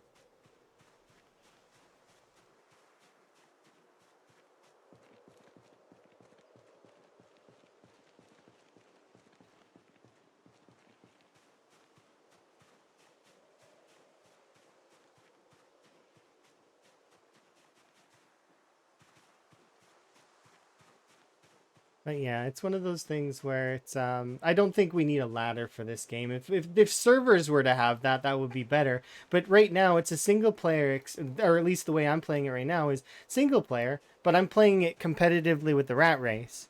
So we're part of like a little community that's doing a for fun thing, but it's not meant to be like super duper serious. It's got some rules because you need rules to prevent chaos. But yeah, doesn't mean I'm out of line. No, I didn't say so. I didn't say that we're to calm down like that. I meant calm down your ego because you're you're I'm so great and I am this that and it said like calm down is what I'm saying. Not calm down as in aggressive because it's like yeah, because we're both strangers, you and I. I'm a stranger to you. You're a stranger to me. That means we have no like knowledge of each other's past, no knowledge of exactly what's going on between the two of us, right? So we can't make judgments about each other. That'd be weird.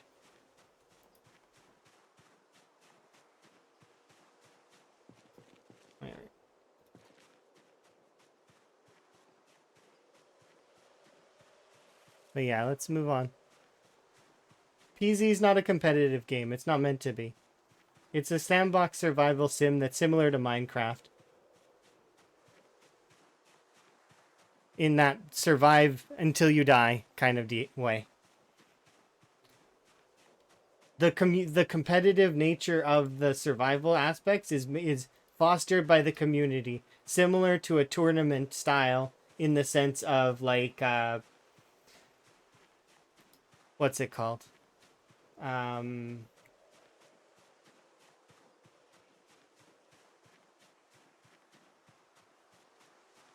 it'd be based on whatever communities you're a part of. Yeah, enjoy the ads. I guess I don't.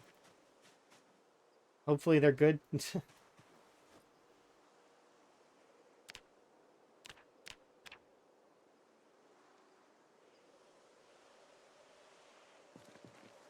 I'm almost able to level up.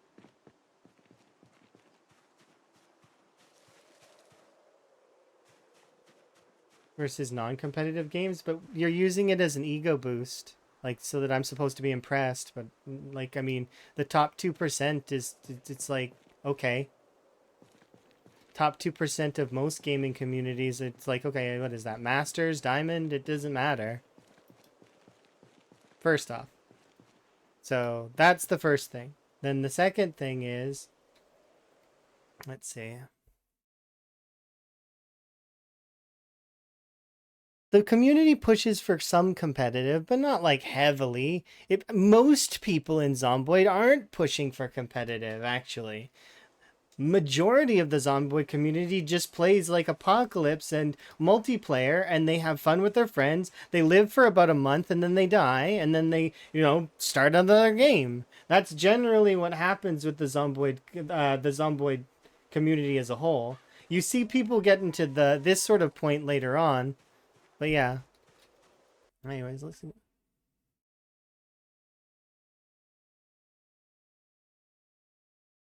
But yeah, I don't think I think you're missing my point, and that is that it's the majority of the community is actually not competitive. I would say the vast majority of Zomboid's community just kind of vibes and is more they just tried their best to live, loot, and then they die. It's a smaller part of the community that is competitive.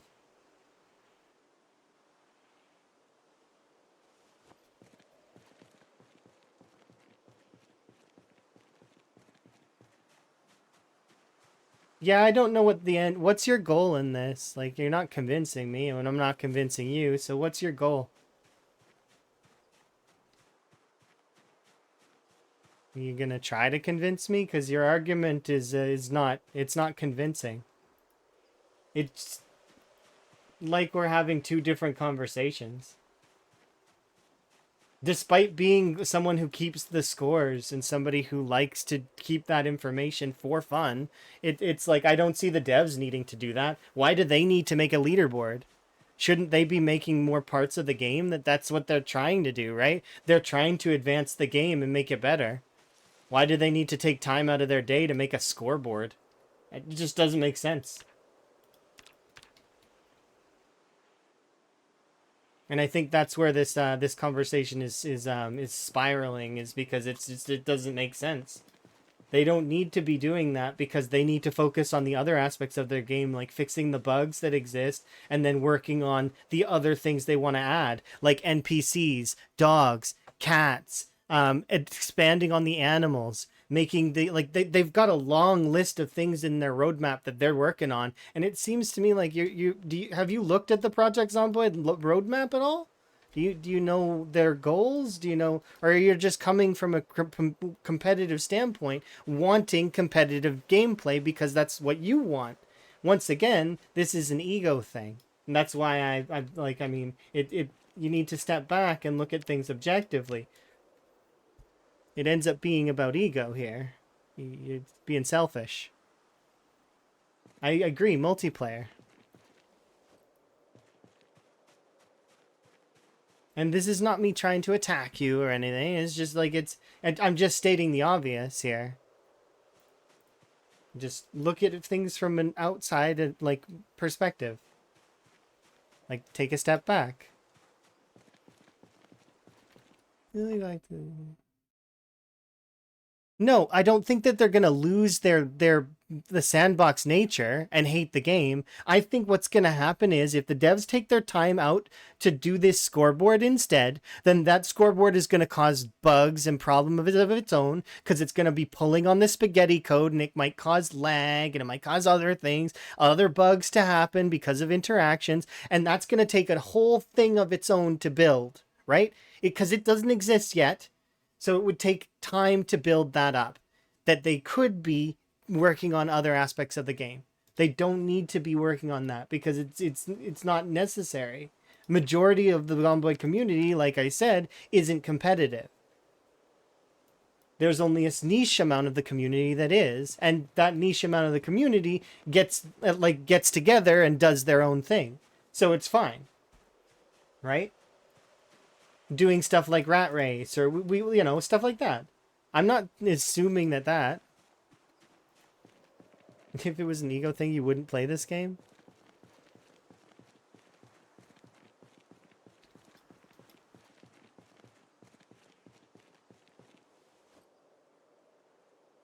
Yeah, that's true as well. There's a lot of people that would utilize exploits to just get really big numbers. Yeah, we can agree to disagree on this. It's fine. Like I said, I don't. I'm not holding this against you as a person, and I can disagree with people, and we can still have civil conversations afterwards. We just on this one topic. You think there needs to be a scoreboard built into the game? I don't. I think that that's a waste of the devs' efforts, and that as a mod or as a part of the community server, I could see that being implemented in a spreadsheet format, and it would be great. But I don't think the devs need to work on that. And that's my stance on it. But yeah, once again, we can drop the topic and continue on. I don't dislike you as a person or anything. It's just I'm stating the obvious, and then, you know, expressing my points across as best I can.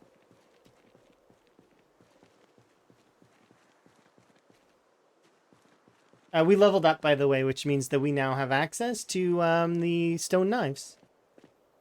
I'm gonna go catch one more batch of fish though, so that we can have be 82, 83, and then oop, I went the wrong way. Um, and then we'll be good. No scoreboards. Yeah, see, those kinds of settings would be disableable. That's the thing is if somebody didn't want it, they would be, the devs would include a on off switch for it. They always do that kind of thing anyways. But that's the thing is that it's excessive information for a lot of folks. Majority of the Zomboid community wouldn't use it.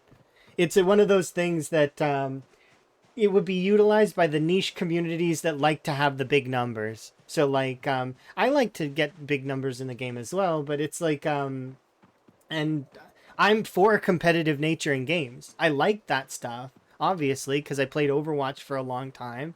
And like I mean, I have played League of Legends. I've done quite a bit of that stuff, right? Like I like competitive gaming. That said though, it doesn't fit in Zomboid. Not in that way. At least in my mind. But once again, let's drop the topic and let's move on. The reason why I was grinding the stones so consistently just now is because I wanted to level my napping so we could unlock this recipe. Right here. This one. So we can nap the long blades and we'll be able to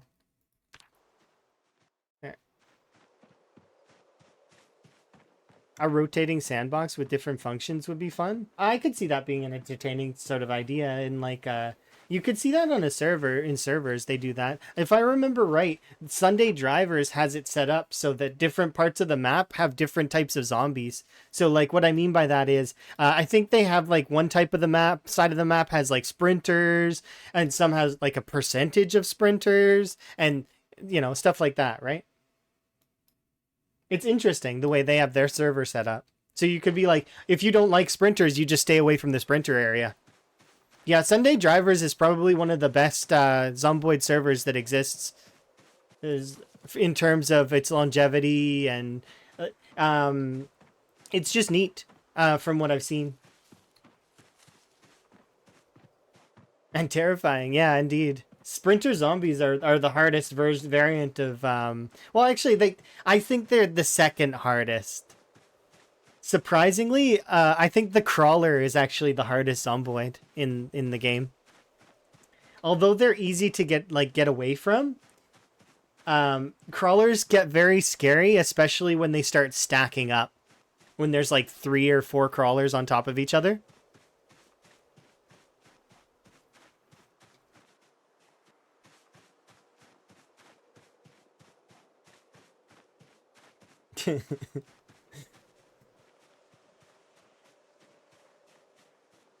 That's why you always have your pistol. Yeah.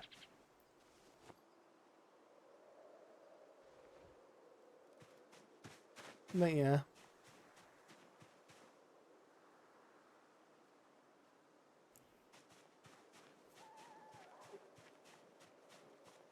Okay. Yeah, let's go catch some fish.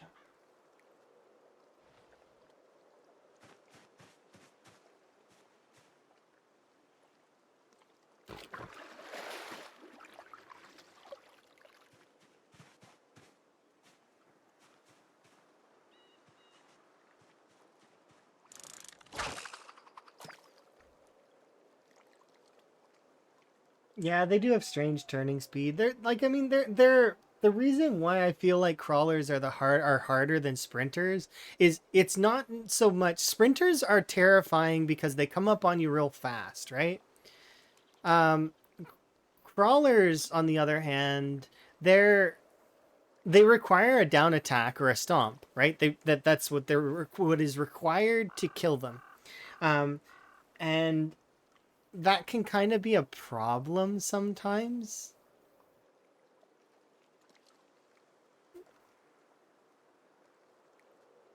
How's the improved rod cast length? It's just a shorter range. That's all. It I like it. I think that it makes it so that people can't really be as um like you're not casting across the screen anymore. You're casting within range.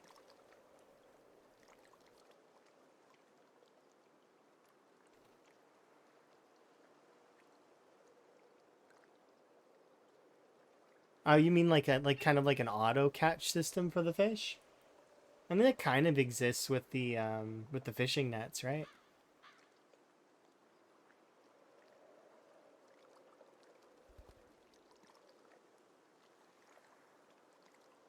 Yeah, because you can have a lot of that sort of stuff. You would be able to set up like three or four of them in a line and then just check them, right? You wouldn't, and then they'd auto catch, and all you have to do is feel the tenseness of the lines, and you're like, okay, grab this one. Yeah,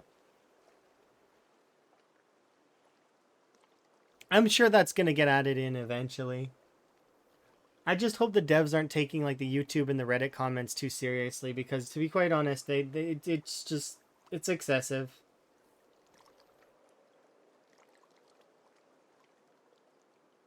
Yeah, the AFK survival fishing method, exactly, because then you could catch fish a little bit, and then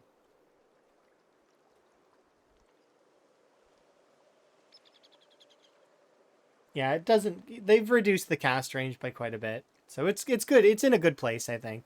And the whole changes to the weights of fish and everything. I think all of the new fishing changes are good. I like they're all pretty good.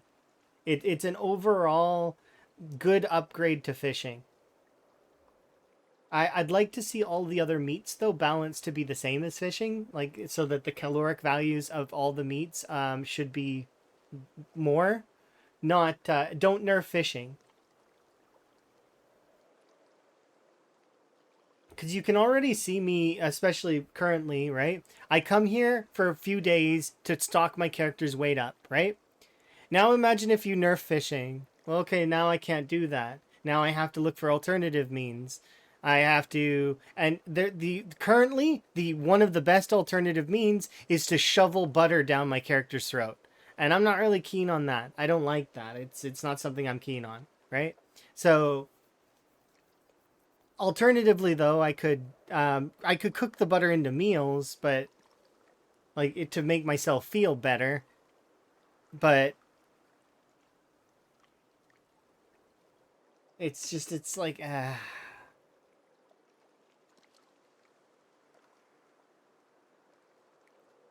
yeah, nom nom butter. I right now I'm actually leaning towards trying to get vegetable seed oil as a thing so that I can use that instead.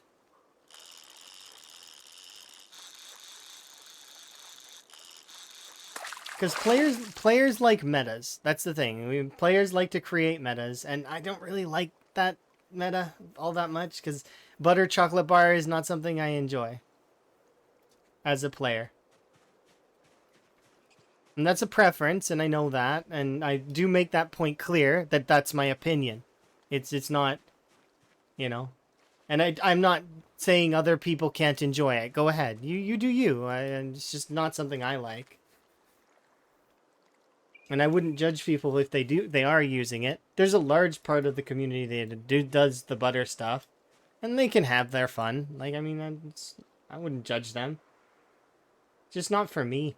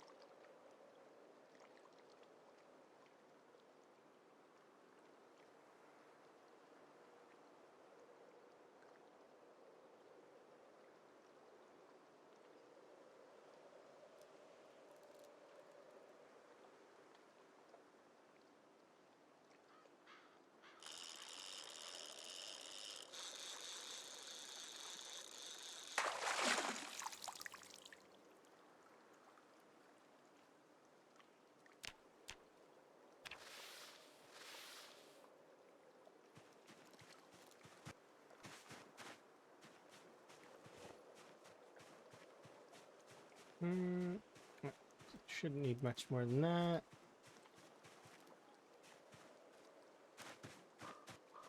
So we'll cook this up, have a nap, and then we'll go on to, I don't want to even eat this. It's too small.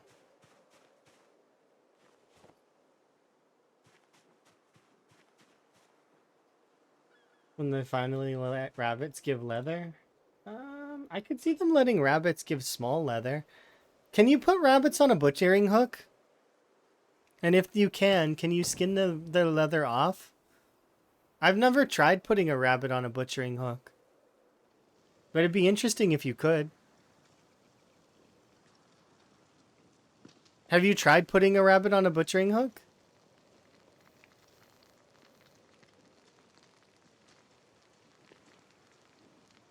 Oh, there's tons of people that can rely on butter in the rat race. There's actually a lot of folks that have like mountains of butter because the 5 liter requirement is not really anything, really. No offense to that requirement. But that's butter should, like I said, butter itself should just have the same value as the chickpeas. It should be forced into recipes. That way there's extra steps involved. You'd keep less butter on hand that way. You'd have more, and but then again, probably not. People would still make a bunch of butter and then they just butter up everything. It's because the system itself is not, it's not built very, like, the calorie system requirements are kind of, not very,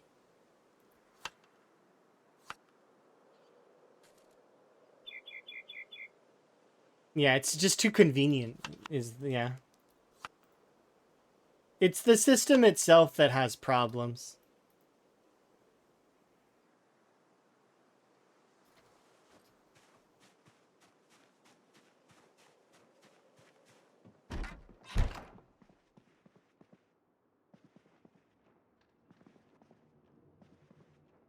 Rabbits are less maintenance. Yeah, not a big deal like cows. I mean, you can deal with cows very easily by just having a big, like, a section like this. And then all you have to do is put, like, one trough, take all this grass up, and just throw it all in there. The cows drink a lot of water, but if they have an infinite water source, that doesn't matter.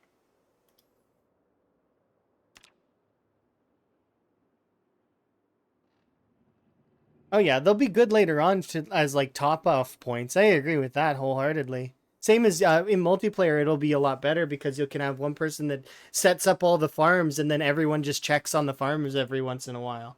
You'll have one person that tends to the farm, but then you'll have a bunch of when you need to do the big watering, you could be like, okay, guys, we need to water the crops, and then you just everybody waters the crops real quick together, and then that person continues to tend. You know, you'd have the one base body, you know, that one person that's in every group, the person that likes to stay home. Yeah. There's a lot of those actually.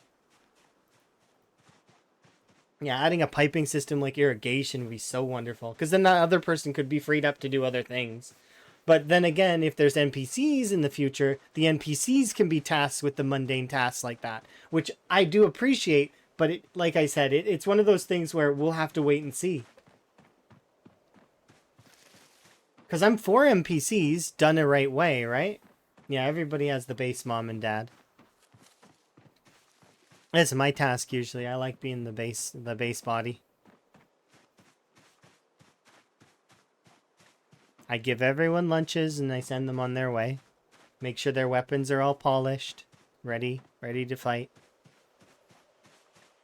But I like to fight too, so I go out there and sometimes.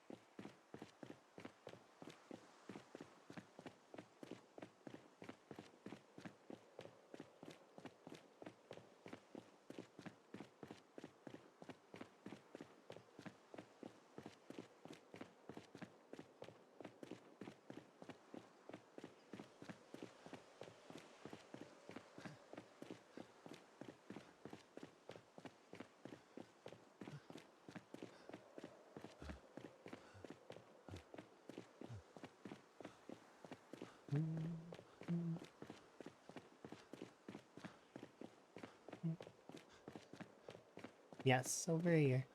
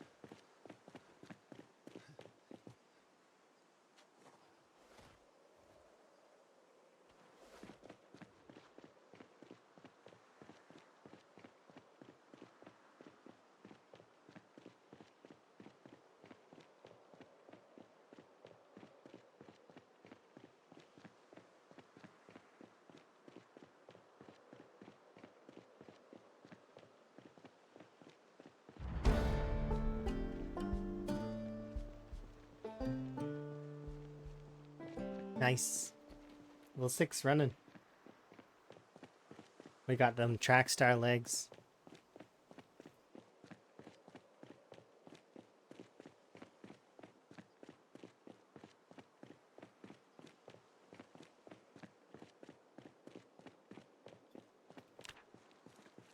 Very soon we will have the toned legs.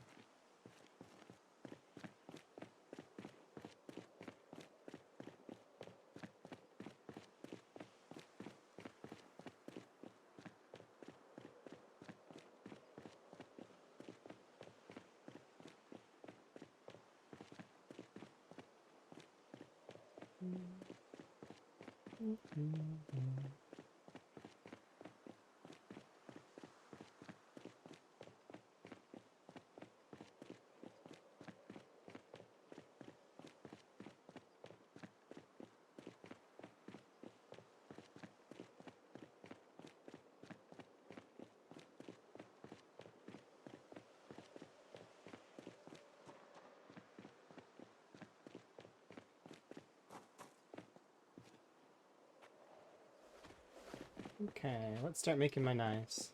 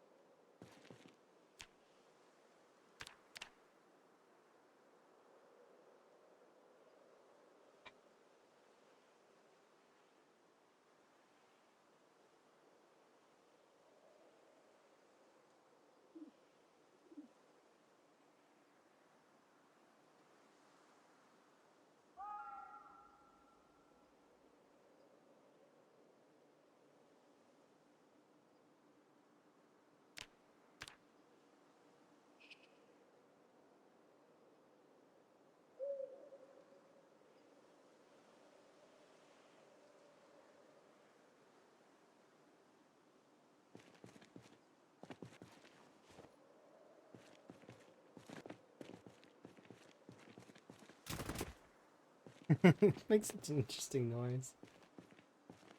Do I have more twine?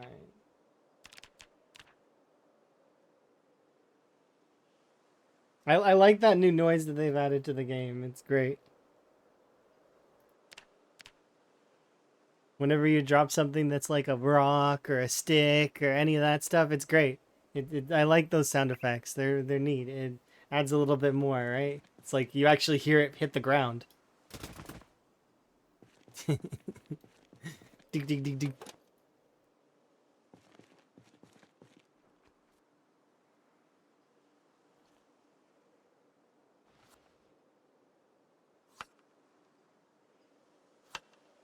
I can go there.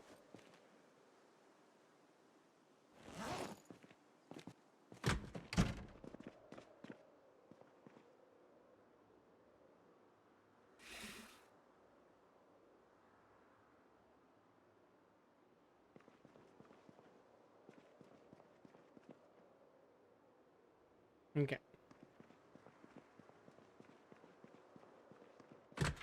You jumped the first 2 times? Yeah, it's like a thunk, isn't it? It's like a here, I think it's thunk. Okay, I gotta go check on my animals really quickly just to kind of make sure that they're doing okay.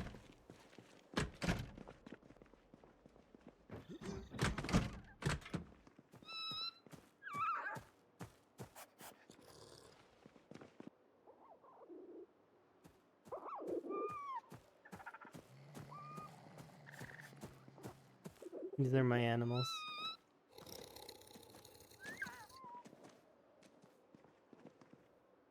Am I farming raccoons? Not yet. I haven't killed any of my raccoons yet that are mine. They're just my raccoons. They live in here in the bathroom at Spiffos. Don't tell the health inspector. This is secret. This is the secret to Spiffos. No one's escaping today? It was funny. Oh, I jumped the first time I seen it. I came into my house and my brain did not register what was going on. The raccoon, there was 2 raccoons, one here and one there, and I didn't understand like what was going on with it fully at first because the raccoon was climbing vertically on the garbage can. And there was another raccoon over here climbing vertically on the wall and the fence and then falling down. And obviously the animation was not working right? So anyways, but it made my brain just kind of like short circuit very briefly for a bit because I was like, what? So, but yeah, the raccoons are, they're able to climb things. So if I leave this door open, they escape and wander around. I don't, that's why it's closed. It's one of those moments of processing. I was like,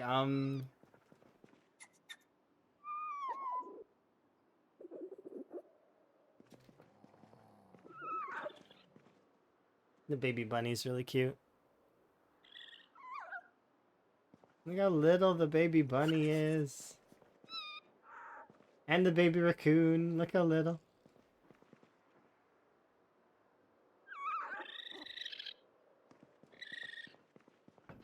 Okay, I gotta close this. So they still have 3.4 and some, quite a lot of water. Okay.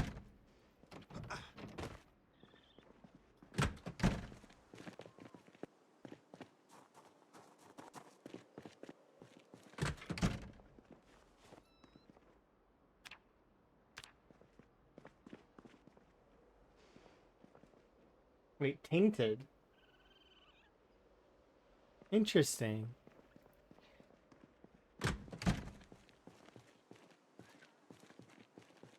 Tainted gasoline?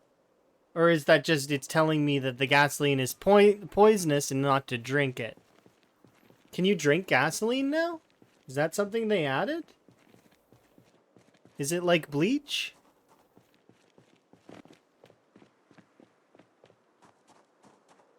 That tainted was red.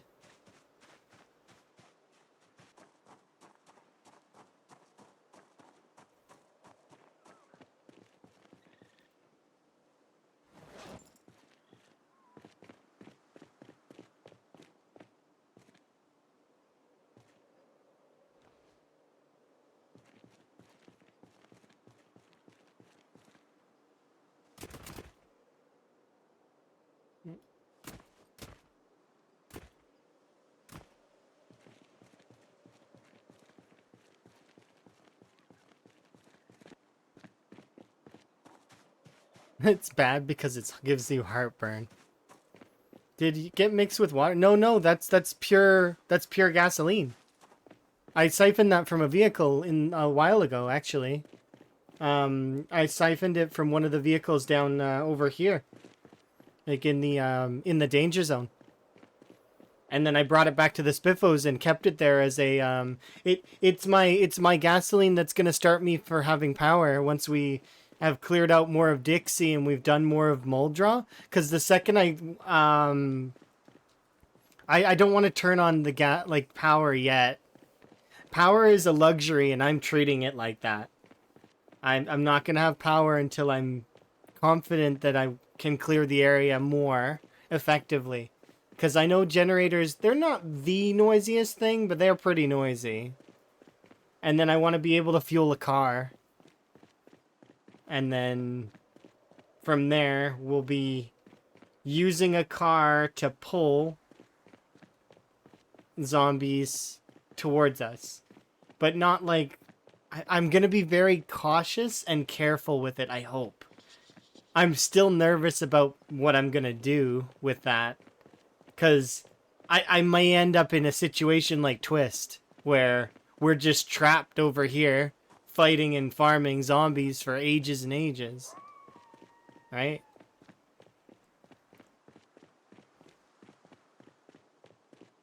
But I want to be better situated at that point, so that, so that we're okay.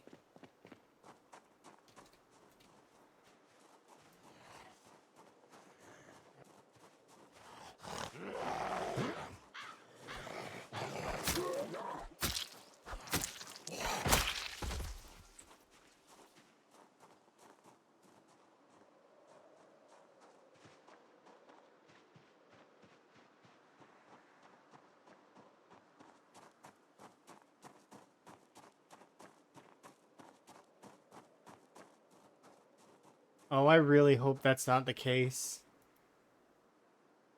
Because that gets a little bit too... Like, unless we can make our own gasoline.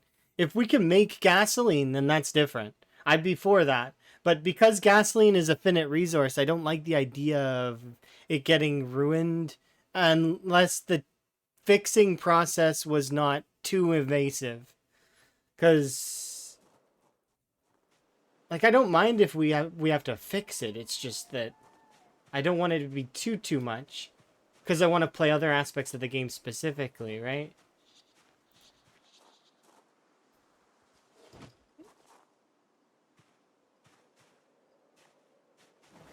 But I suppose that's a personal thing, maybe.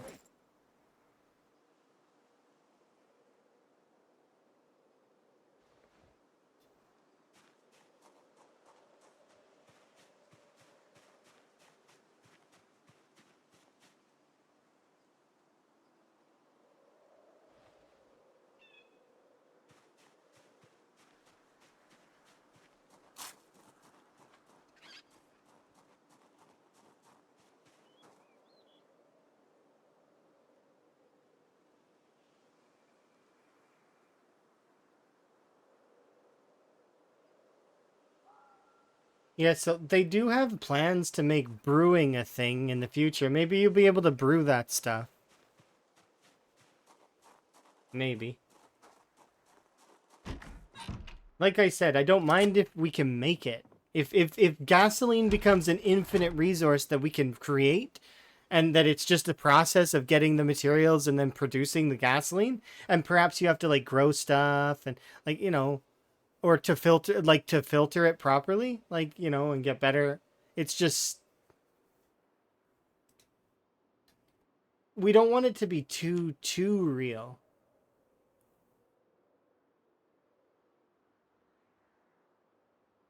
Because it's still a video game, right?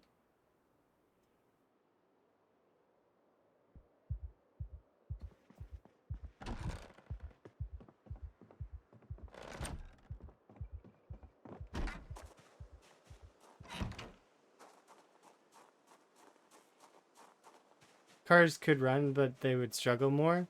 So it would just hurt the engine kind of thing. But remember that currently there's a lot of things that hurt the engine. And also like some things that don't make sense that hurt things in the vehicle. Like a small bump of a zombie with the back of your vehicle destroys the trunk. I don't know if you've ever bumped into anything with a vehicle, and I'd hope not, but if you've ever bumped the back of a vehicle, it doesn't make your trunk space smaller. Not unless you're bending the entire back of your vehicle, to which that's a different story.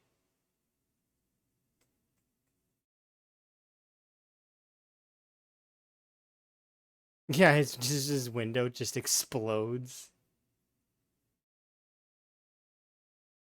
Yeah. Anyways, I'm gonna do because we're about to start combat and stuff, so I'm gonna do a quick BRB. I'm gonna refill my tea, etc. So I'll be right back.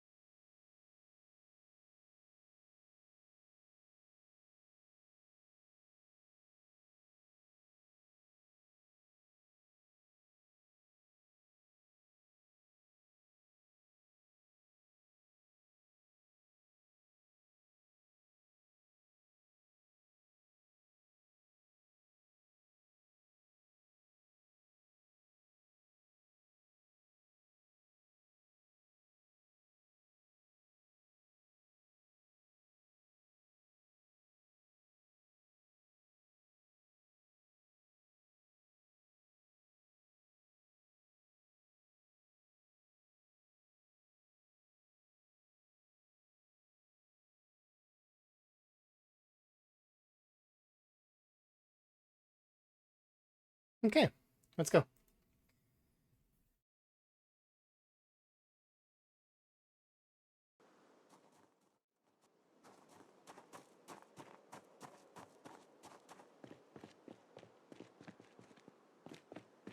This is empty.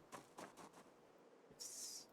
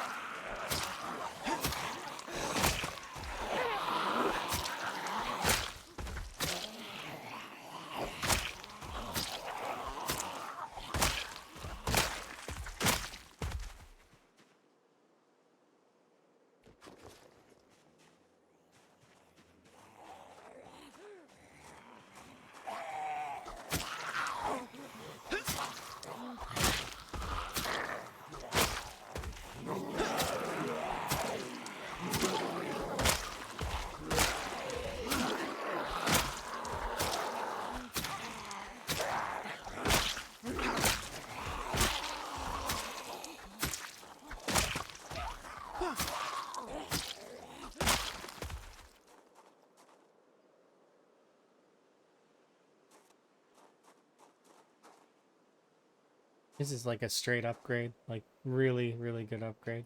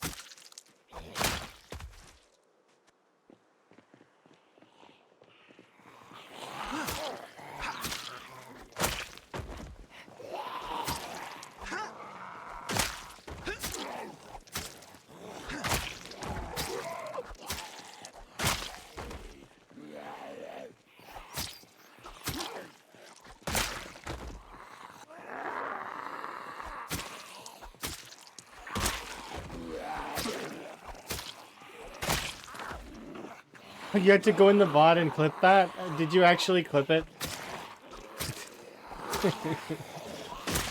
Oh dear.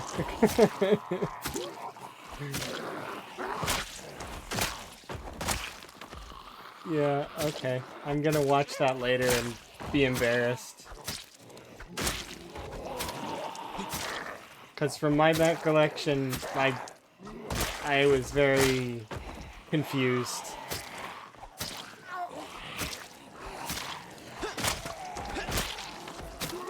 Sometimes the recollection, though, isn't quite the same as the actuality, though. You know, because human memories, they're not really that great. Like, we end up misremembering sometimes.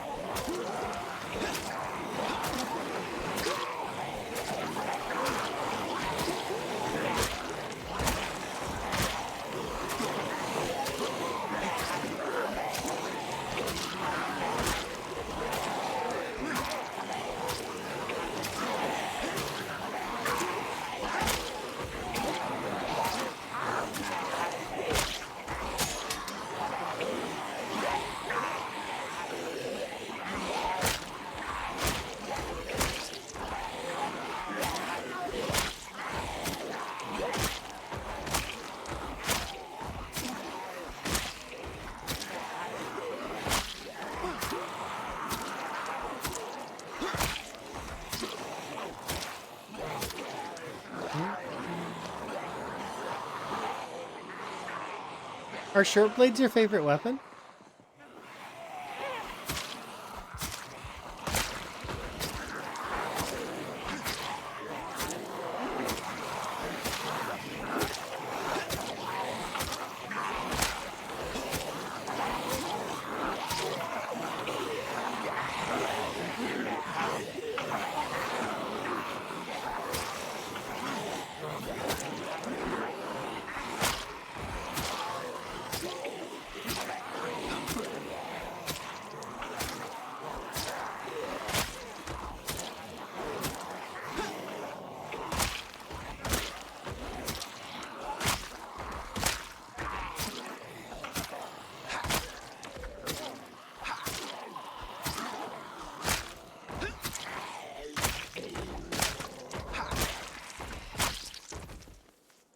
Augmenter.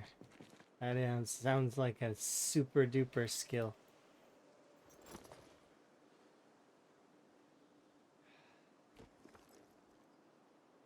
It may not be Wednesday for you, but it is still Wednesday for me, my dudes.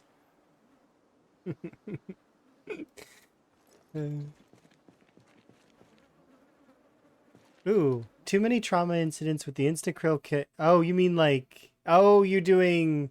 So Shortblade actually doesn't do that on... Like, neither crit animation is an accident. They both can be triggered specifically.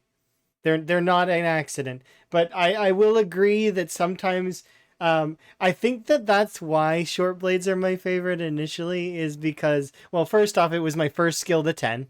So there's some bias there, but also because the very first time I seen the jaw stab animation, I thought I was dead.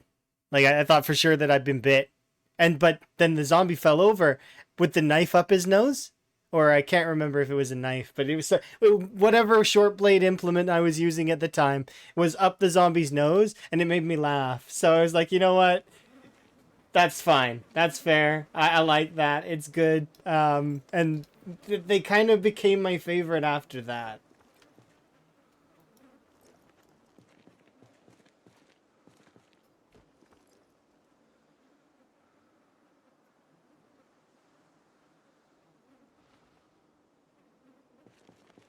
But yeah, neither animation is random. They're both triggered animations based on certain criteria being met. The jaw stab requires lately it seems like line of sight matters. Um, but here I'll trigger a jaw stab here in just a second, okay? As an example. Just gotta. There we go. Okay. Okay. So we'll trigger a jaw stab just because I want to show off exactly how it works. Um, Essentially, the jaw stab can only be performed if one zombie is like it's 1v1 essentially. Um, the spear stab, however, is different. The spear stab is if you attack at a zombie that's by itself in then and there's no other zombies around it, you'll go for a spear stab. Now that can happen even if there's another zombie on the other side of you. The jaw stab works differently. So the jaw stab doesn't work like that. It's safer, essentially, than the spear. Do we have a zombie? You. Hear me. Come here.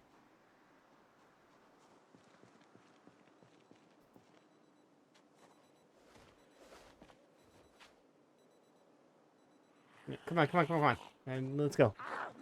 Alright, so I'm going to try and jaw stab this zombie. Now, there's no guarantee that it will be a jaw stab because sometimes, even if you hit all of the checkboxes of this can jaw stab, sometimes you just don't get it. Similar to the spear stab. Oh, they heard the watch bag. Okay. Okay. So the way that this will work is there's just this zombie on me, right? No other zombies around, right?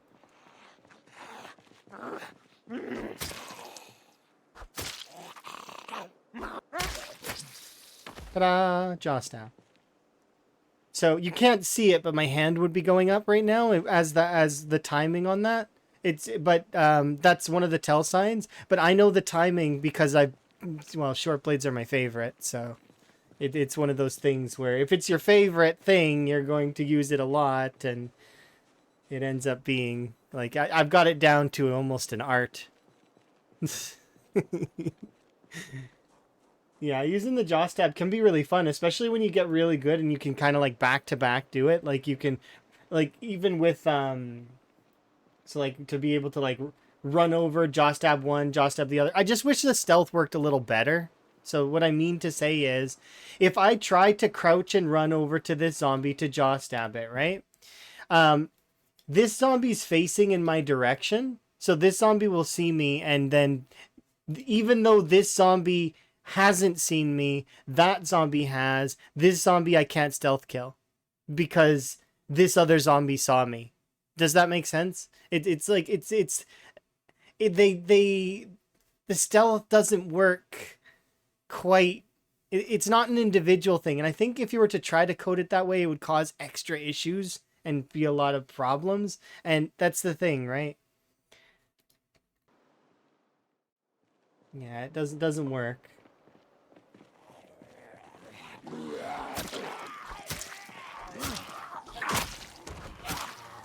Thankfully, though, once you get to a certain point with your weapon skill, stealth doesn't need to be an option. It's that whole what's it called? That image of it's still stealth if no one survives, and it's like a person's carrying a RPG into a stealth mission.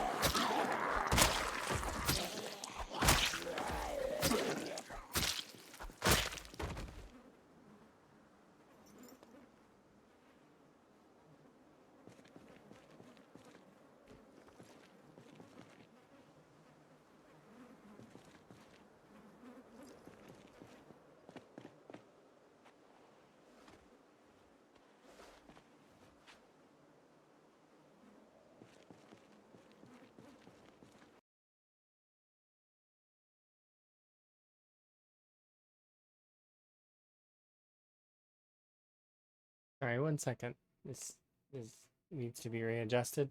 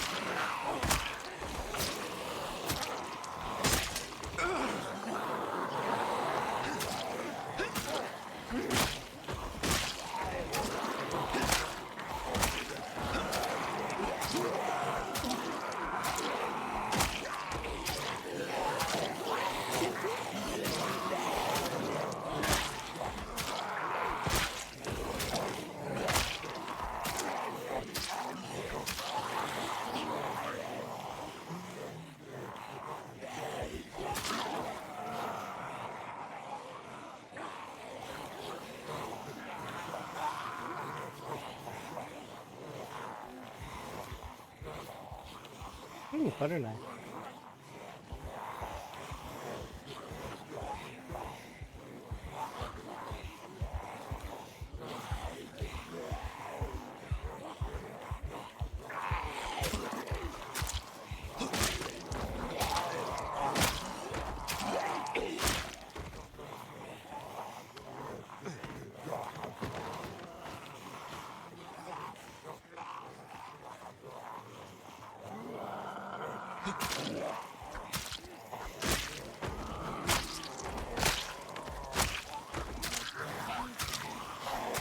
My favorite part of short blade, aside from the jaw stab stuff, is the dominoes.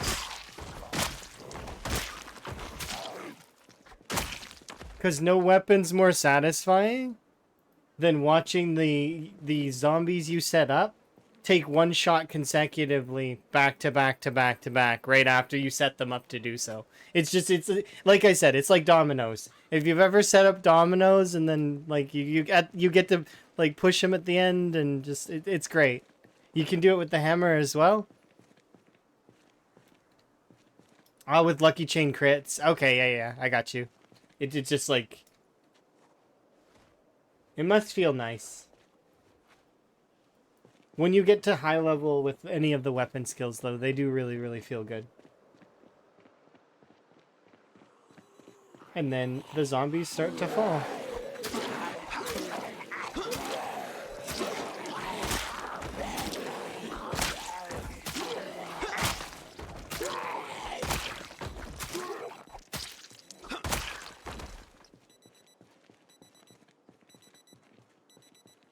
Wrenches are now a thing.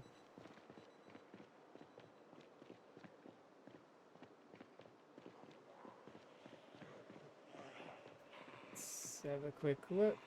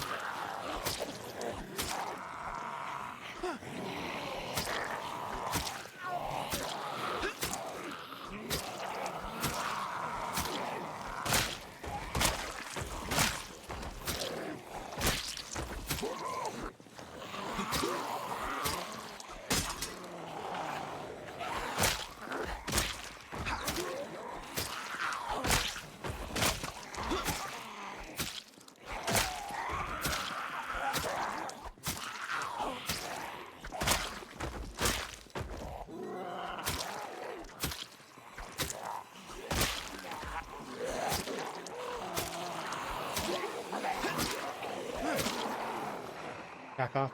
There's a lot more there than I think there is.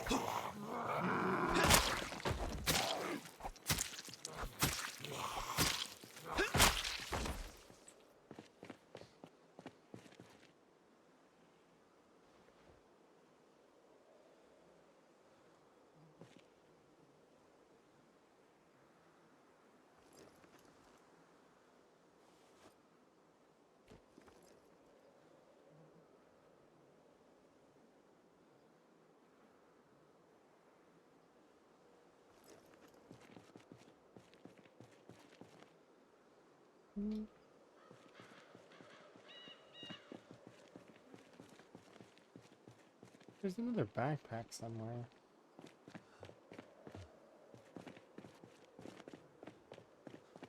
Pretty sure I seen one.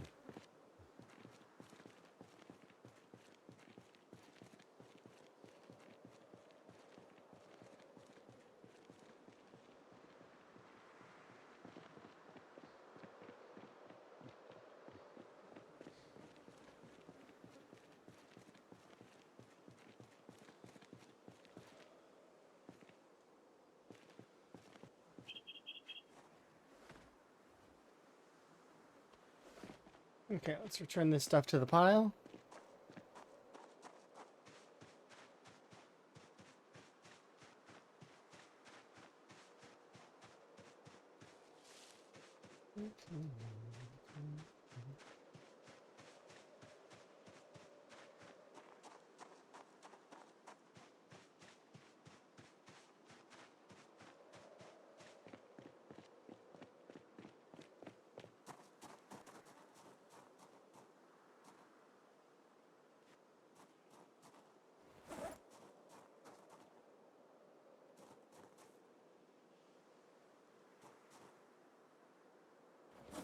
I like how I still haven't even... I've still got more knives in this bag that I still have to work through because we've been picking up some knives at the same time. And as a result of picking up those knives, I haven't actually needed to use the knives from my main pack that I'm supposed to be combating with. Because that's the thing with knives is that it's like every other zombie has a knife. Which is great. That's awesome for short blade users. It means that especially early on when your durability is not good. Now durability is good, so it holds out for a lot longer. So I only need to make like a handful of knives, and it'll sustain for pretty much our entire time until weight becomes a problem.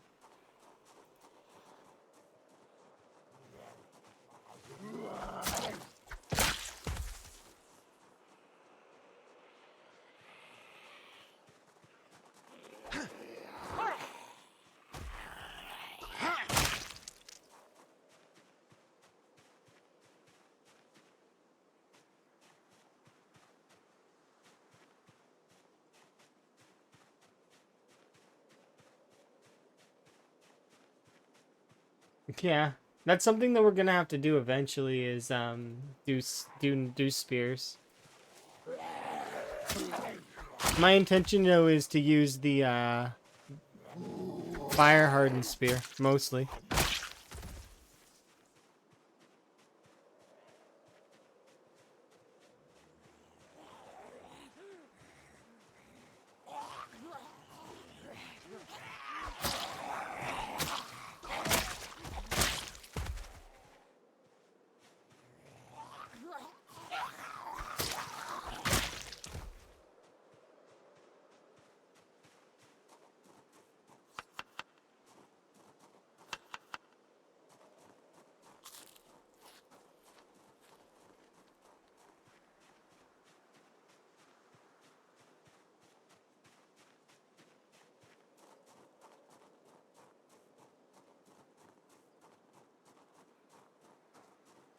Yeah, the wire is also really good for making nails. You can make nails out of the wire. And I'm definitely looking forward to that.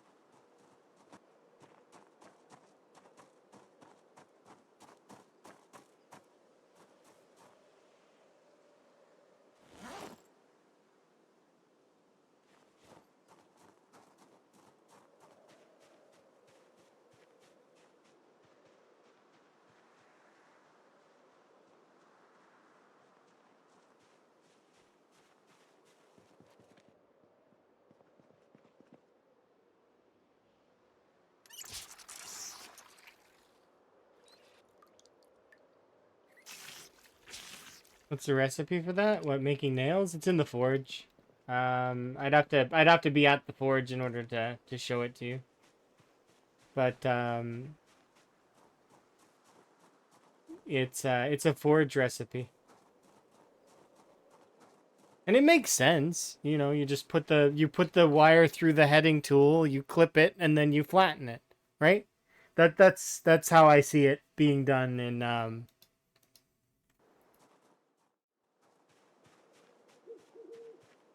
yeah, wire is like got a lot of uses. Wire is great.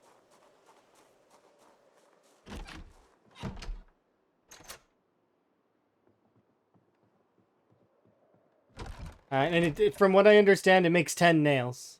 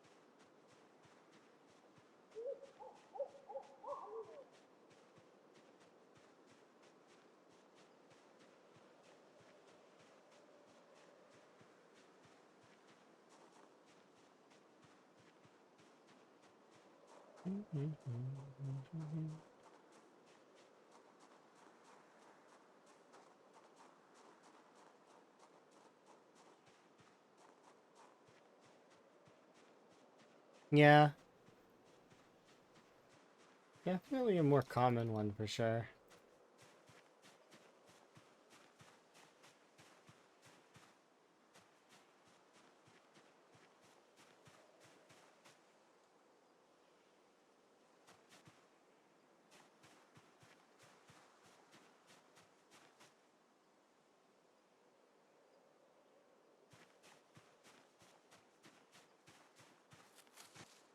Yeah, I'm gonna go cook these at that barbecue so that I can chop them up.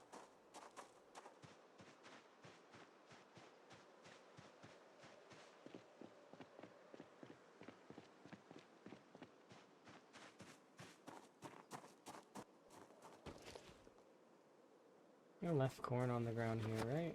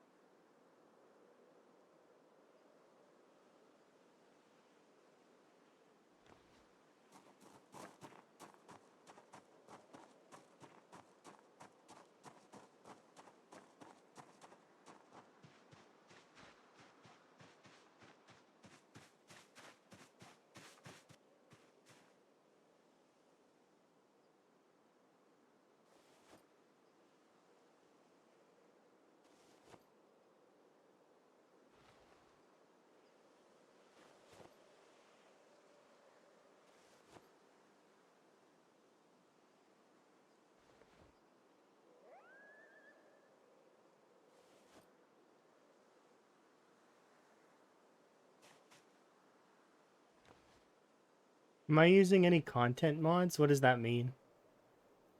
What's a content mod?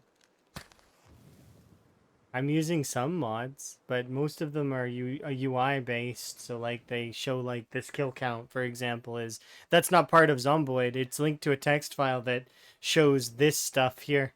So it just puts this in a text file so that I can have it on the screen. There's also this mini health thing. It's just this mini health thing is just this. It's the same thing. It's just smaller. That's all. Um, so that exists, right? Um, there's the old school RuneScape XP mod, which is up here. Shows the last thing you leveled, essentially. Um, I have mini map icons that are different because I have map symbols plus. But that said, like my mod list is very light. Like I have a very like a handful of mods. The when I rest, there's a mod that Twist made that has like a little thing above your head that says you are now rested, which is kind of nice. I have Moodle quarters so that my Moodles are a little bit more square. So like each corner represents a tier that the Moodle has achieved. So like so this is tier 2 hunger, right? And if it gets to a full square, it means that that's tier 4. That said, though, like I don't have anything that changes gameplay. I don't have anything that changes um, the game at all. It's just game set to hard settings. That's all. Maybe items, recipes, mechanics. Nope. Don't have anything like that. It's gameplay and mechanics and all that stuff. It's all vanilla build 42.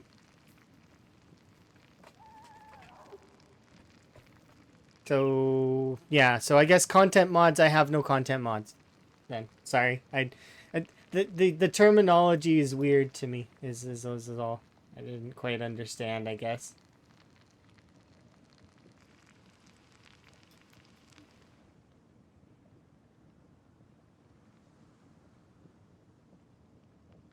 I don't trust eating this corn because it was so close to burnt, so I'm just gonna throw it away. I know that it says that it's fine, but I'm not gonna chance it. I don't need to. We have like a lot of other food that's available, so it's just like it's excessive. Hello.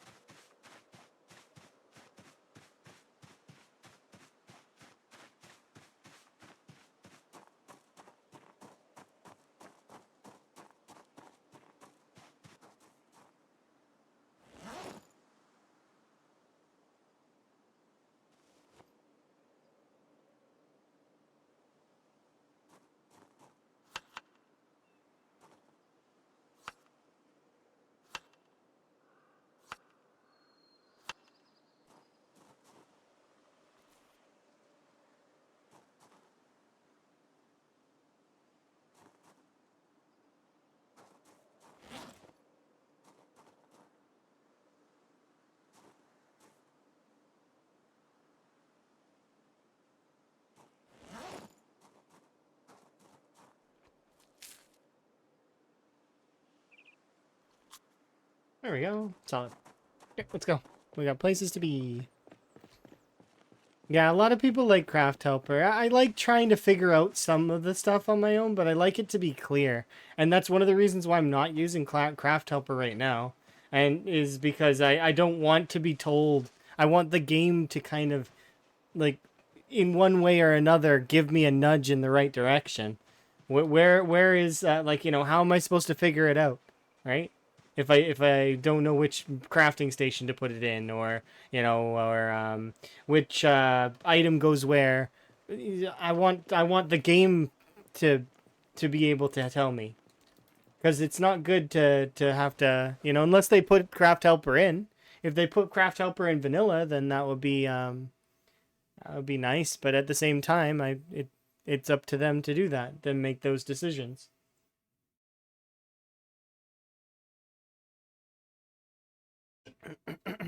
Sorry.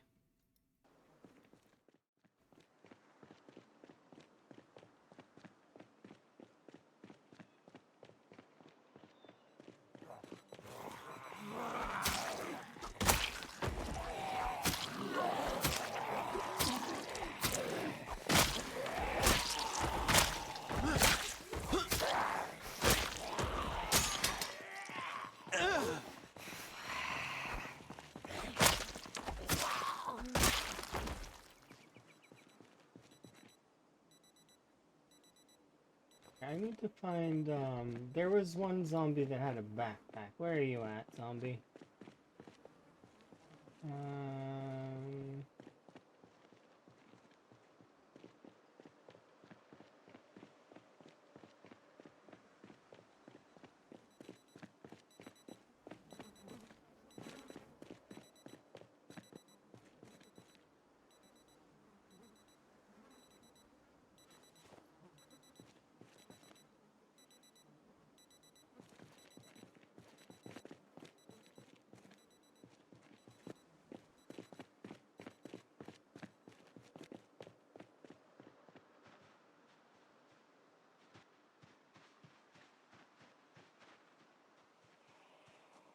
Hey! Hey!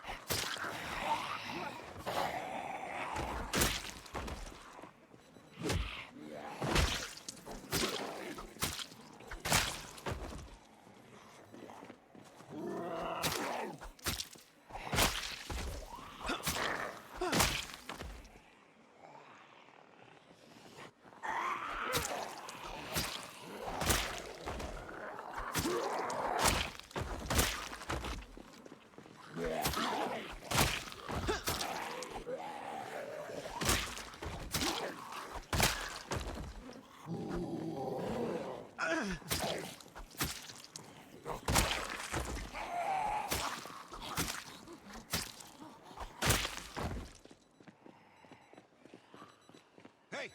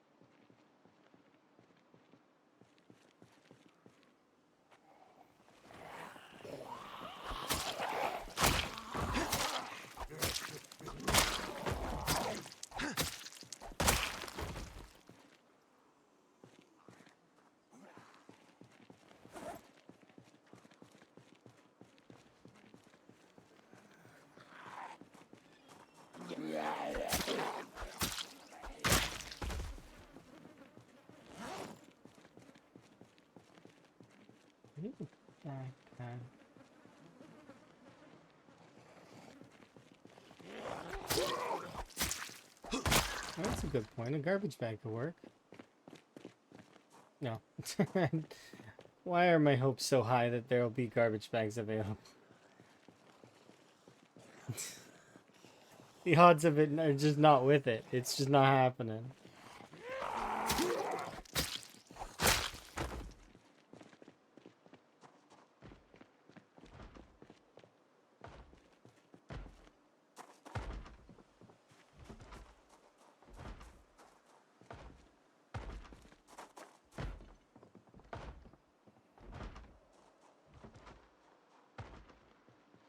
Or just stay in there for a moment.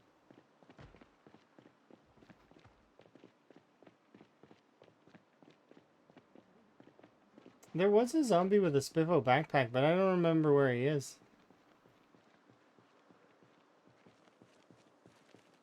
Or maybe that's it. There.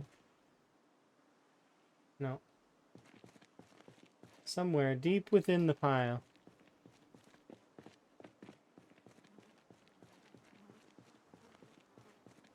Anything can become a garbage bag.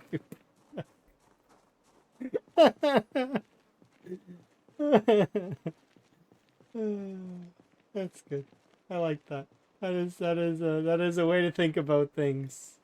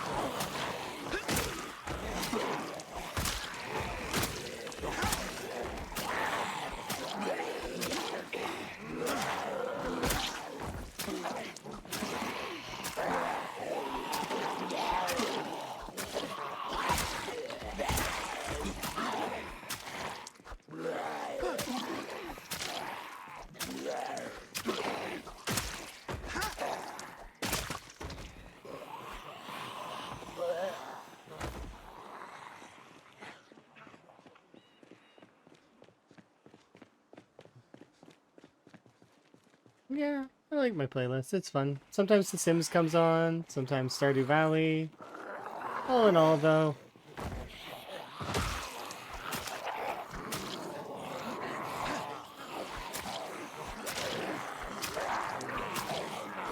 it's just mostly vibe.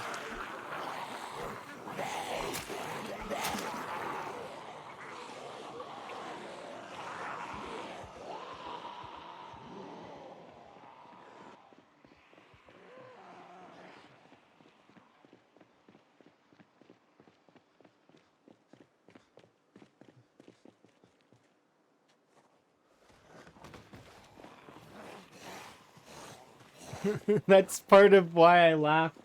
Because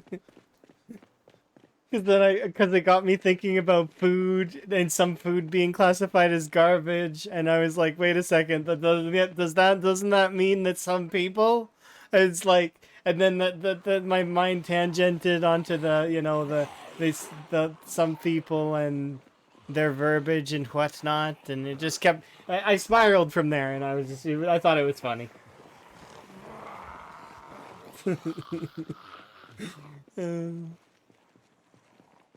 It was a good joke.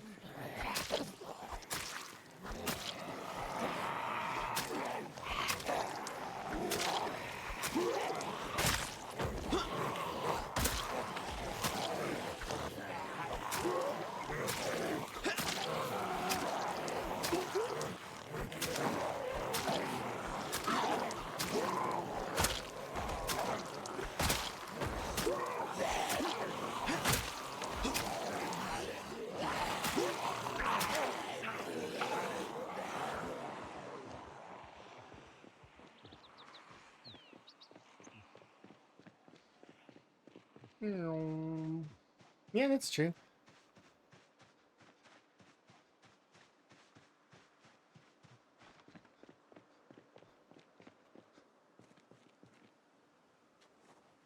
And then it comes full circle that way. Isn't it great?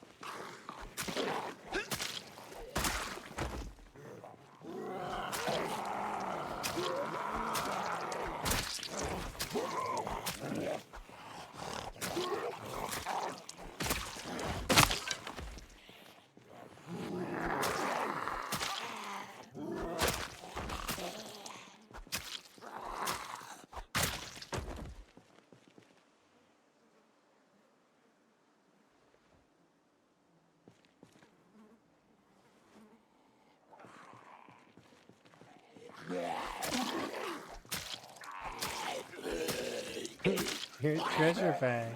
Yeah.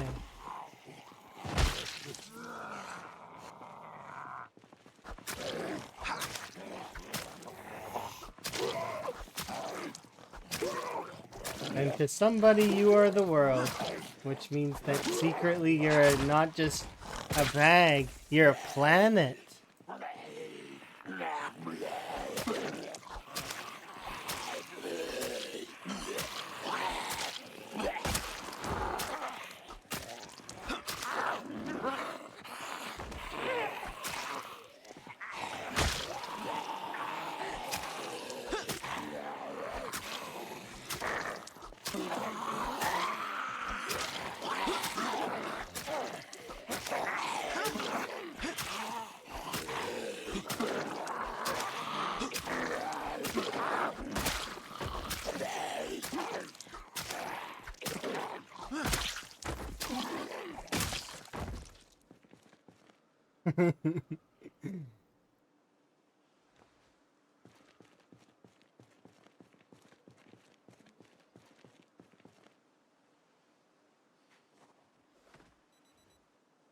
You know what they call um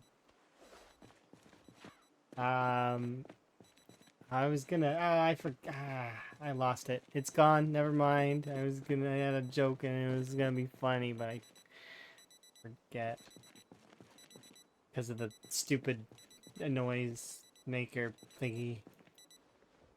Yeah, of course you shut off now. I found you. You were in this zombie, I think. Made me lose my little joke that I had. It involved orbit in some way, though. That's okay. I'm sure it'll come back around.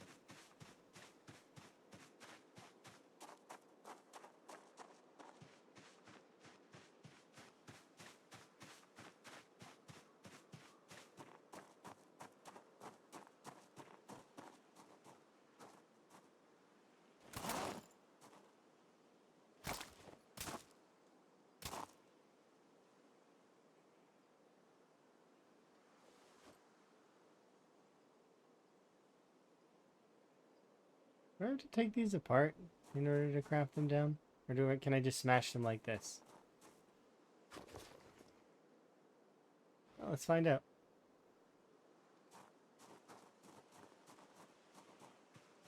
Maybe a hammer of some kind.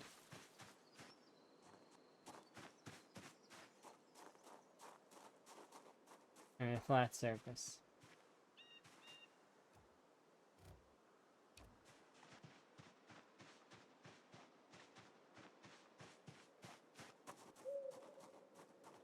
Looks like I'm gonna build some kind of lemonade stand.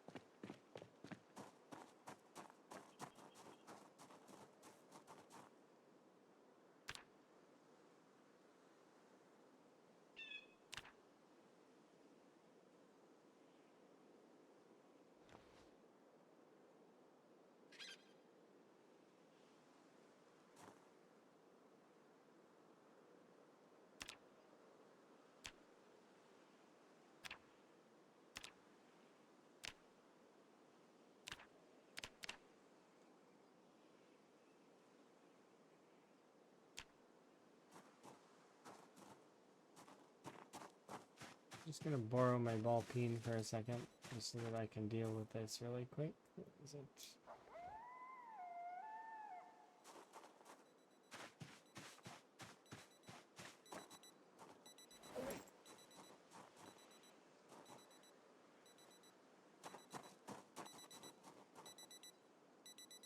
I'm never finding that watch. It's never happening. It's in here though. There's probably another one.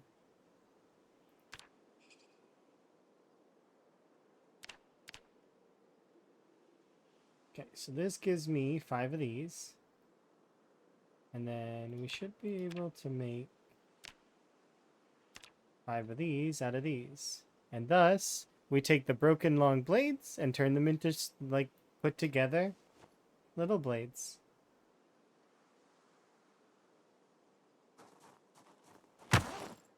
So now I need handles. And sheets.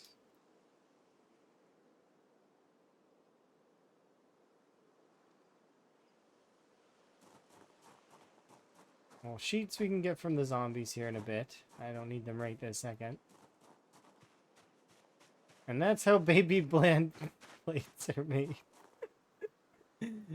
You see, when a hammer and a larger stone blade get together, baby stone blades. Yeah, that's how that works. Mm-hmm. Sure. I'm okay with this.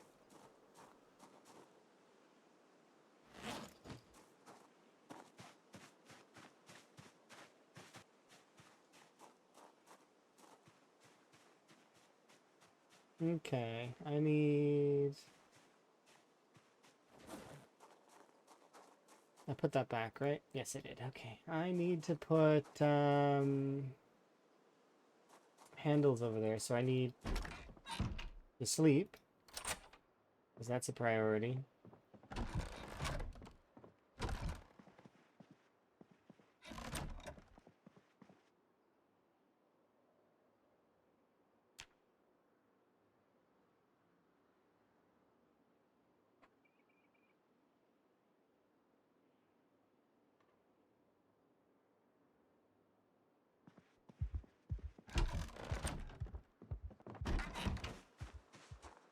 Okay.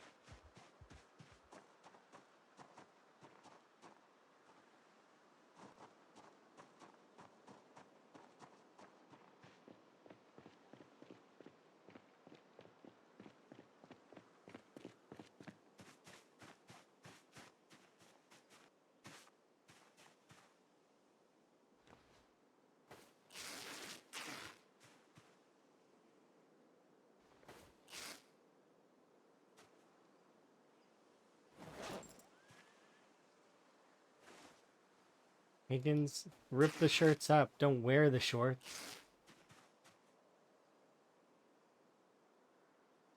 Just takes off the pair of zombie shorts and puts them on. I mean, I instructed him to do it, but there should be some, like, pause there.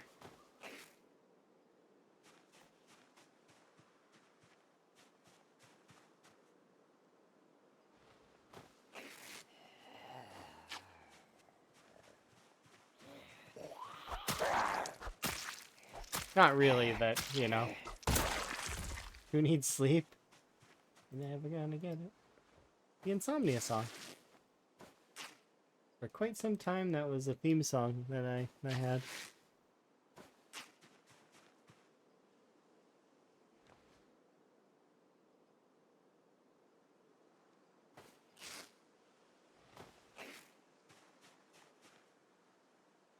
That's good enough for now.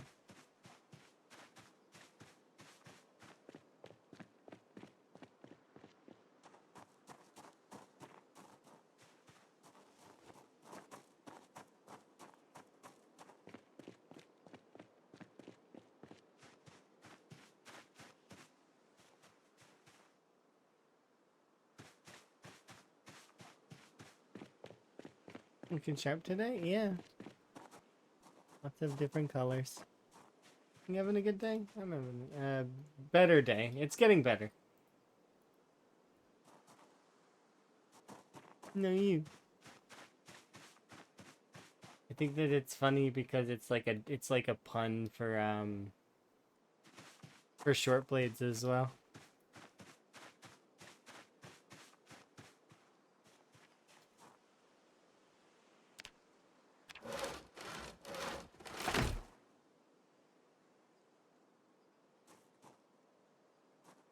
You like this combo a lot? Me too. I think it's good. It's a good combo.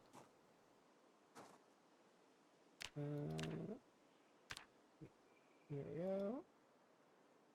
Well,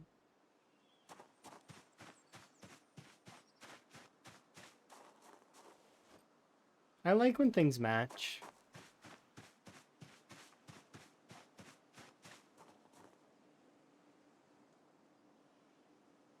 Okay.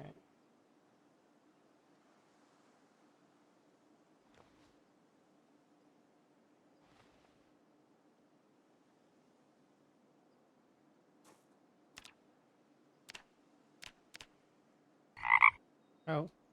Again, ribbit. Yes.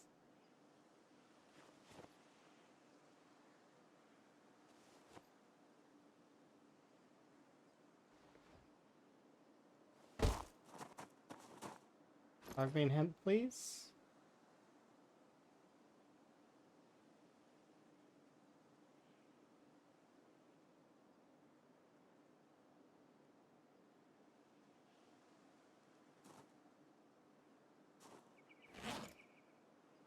I'm pretty sure there's Dogman hemp here.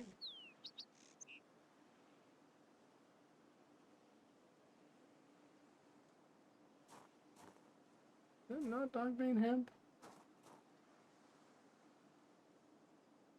I guess not.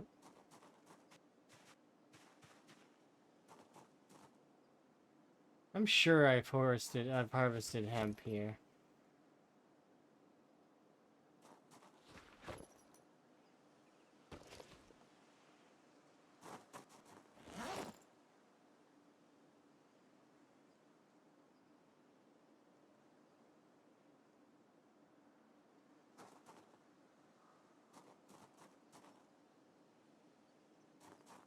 I don't know.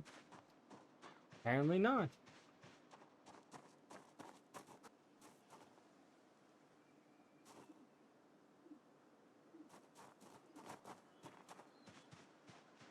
I'm a bit at a loss. I'm surprised. It would be under what again? Wild plants. Dogbane hemp, please. What on earth are you? Rye.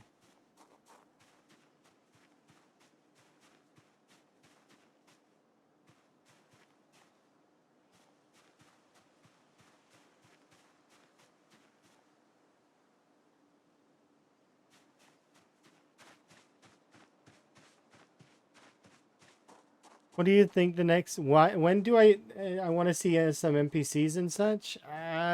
Yeah. I hope they add in dogs and cats before they add in NPCs, like the proper NPCs.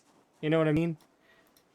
There's a long time before that's gonna happen, before they drop NPCs. And I don't know. I like cats and dogs better. But that's personal, I suppose. Like, they've got raccoons, and raccoons are getting kind of updated. That said, I don't know when the next big update is going to hit. You mean build 43? Because build 42 hasn't even reached stable yet. It's still in unstable, and it will be for a while. I'm not expecting build 42 to be on full stable release until the end of this year, probably. At least. And that's like... if all things go good. I'm assuming it's going to be like next year. And then maybe they'll start working on 43.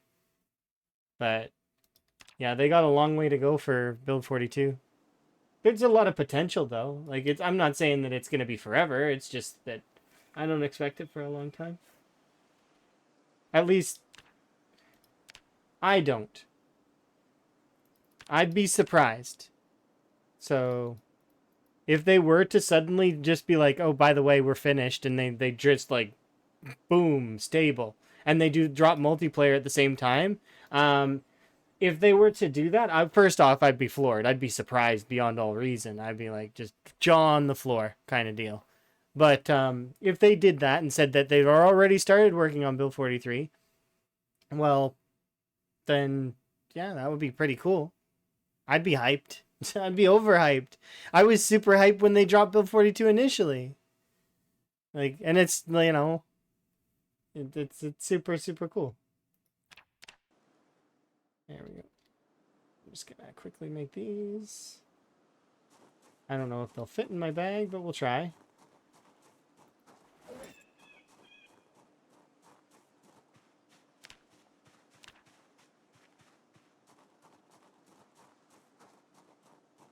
Let's try mushrooms.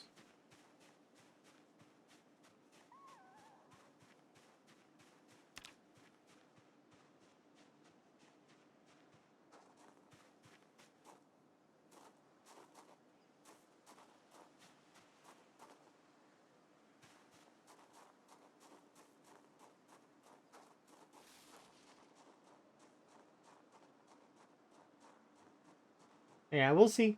Like the thing about PZ is that we don't know because they won't give us dates because and we prefer it that way. It'd be nice to have release dates, but I don't really feel like it's necessary. They do a good job and everybody likes that way that they do things, so in that way. So, you know, I'm sure it'll be okay.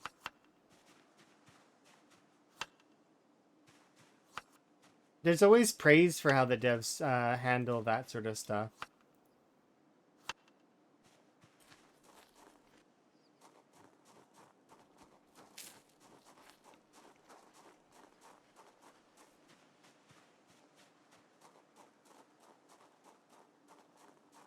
Oh yeah.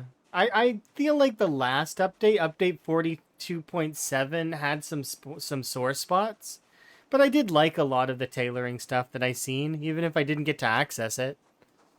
Like, cause well, in order to access that tailoring stuff, I would have needed to really work hard in those directions, and I just didn't have the means. So I was like, it's okay.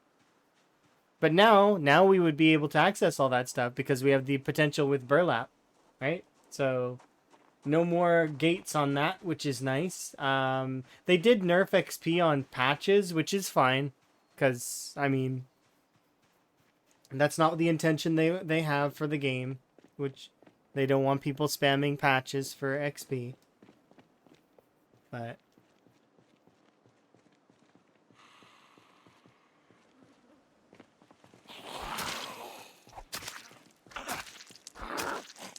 oh yeah, you play a different game or two, or and alternatively, you could always like wait too, right? Like play 41 stable.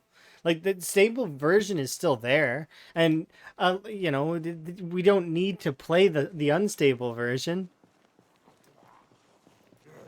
For the folks that are like stuck losing saves and stuff like that, like there's stable. It's available. That's what stable's for. Yeah, I seen that stuff.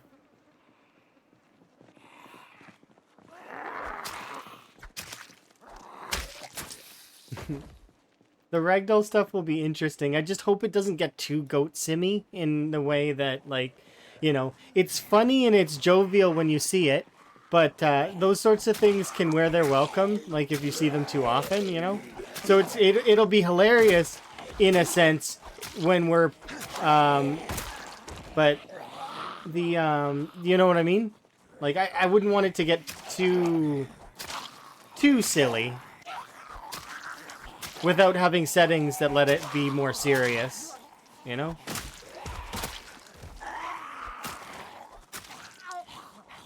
But yeah, the ragdoll stuff could be really interesting and fun. You back up your car into a group of zombies, and then suddenly the entire group of zombies gets like thrown across like ways. Yeah. It does depend on the physics a little bit. Like if they're over the top. Or not.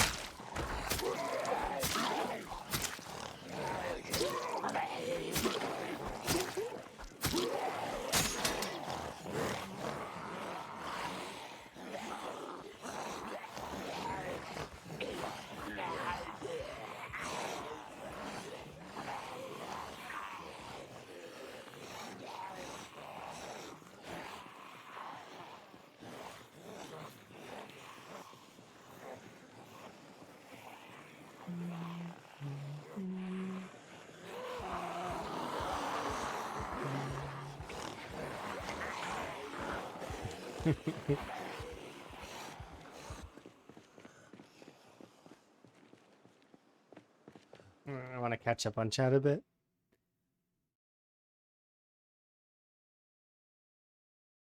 Looks like a fork. It's not a fork though. They're different types of knives.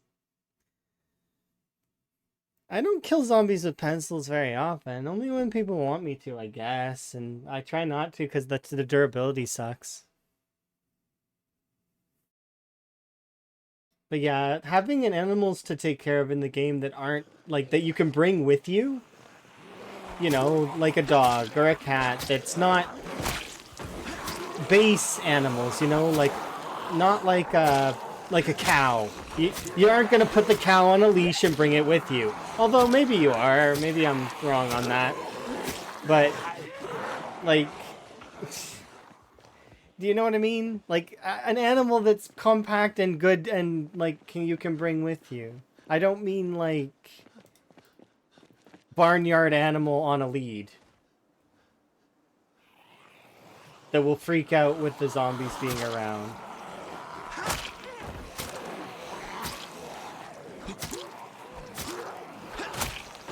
But more like, I don't know, like the pets in RimWorld.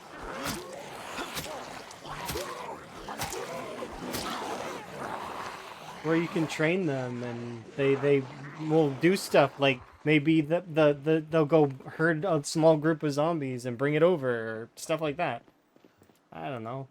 It'd be neat. Where's my cow?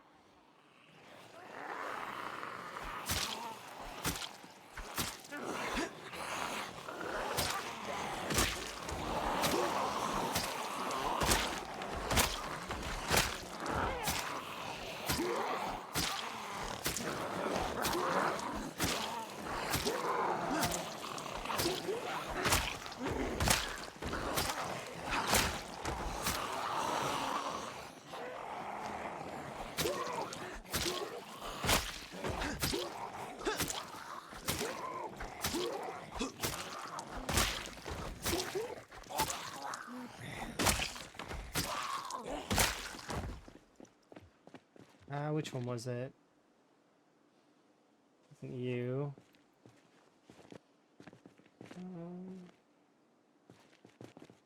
You.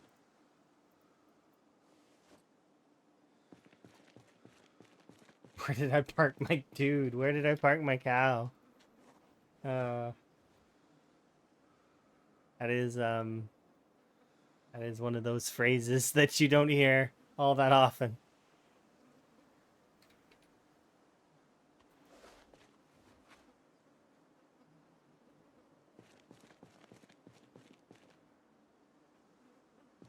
Yeah, pets are a little bit less complex than NPCs though, a little bit less. Like that, and that's why I feel like they're better to start with, anyways. Is that they're just a little bit more controlled, right? A little bit less than, but not by much, not compared. Like it's like it's a good stepping stone than trying to simulate what the player does.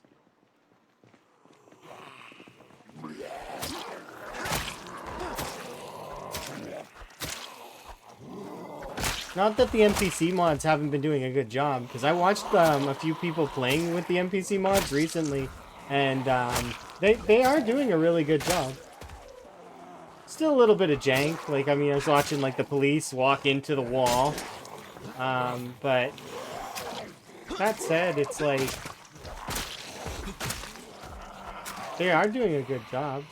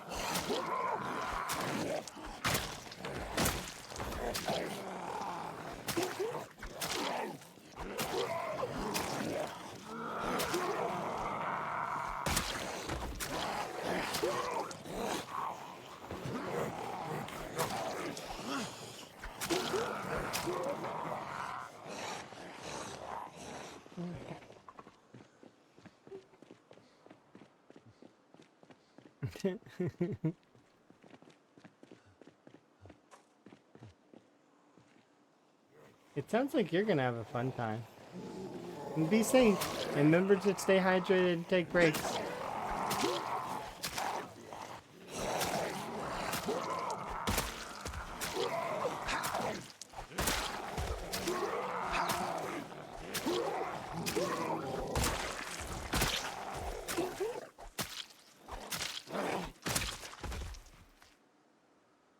Yay, finally a satchel.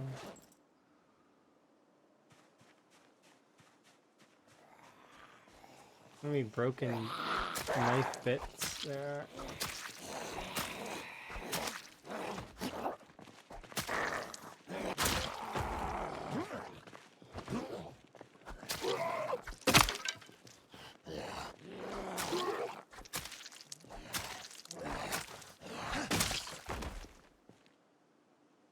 Steak knife. That does smelt down, so do these two.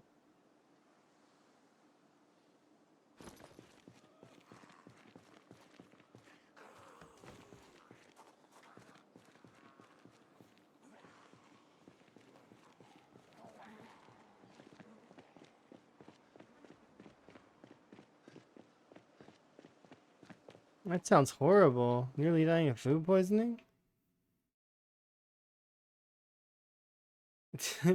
Okay. That's strange and horrifying. I don't want to ever get sick like that. I wonder how many times, though, in my life I've had food poisoning but had no idea.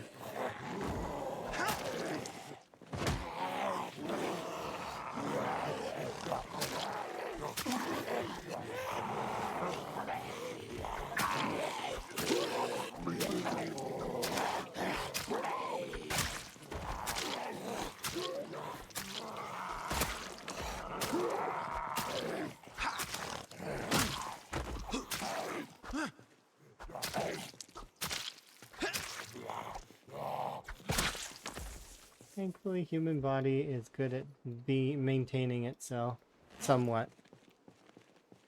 Maybe not perfect, but, you know, it is what it is.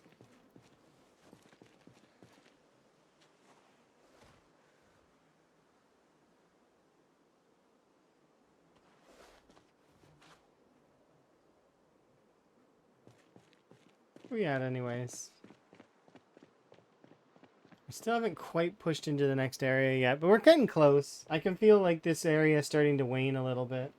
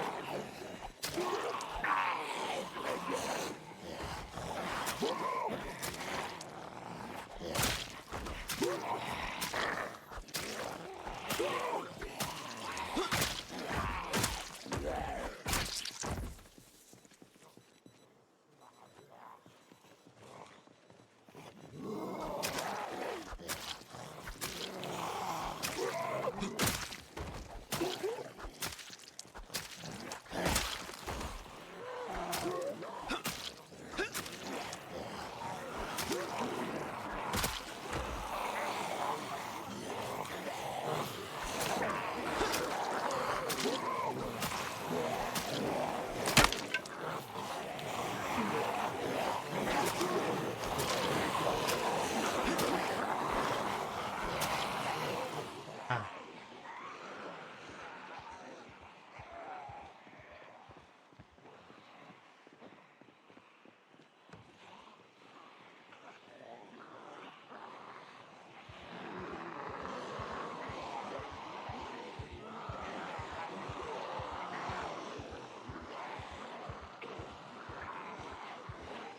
Ooh, there's a truck here. I wonder if it works.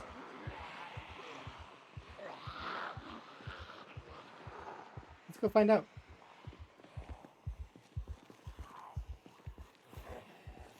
Maybe now's not a good time, actually.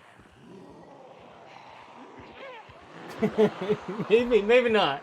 Maybe I shouldn't go and check the vehicle while I'm kiting a horde. Not a good call. Let's back off. It's like distracted. Squirrel. Let's not squirrel. Let's leave.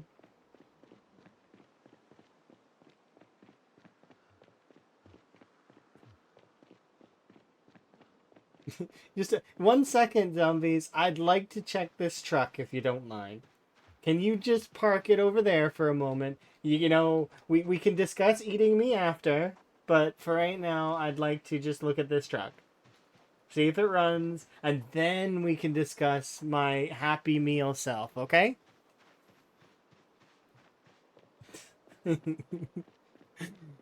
Yeah, I'm sure they'll listen, yeah.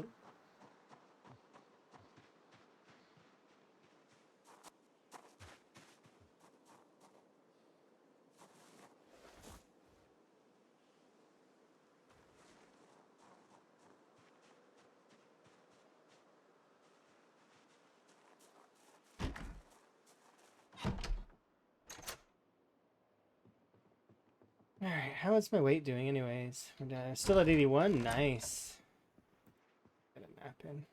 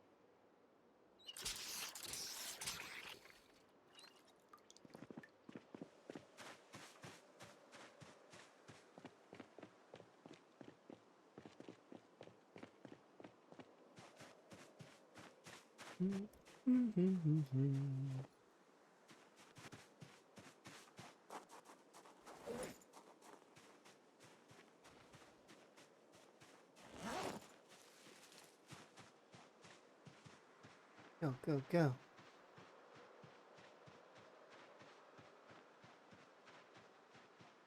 Oh yeah, I forgot. I gotta...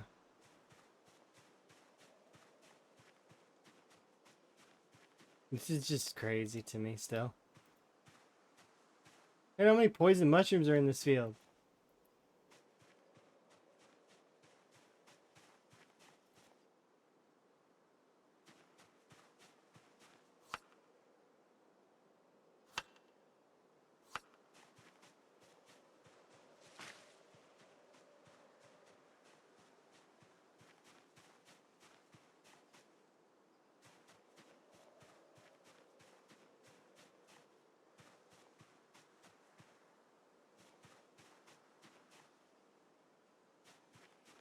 Oh, next thing I harvest.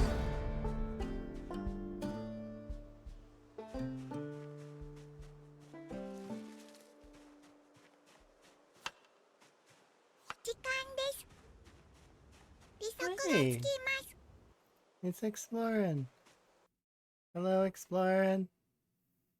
Hopefully you're having a good time. Turtle raid. You're Turtle raid amazing. indeed. Indeed. Oh, my English is like faltering. My apologies, but I do appreciate the raid. Hopefully you had a good stream. My stream's been going very well so far. We've been making some progress. Hello. You got one scratch and got infected. I know, I've been there. My previous, not this run, but this character's origin was I for a charity stream. And then he just kept surviving for a long time until eventually he got one scratch and then died. Nox infection. Yeah, so I can relate to that. And then I've had lots of characters die to the scratch chance. It sucks, but I mean, you know, it's part of why we play and have fun, right? I just hopefully you have a good run next time you get it going. It's like a gamba, yeah, basically. Yeah, I'll do my little intro thing, and then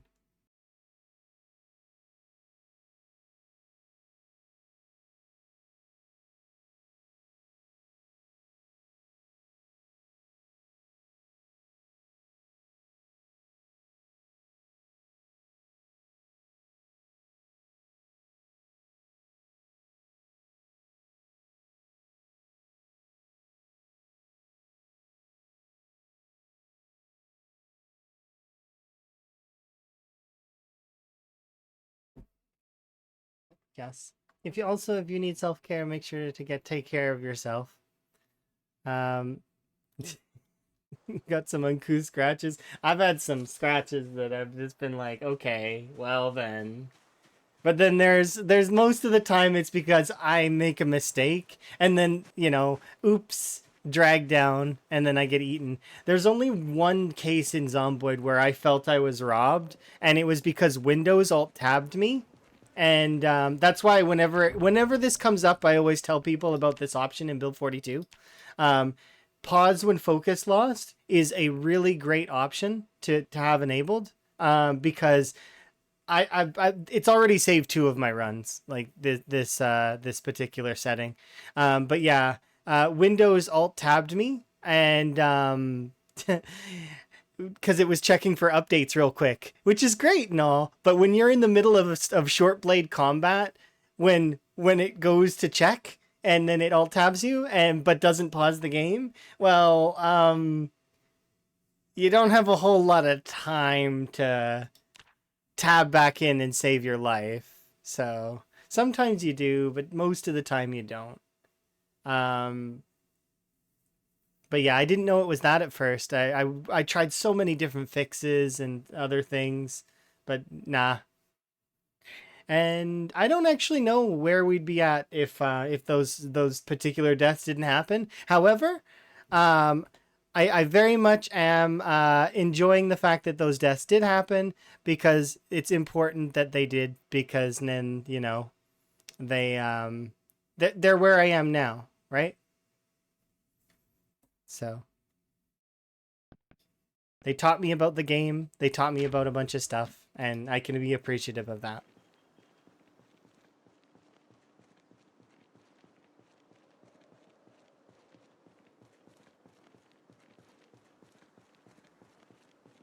Yeah, at least with that stuff now we can kind of like protect ourselves to a degree.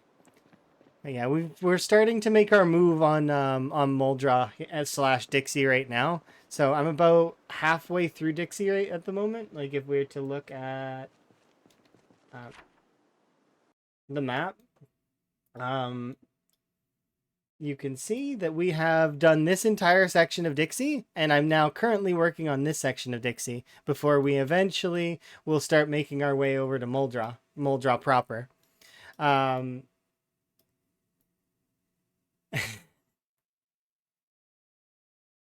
so I've had a bit of a journey as well, because before they added in the burlap sack ability to craft, which is brand new to 42.8, I didn't have a sack, right? I did not have a burlap sack to put my sand in so that I could progress my blacksmithing. I could not make that happen. So I had to go on a soul searching journey for the sack. And we ended up what happened was is I took over McCoy Estates. And then I was like, oh, I know where to get a sack. It'll be easy. I wander over here. No sack. I'm like, okay, well, we'll check a few things. House alarm goes off here. Okay, whatever. I move on. I check a few garden sheds, and this is actually the path that I took. Garden shed. There's two generators here, a value tech and a premium utilities one. Checked all of these, nothing. All of these garden sheds along the way. I checked every single one. I checked this one, and the reason why you see me looping back here is I ran out of water here, and I couldn't go inside any of the houses because there are just too many zombies around. So I was like, okay, well, I looped back around, went and got some water from there's sinks oftentimes in these, like these little gardeny places. Still, no sack at all for any of these.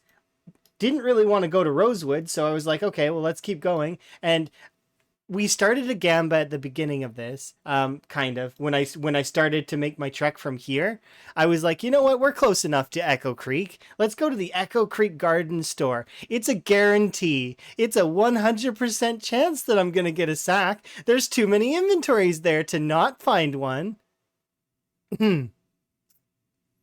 Yeah. So we did gamba and everything, and those non-believers got paid.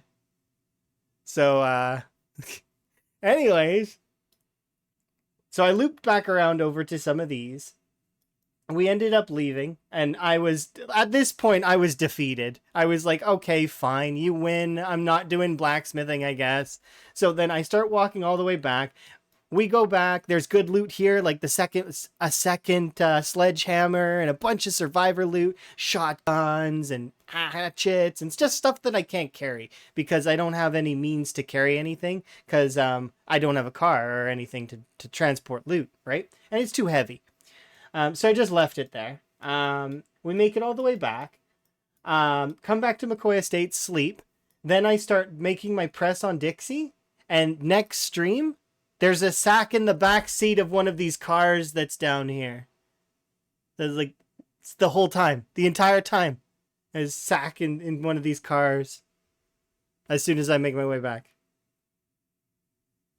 just I couldn't even make it up. Like it's just I was so determined. I was thinking about going to Louisville. That's how like determined I was getting. I was like, you know what? Maybe I'll just go kill all the zombies in Louisville looking for a sack. Why are you here? Why did you kill all the zombies? I need to start my blacksmithing journey so I can kill all the zombies. After killing all the zombies.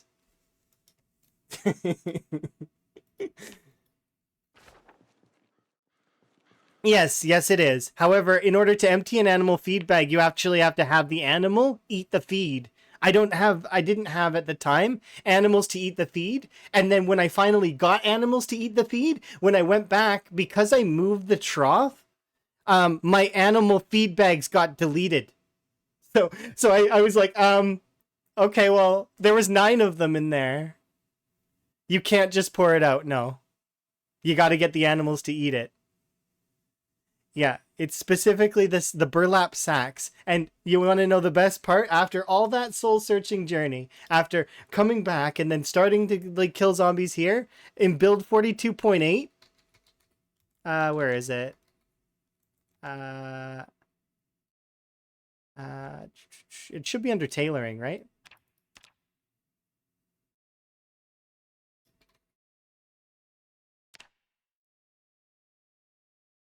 No, right there.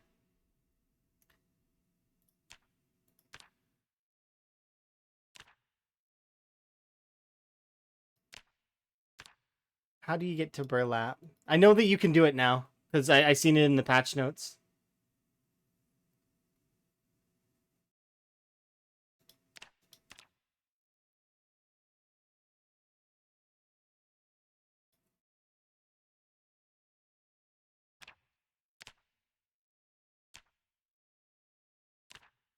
It's not this, and it's not this. Where is it? It should be somewhere in here, shouldn't it? It's in the loom. Ah, it's in the loom. That's right. Okay, so it's in the loom now. You can use dogbane hemp to create burlap now. Sorry, it's in the loom. That's right. You're right. You're right. 100%.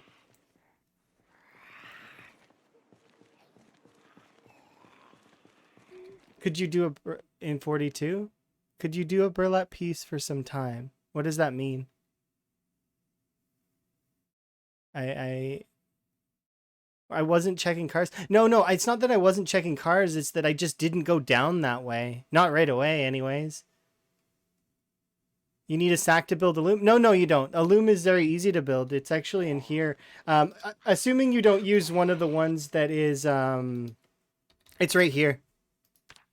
It requires logs, long sticks, saw, hammer, rag.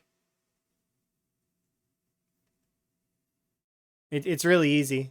And you can actually, there's better looms you can get that are in the mansions that exist. You can see them. They're like they look like spinning wheels.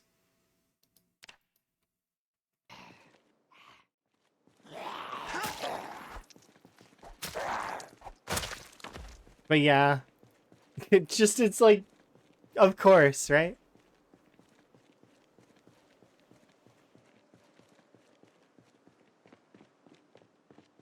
But yeah, I've been having a blast though with the rat race. Rat race is fun.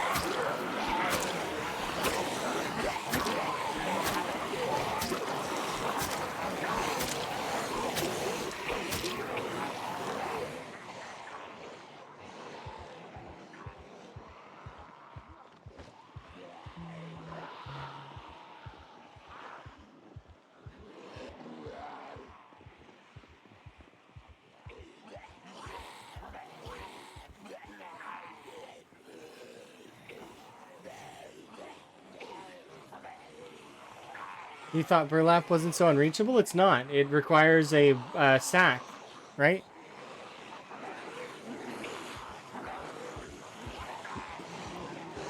Mind you, I want to say this so it's very clear. My little soul searching journey is not the norm. In the norm, in Apocalypse, you're gonna find plenty of sacks. You'll be able to take apart for their burlap, and or you could just go and get a sack from like a bunch of different locations. It's really easy, comparatively. Rat Race just doesn't happen to have loot. That's one of the things. Although a sack is part of common loot, so you would expect to find, you would expect to find a sack. Yeah. So it just depends. Because it's common loot. But coincidentally, for this world that I'm playing right now, it's less common. It's one of my rare items, I think. If I were to have to guess, I guess it must be one of my rare items. Because usually, and this is kind of just how Zomboid is, one item seems to be very elusive when you play Zomboid. There's always that one item that just seems like you don't ever see it. Like it's rare. And I don't mean katana rare. I mean like you see one every few months. Like max. And coincidentally for this one, it would be, I guess, a sack. Sacks would be the thing that's less. But that doesn't mean that they won't appear in mass, because they might. I don't have enough like loot locations in order to see. But I did loot a considerable portion of the map and not receive anything, right? So it all depends. They also added in animal sinew as an option as well. So, or sinew, depending on your I think it's sinew though, right?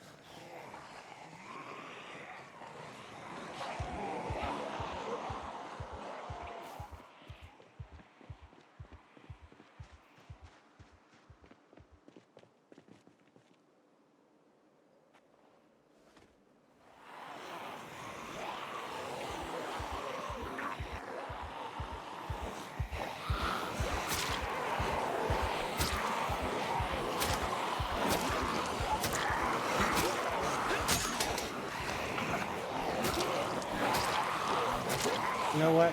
Well,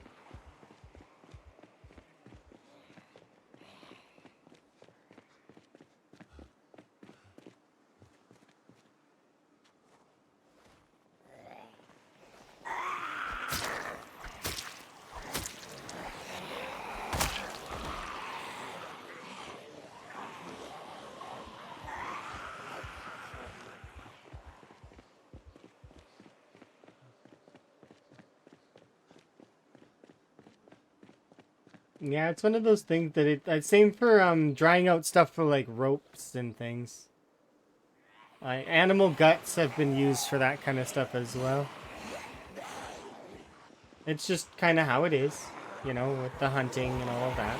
It's not meant to be morbid, or it's just, you know, utilizing things so that you can continue to survive. It's survival.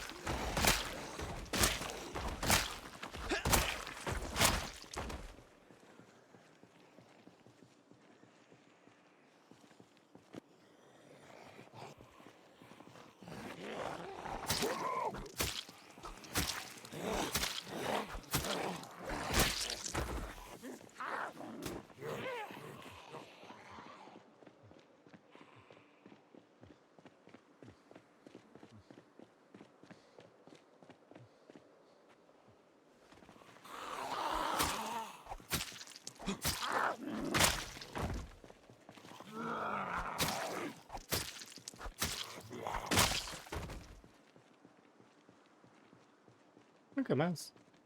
Or a rat. Probably a rat.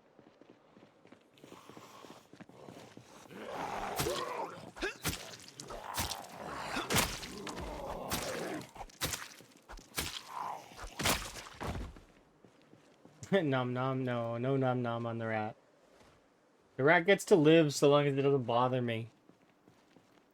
But bothering me includes getting in my line of where I'm supposed to be killing zombies, because I don't want it to accidentally trip me. Because it's not the rat's fault. The rat doesn't know any better. It's just gonna... It'll oops, and I'll fall over, and then...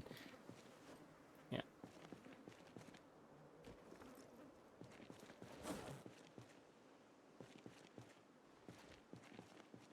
Okay.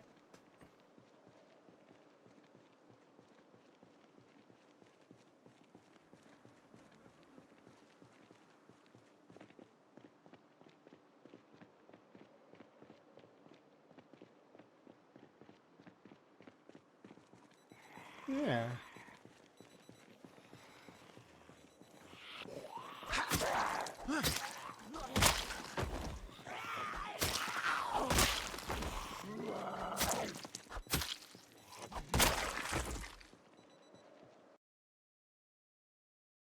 Oh, the hydraulics put me on the floor. I was like, why is it so hard to reach my desk? This sucks.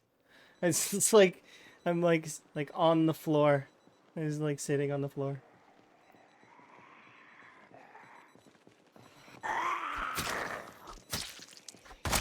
I'm a little embarrassed.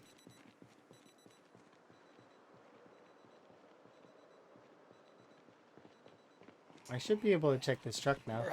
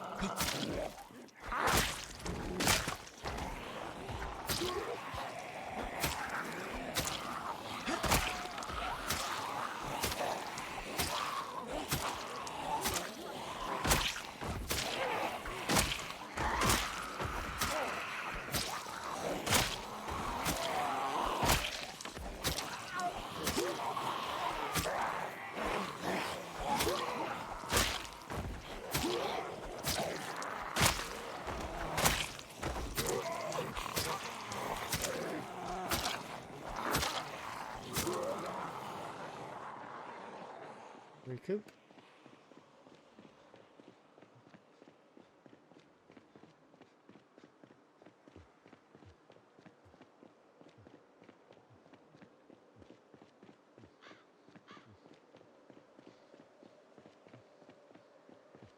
Do you like the possums? That sounds kind of interesting.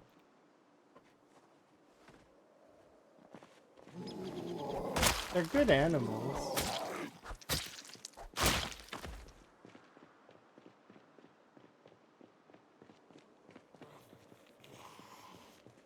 Yeah, I don't like to kill spiders either, unless they climb on me. That is the rule.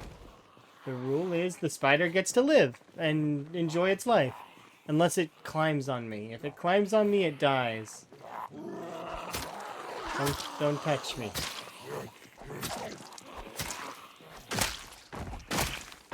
You're allowed to be near me. You could build a web directly nearby, and I'm okay with that. But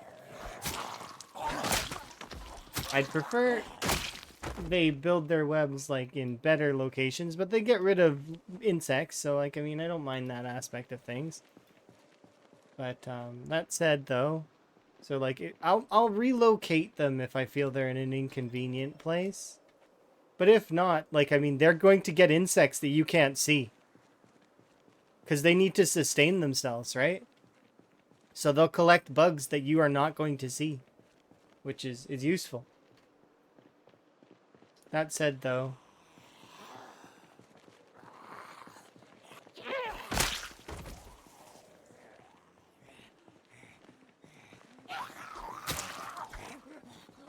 Yeah, it's not good to get bitten and such.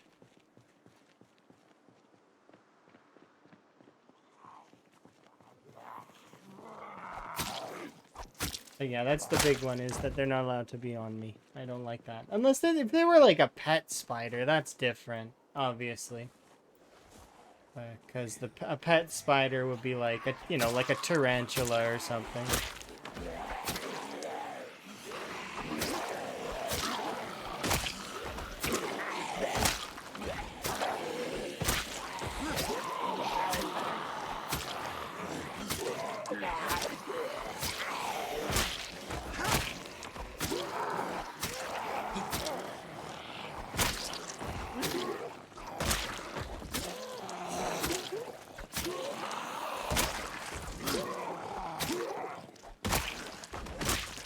That is a hunting knife. Hooray. You've never seen a tarantula? I've seen a couple. I had a friend who had a pet tarantula. And they wouldn't tell people. Until like they came to visit and stuff. And then they'd be like, "Oh yeah, that's a tarantula. Are you scared of spiders? Don't go near if you are." Like, okay. Good thing I don't have a phobia of spiders. You shouldn't invite somebody who has a phobia of spiders without letting them know first, though. Because that could cause an incident.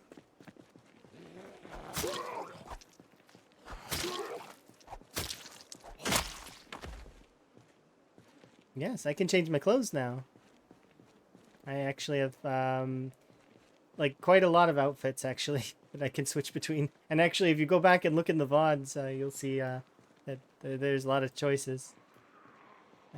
And I like that. I like that I get myself dressed in the morning, and I come to stream. Or afternoon, or evening. I pick a time, and I when I come to stream, I dress for the occasion.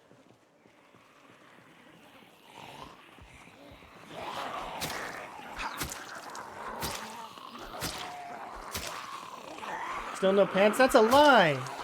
Or, well, actually, it's not a lie. I don't have pants, but I wear shorts. I have legs in shorts. You guys don't get to see it, but I totally have legs. I don't know how to zoom out properly on this. I have legs. Like, you guys don't believe me, but sometimes, but I have legs. They exist. I've had people say that I don't. I do. I have legs. I have legs and I have feet. And shoes. They're sneakers. I think they're green. That's what a mermaid would say. If anything, I have frog legs. You know? That would make sense, right?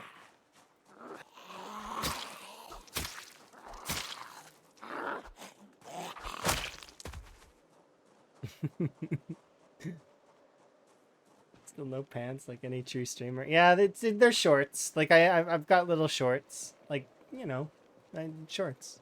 Kind of like my ending stream screen. If you like, kind of like that.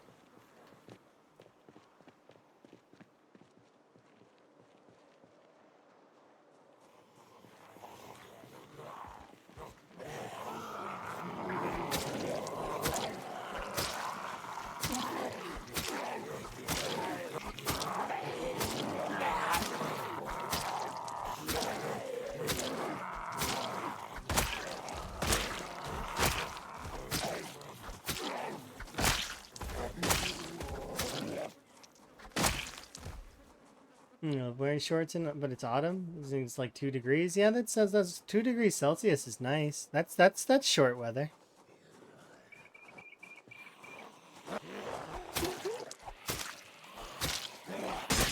If it's not negative, then it's not a concern.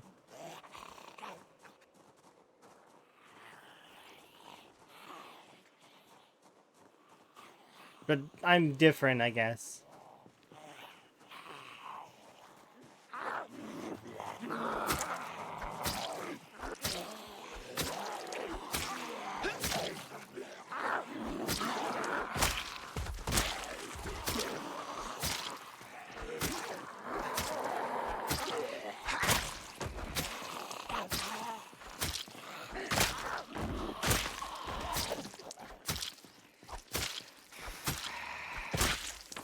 You can do an F to C, or C to F. Here.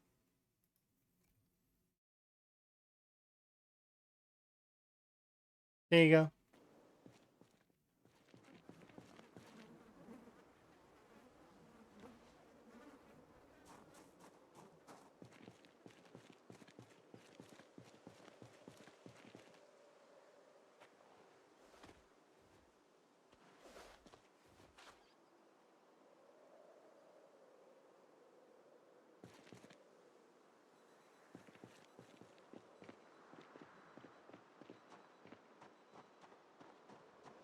Oh, time to go back and have a nap. Nap time. Time for a nap.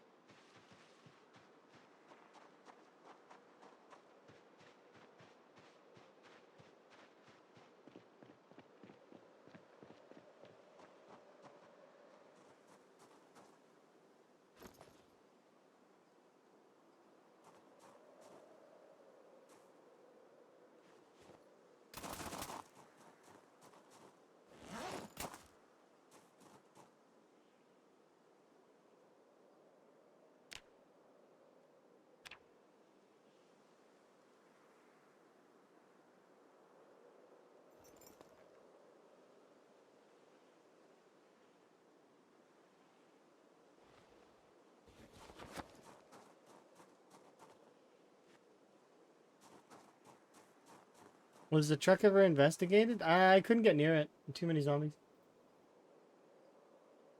I think it's probably not good, though. Maybe it is? I'm not sure. I would like to disassemble this. I need a hammer. Can I make a hammer? I mean, I can go grab my other hammer. I have a ball peen hammer in my backpack. It's just that I'm trying not to use this stuff if I can help it. You hate hot weather and you love cold weather? That's fair. I don't mind the cold weather. It's just because you can put layers on for the cold weather. But that said, oh,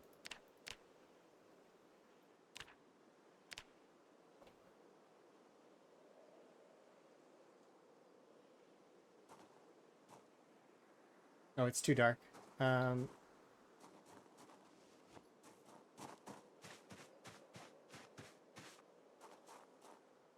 I'll keep that on me, I guess.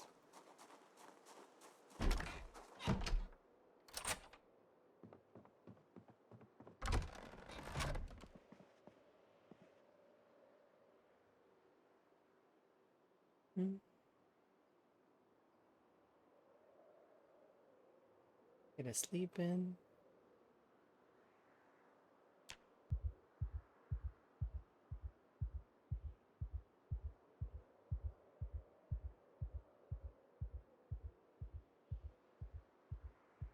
Yeah, I like between 15 and 20. Maybe even 10. 10 and 20. Unless I'm feeling particularly chilled that day, which I have days that are chill. That's way too hot. Like way too hot. Can't even deal with that.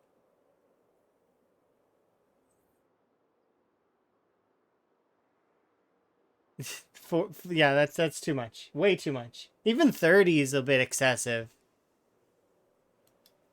It starts when it starts to get into the upper 20s, and that's when I'm starting to be like, it's a little hot.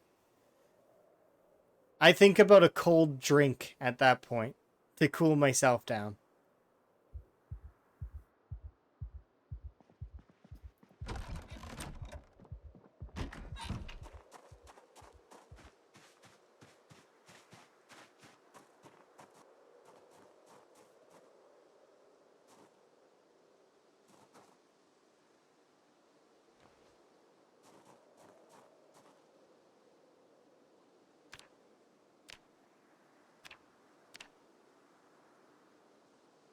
Interesting. So you can't nap with, you have to use stones in order to nap. That's interesting.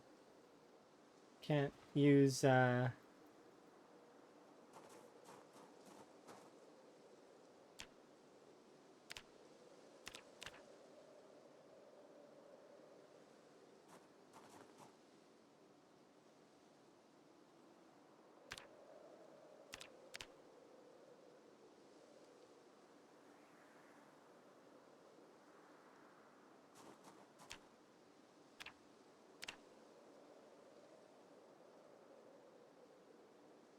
actually, before we continue with that, let's, do another 12.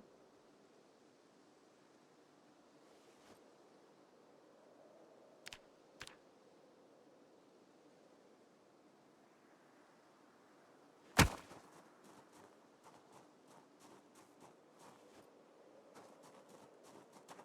gonna put this ball peen away.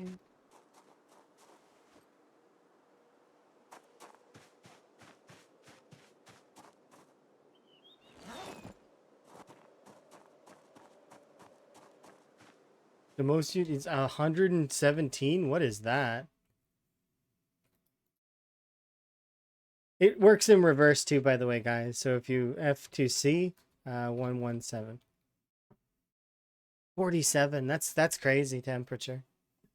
That's like, that makes me wonder, is can you like cook an egg on the sidewalk? Is that possible? What temperature does it take to cook an egg on the sidewalk? I suppose that would depend on the type of material the sidewalk's made of, because some materials conduct heat a lot better. Not very sanitary, but, you know. You can 100% cook an egg at much lower temperatures. It's, I don't mean like slow cook. I mean like it cooks in like a couple of minutes.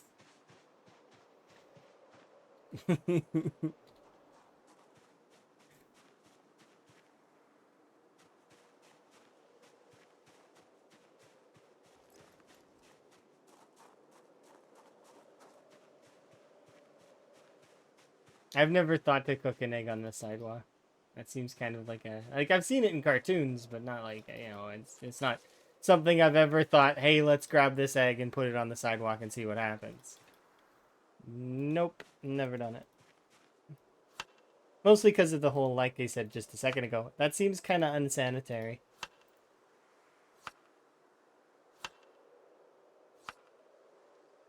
Keep this.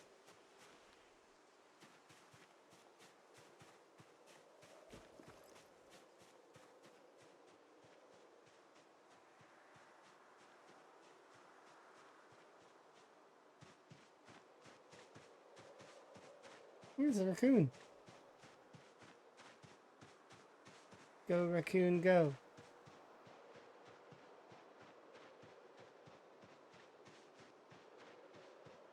Where'd it go?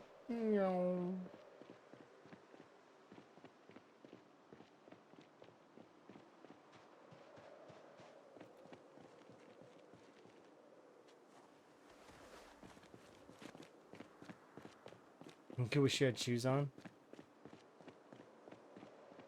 Oh, zombies. No, no, come this way.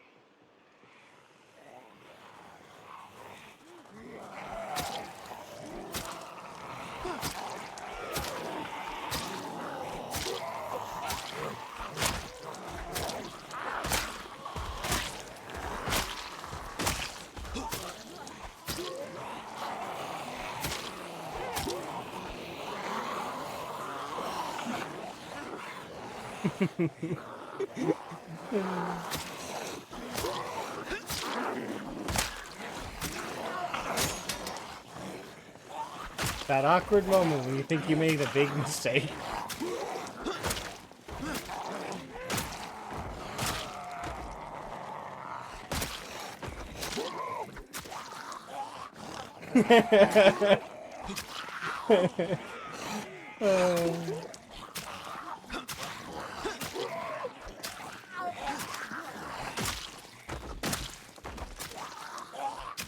I'm sorry. I'm sorry. I didn't mean to make your heart go all blah.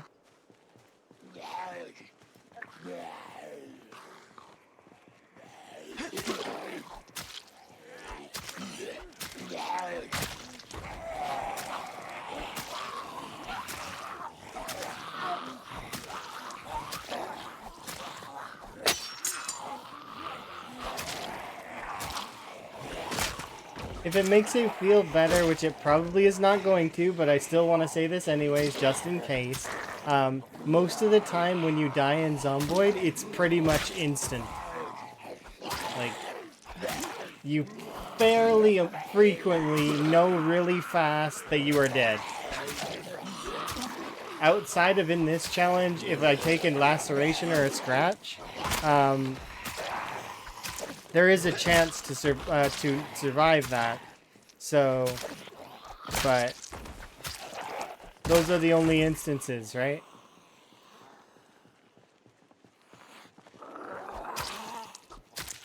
Yeah, it's usually a group hug with sharp teeth, or like a bite, like straight up a bite.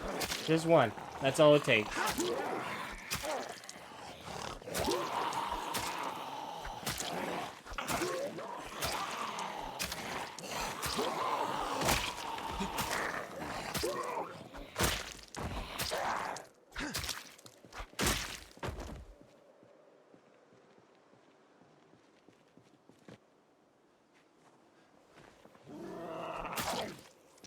Rub dirt on it.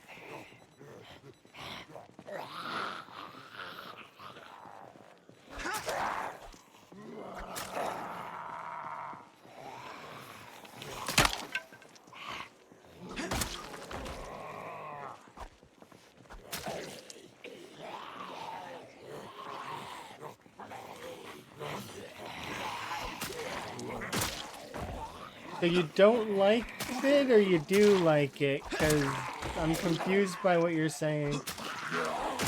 Your initial sentence said you don't like it, but then you're talking about enjoying things and because your car gets busted.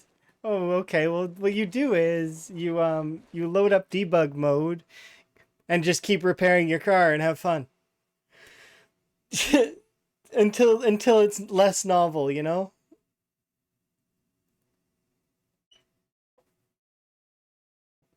Enjoy yourself some it's like Crazy Taxi or whatever. You know, driving around and slamming into groups of zombies and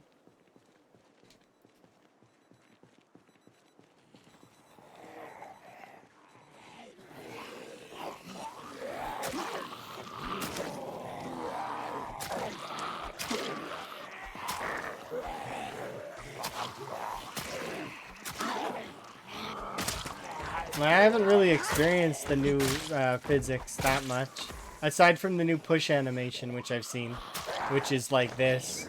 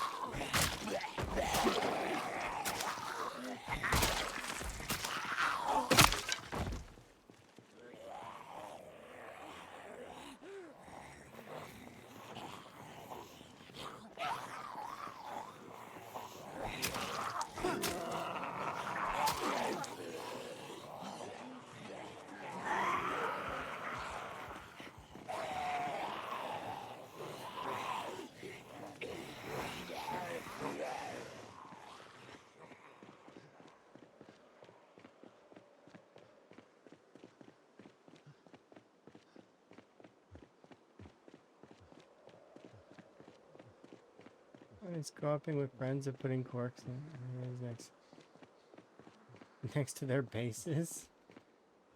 Like so, like you burn down your friend's base. Is that what that sounds like? That sounds like you burn their base down, which doesn't seem very nice. But I mean, I suppose it's a version of fun. Do they know it's you that's doing it?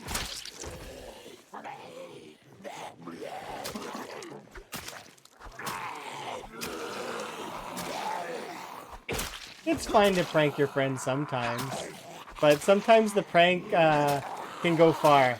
Um,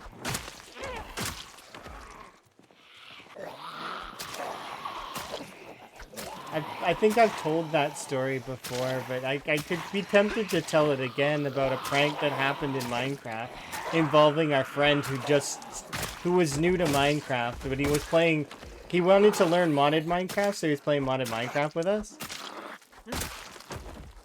Yeah, pranks are bad because they end up usually with somebody who has hurt feelings, maybe, especially if they get worse, like bad enough. But there was one of we were playing modded Minecraft. And we're on a server hanging out and having a good time. One of our friends is new, so they were just learning the game, right? So but they were learning like fairly quickly, and they were learning all this modded Minecraft stuff and how to progress and how to get like better tools and stuff like that. Anyways, in one of the magic packs, there was it was like a horn. It kind of looked like a tuba, but anyways, what that horn used to do was it used to be able to record mob noises, right? So a lot of the time you would our friend recorded a creeper noise and would play it, and well, I mean, you know how Minecraft players are with creeper noises. It's the same as zomboid players with zomboid sounds. If I hear a rapping on a door, or if I hear a zomboid groaning, I will immediately react, right? Same as a Minecraft player with creeper sounds. Anyways, that's not the prank. That was like the small prank. The real prank was he set it up on a redstone timer and he recorded the sound of a villager. and then he put the sound of the villager behind our friend's house. So, anyways, a real life week goes by. A week in reality. And our friend was playing on the server, just having a good time. Anyways, we've stumbled upon their house and stumbled upon that sound, and it was still going off. And anyways, we're like, so the friend that set it up, he's like, didn't that bother you? He's like, oh, but I just thought it was part of the game. So he had no idea that every, like, it was set off to go off every like 10 seconds or something. The sound of a villager. Huh. Huh. Huh. Huh. Every 10 seconds. But because he was new, he had no idea. He just thought it was like it's part of the game, so I guess I just like, whatever. He was having fun. And that's when pranks are funny and nobody gets hurt. But yeah, pranks can be hurtful. You're gonna end up with a bunch of people that have hurt feelings, right? That's a good impression. I can do a handful of impressions, and I'm not very like good at a lot of things. That would drive you crazy? Exactly.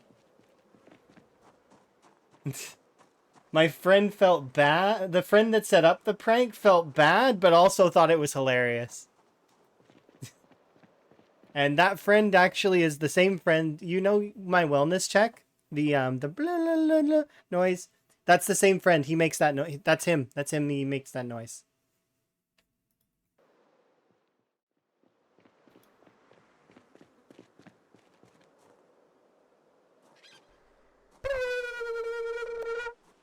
Yeah.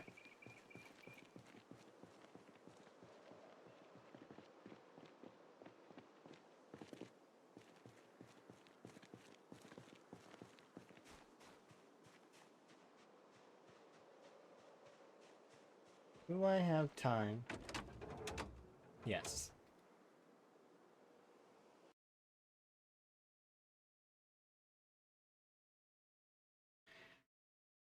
It's not that bad.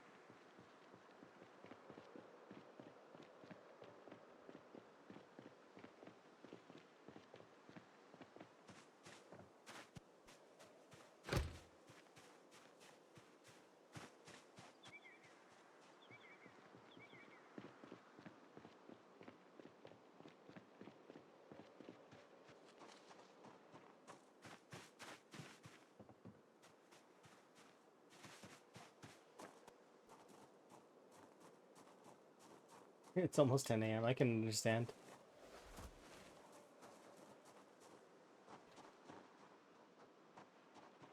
I am pleased with our progress so far, though.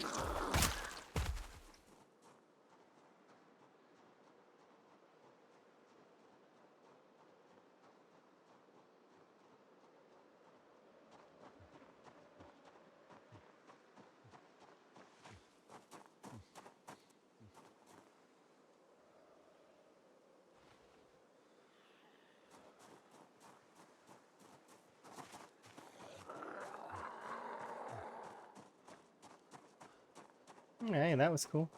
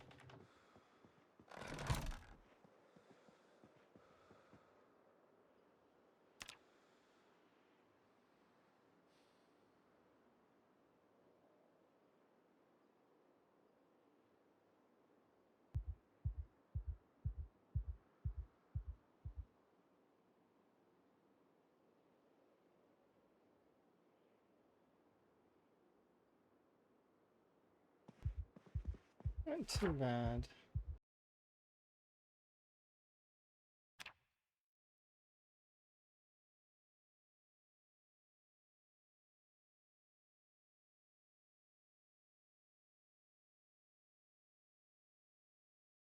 Probably here as well, if I had to guess. Yeah, those jukeboxes were fun. There's some really good ones too. I like the the Portal ones as well. Because the Portal ones were just like the actual full songs imported in, which is kind of cool. Okay. Alrighty. I think I'm gonna stop there for now though, because that is a good stopping point. Because we're just about to crack the rest of Dixie, and then that's it. Dixie's done, and we can move on to McCoy and Muldra here in the near future.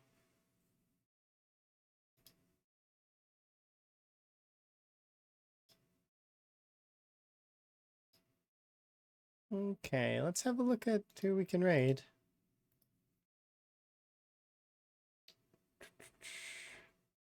Yeah, Muldra will be fun. I'll have fun with that, I'm sure. Let's see who's on. But yeah, they see shorts. That's what I've got. Ooh, we can raid Buzz. Buzz has been kind of been busy lately, so yeah, let's raid Buzz. Go. Yes, thank you very much. Do very much appreciate. I'm gonna get some food and have a bit of a rest and see what Emma's up to as well. Absolutely. It's just been my pleasure as always. Wave at Buzz for me. You can use whatever emotes you want. I always do like the little rady emotes. Ta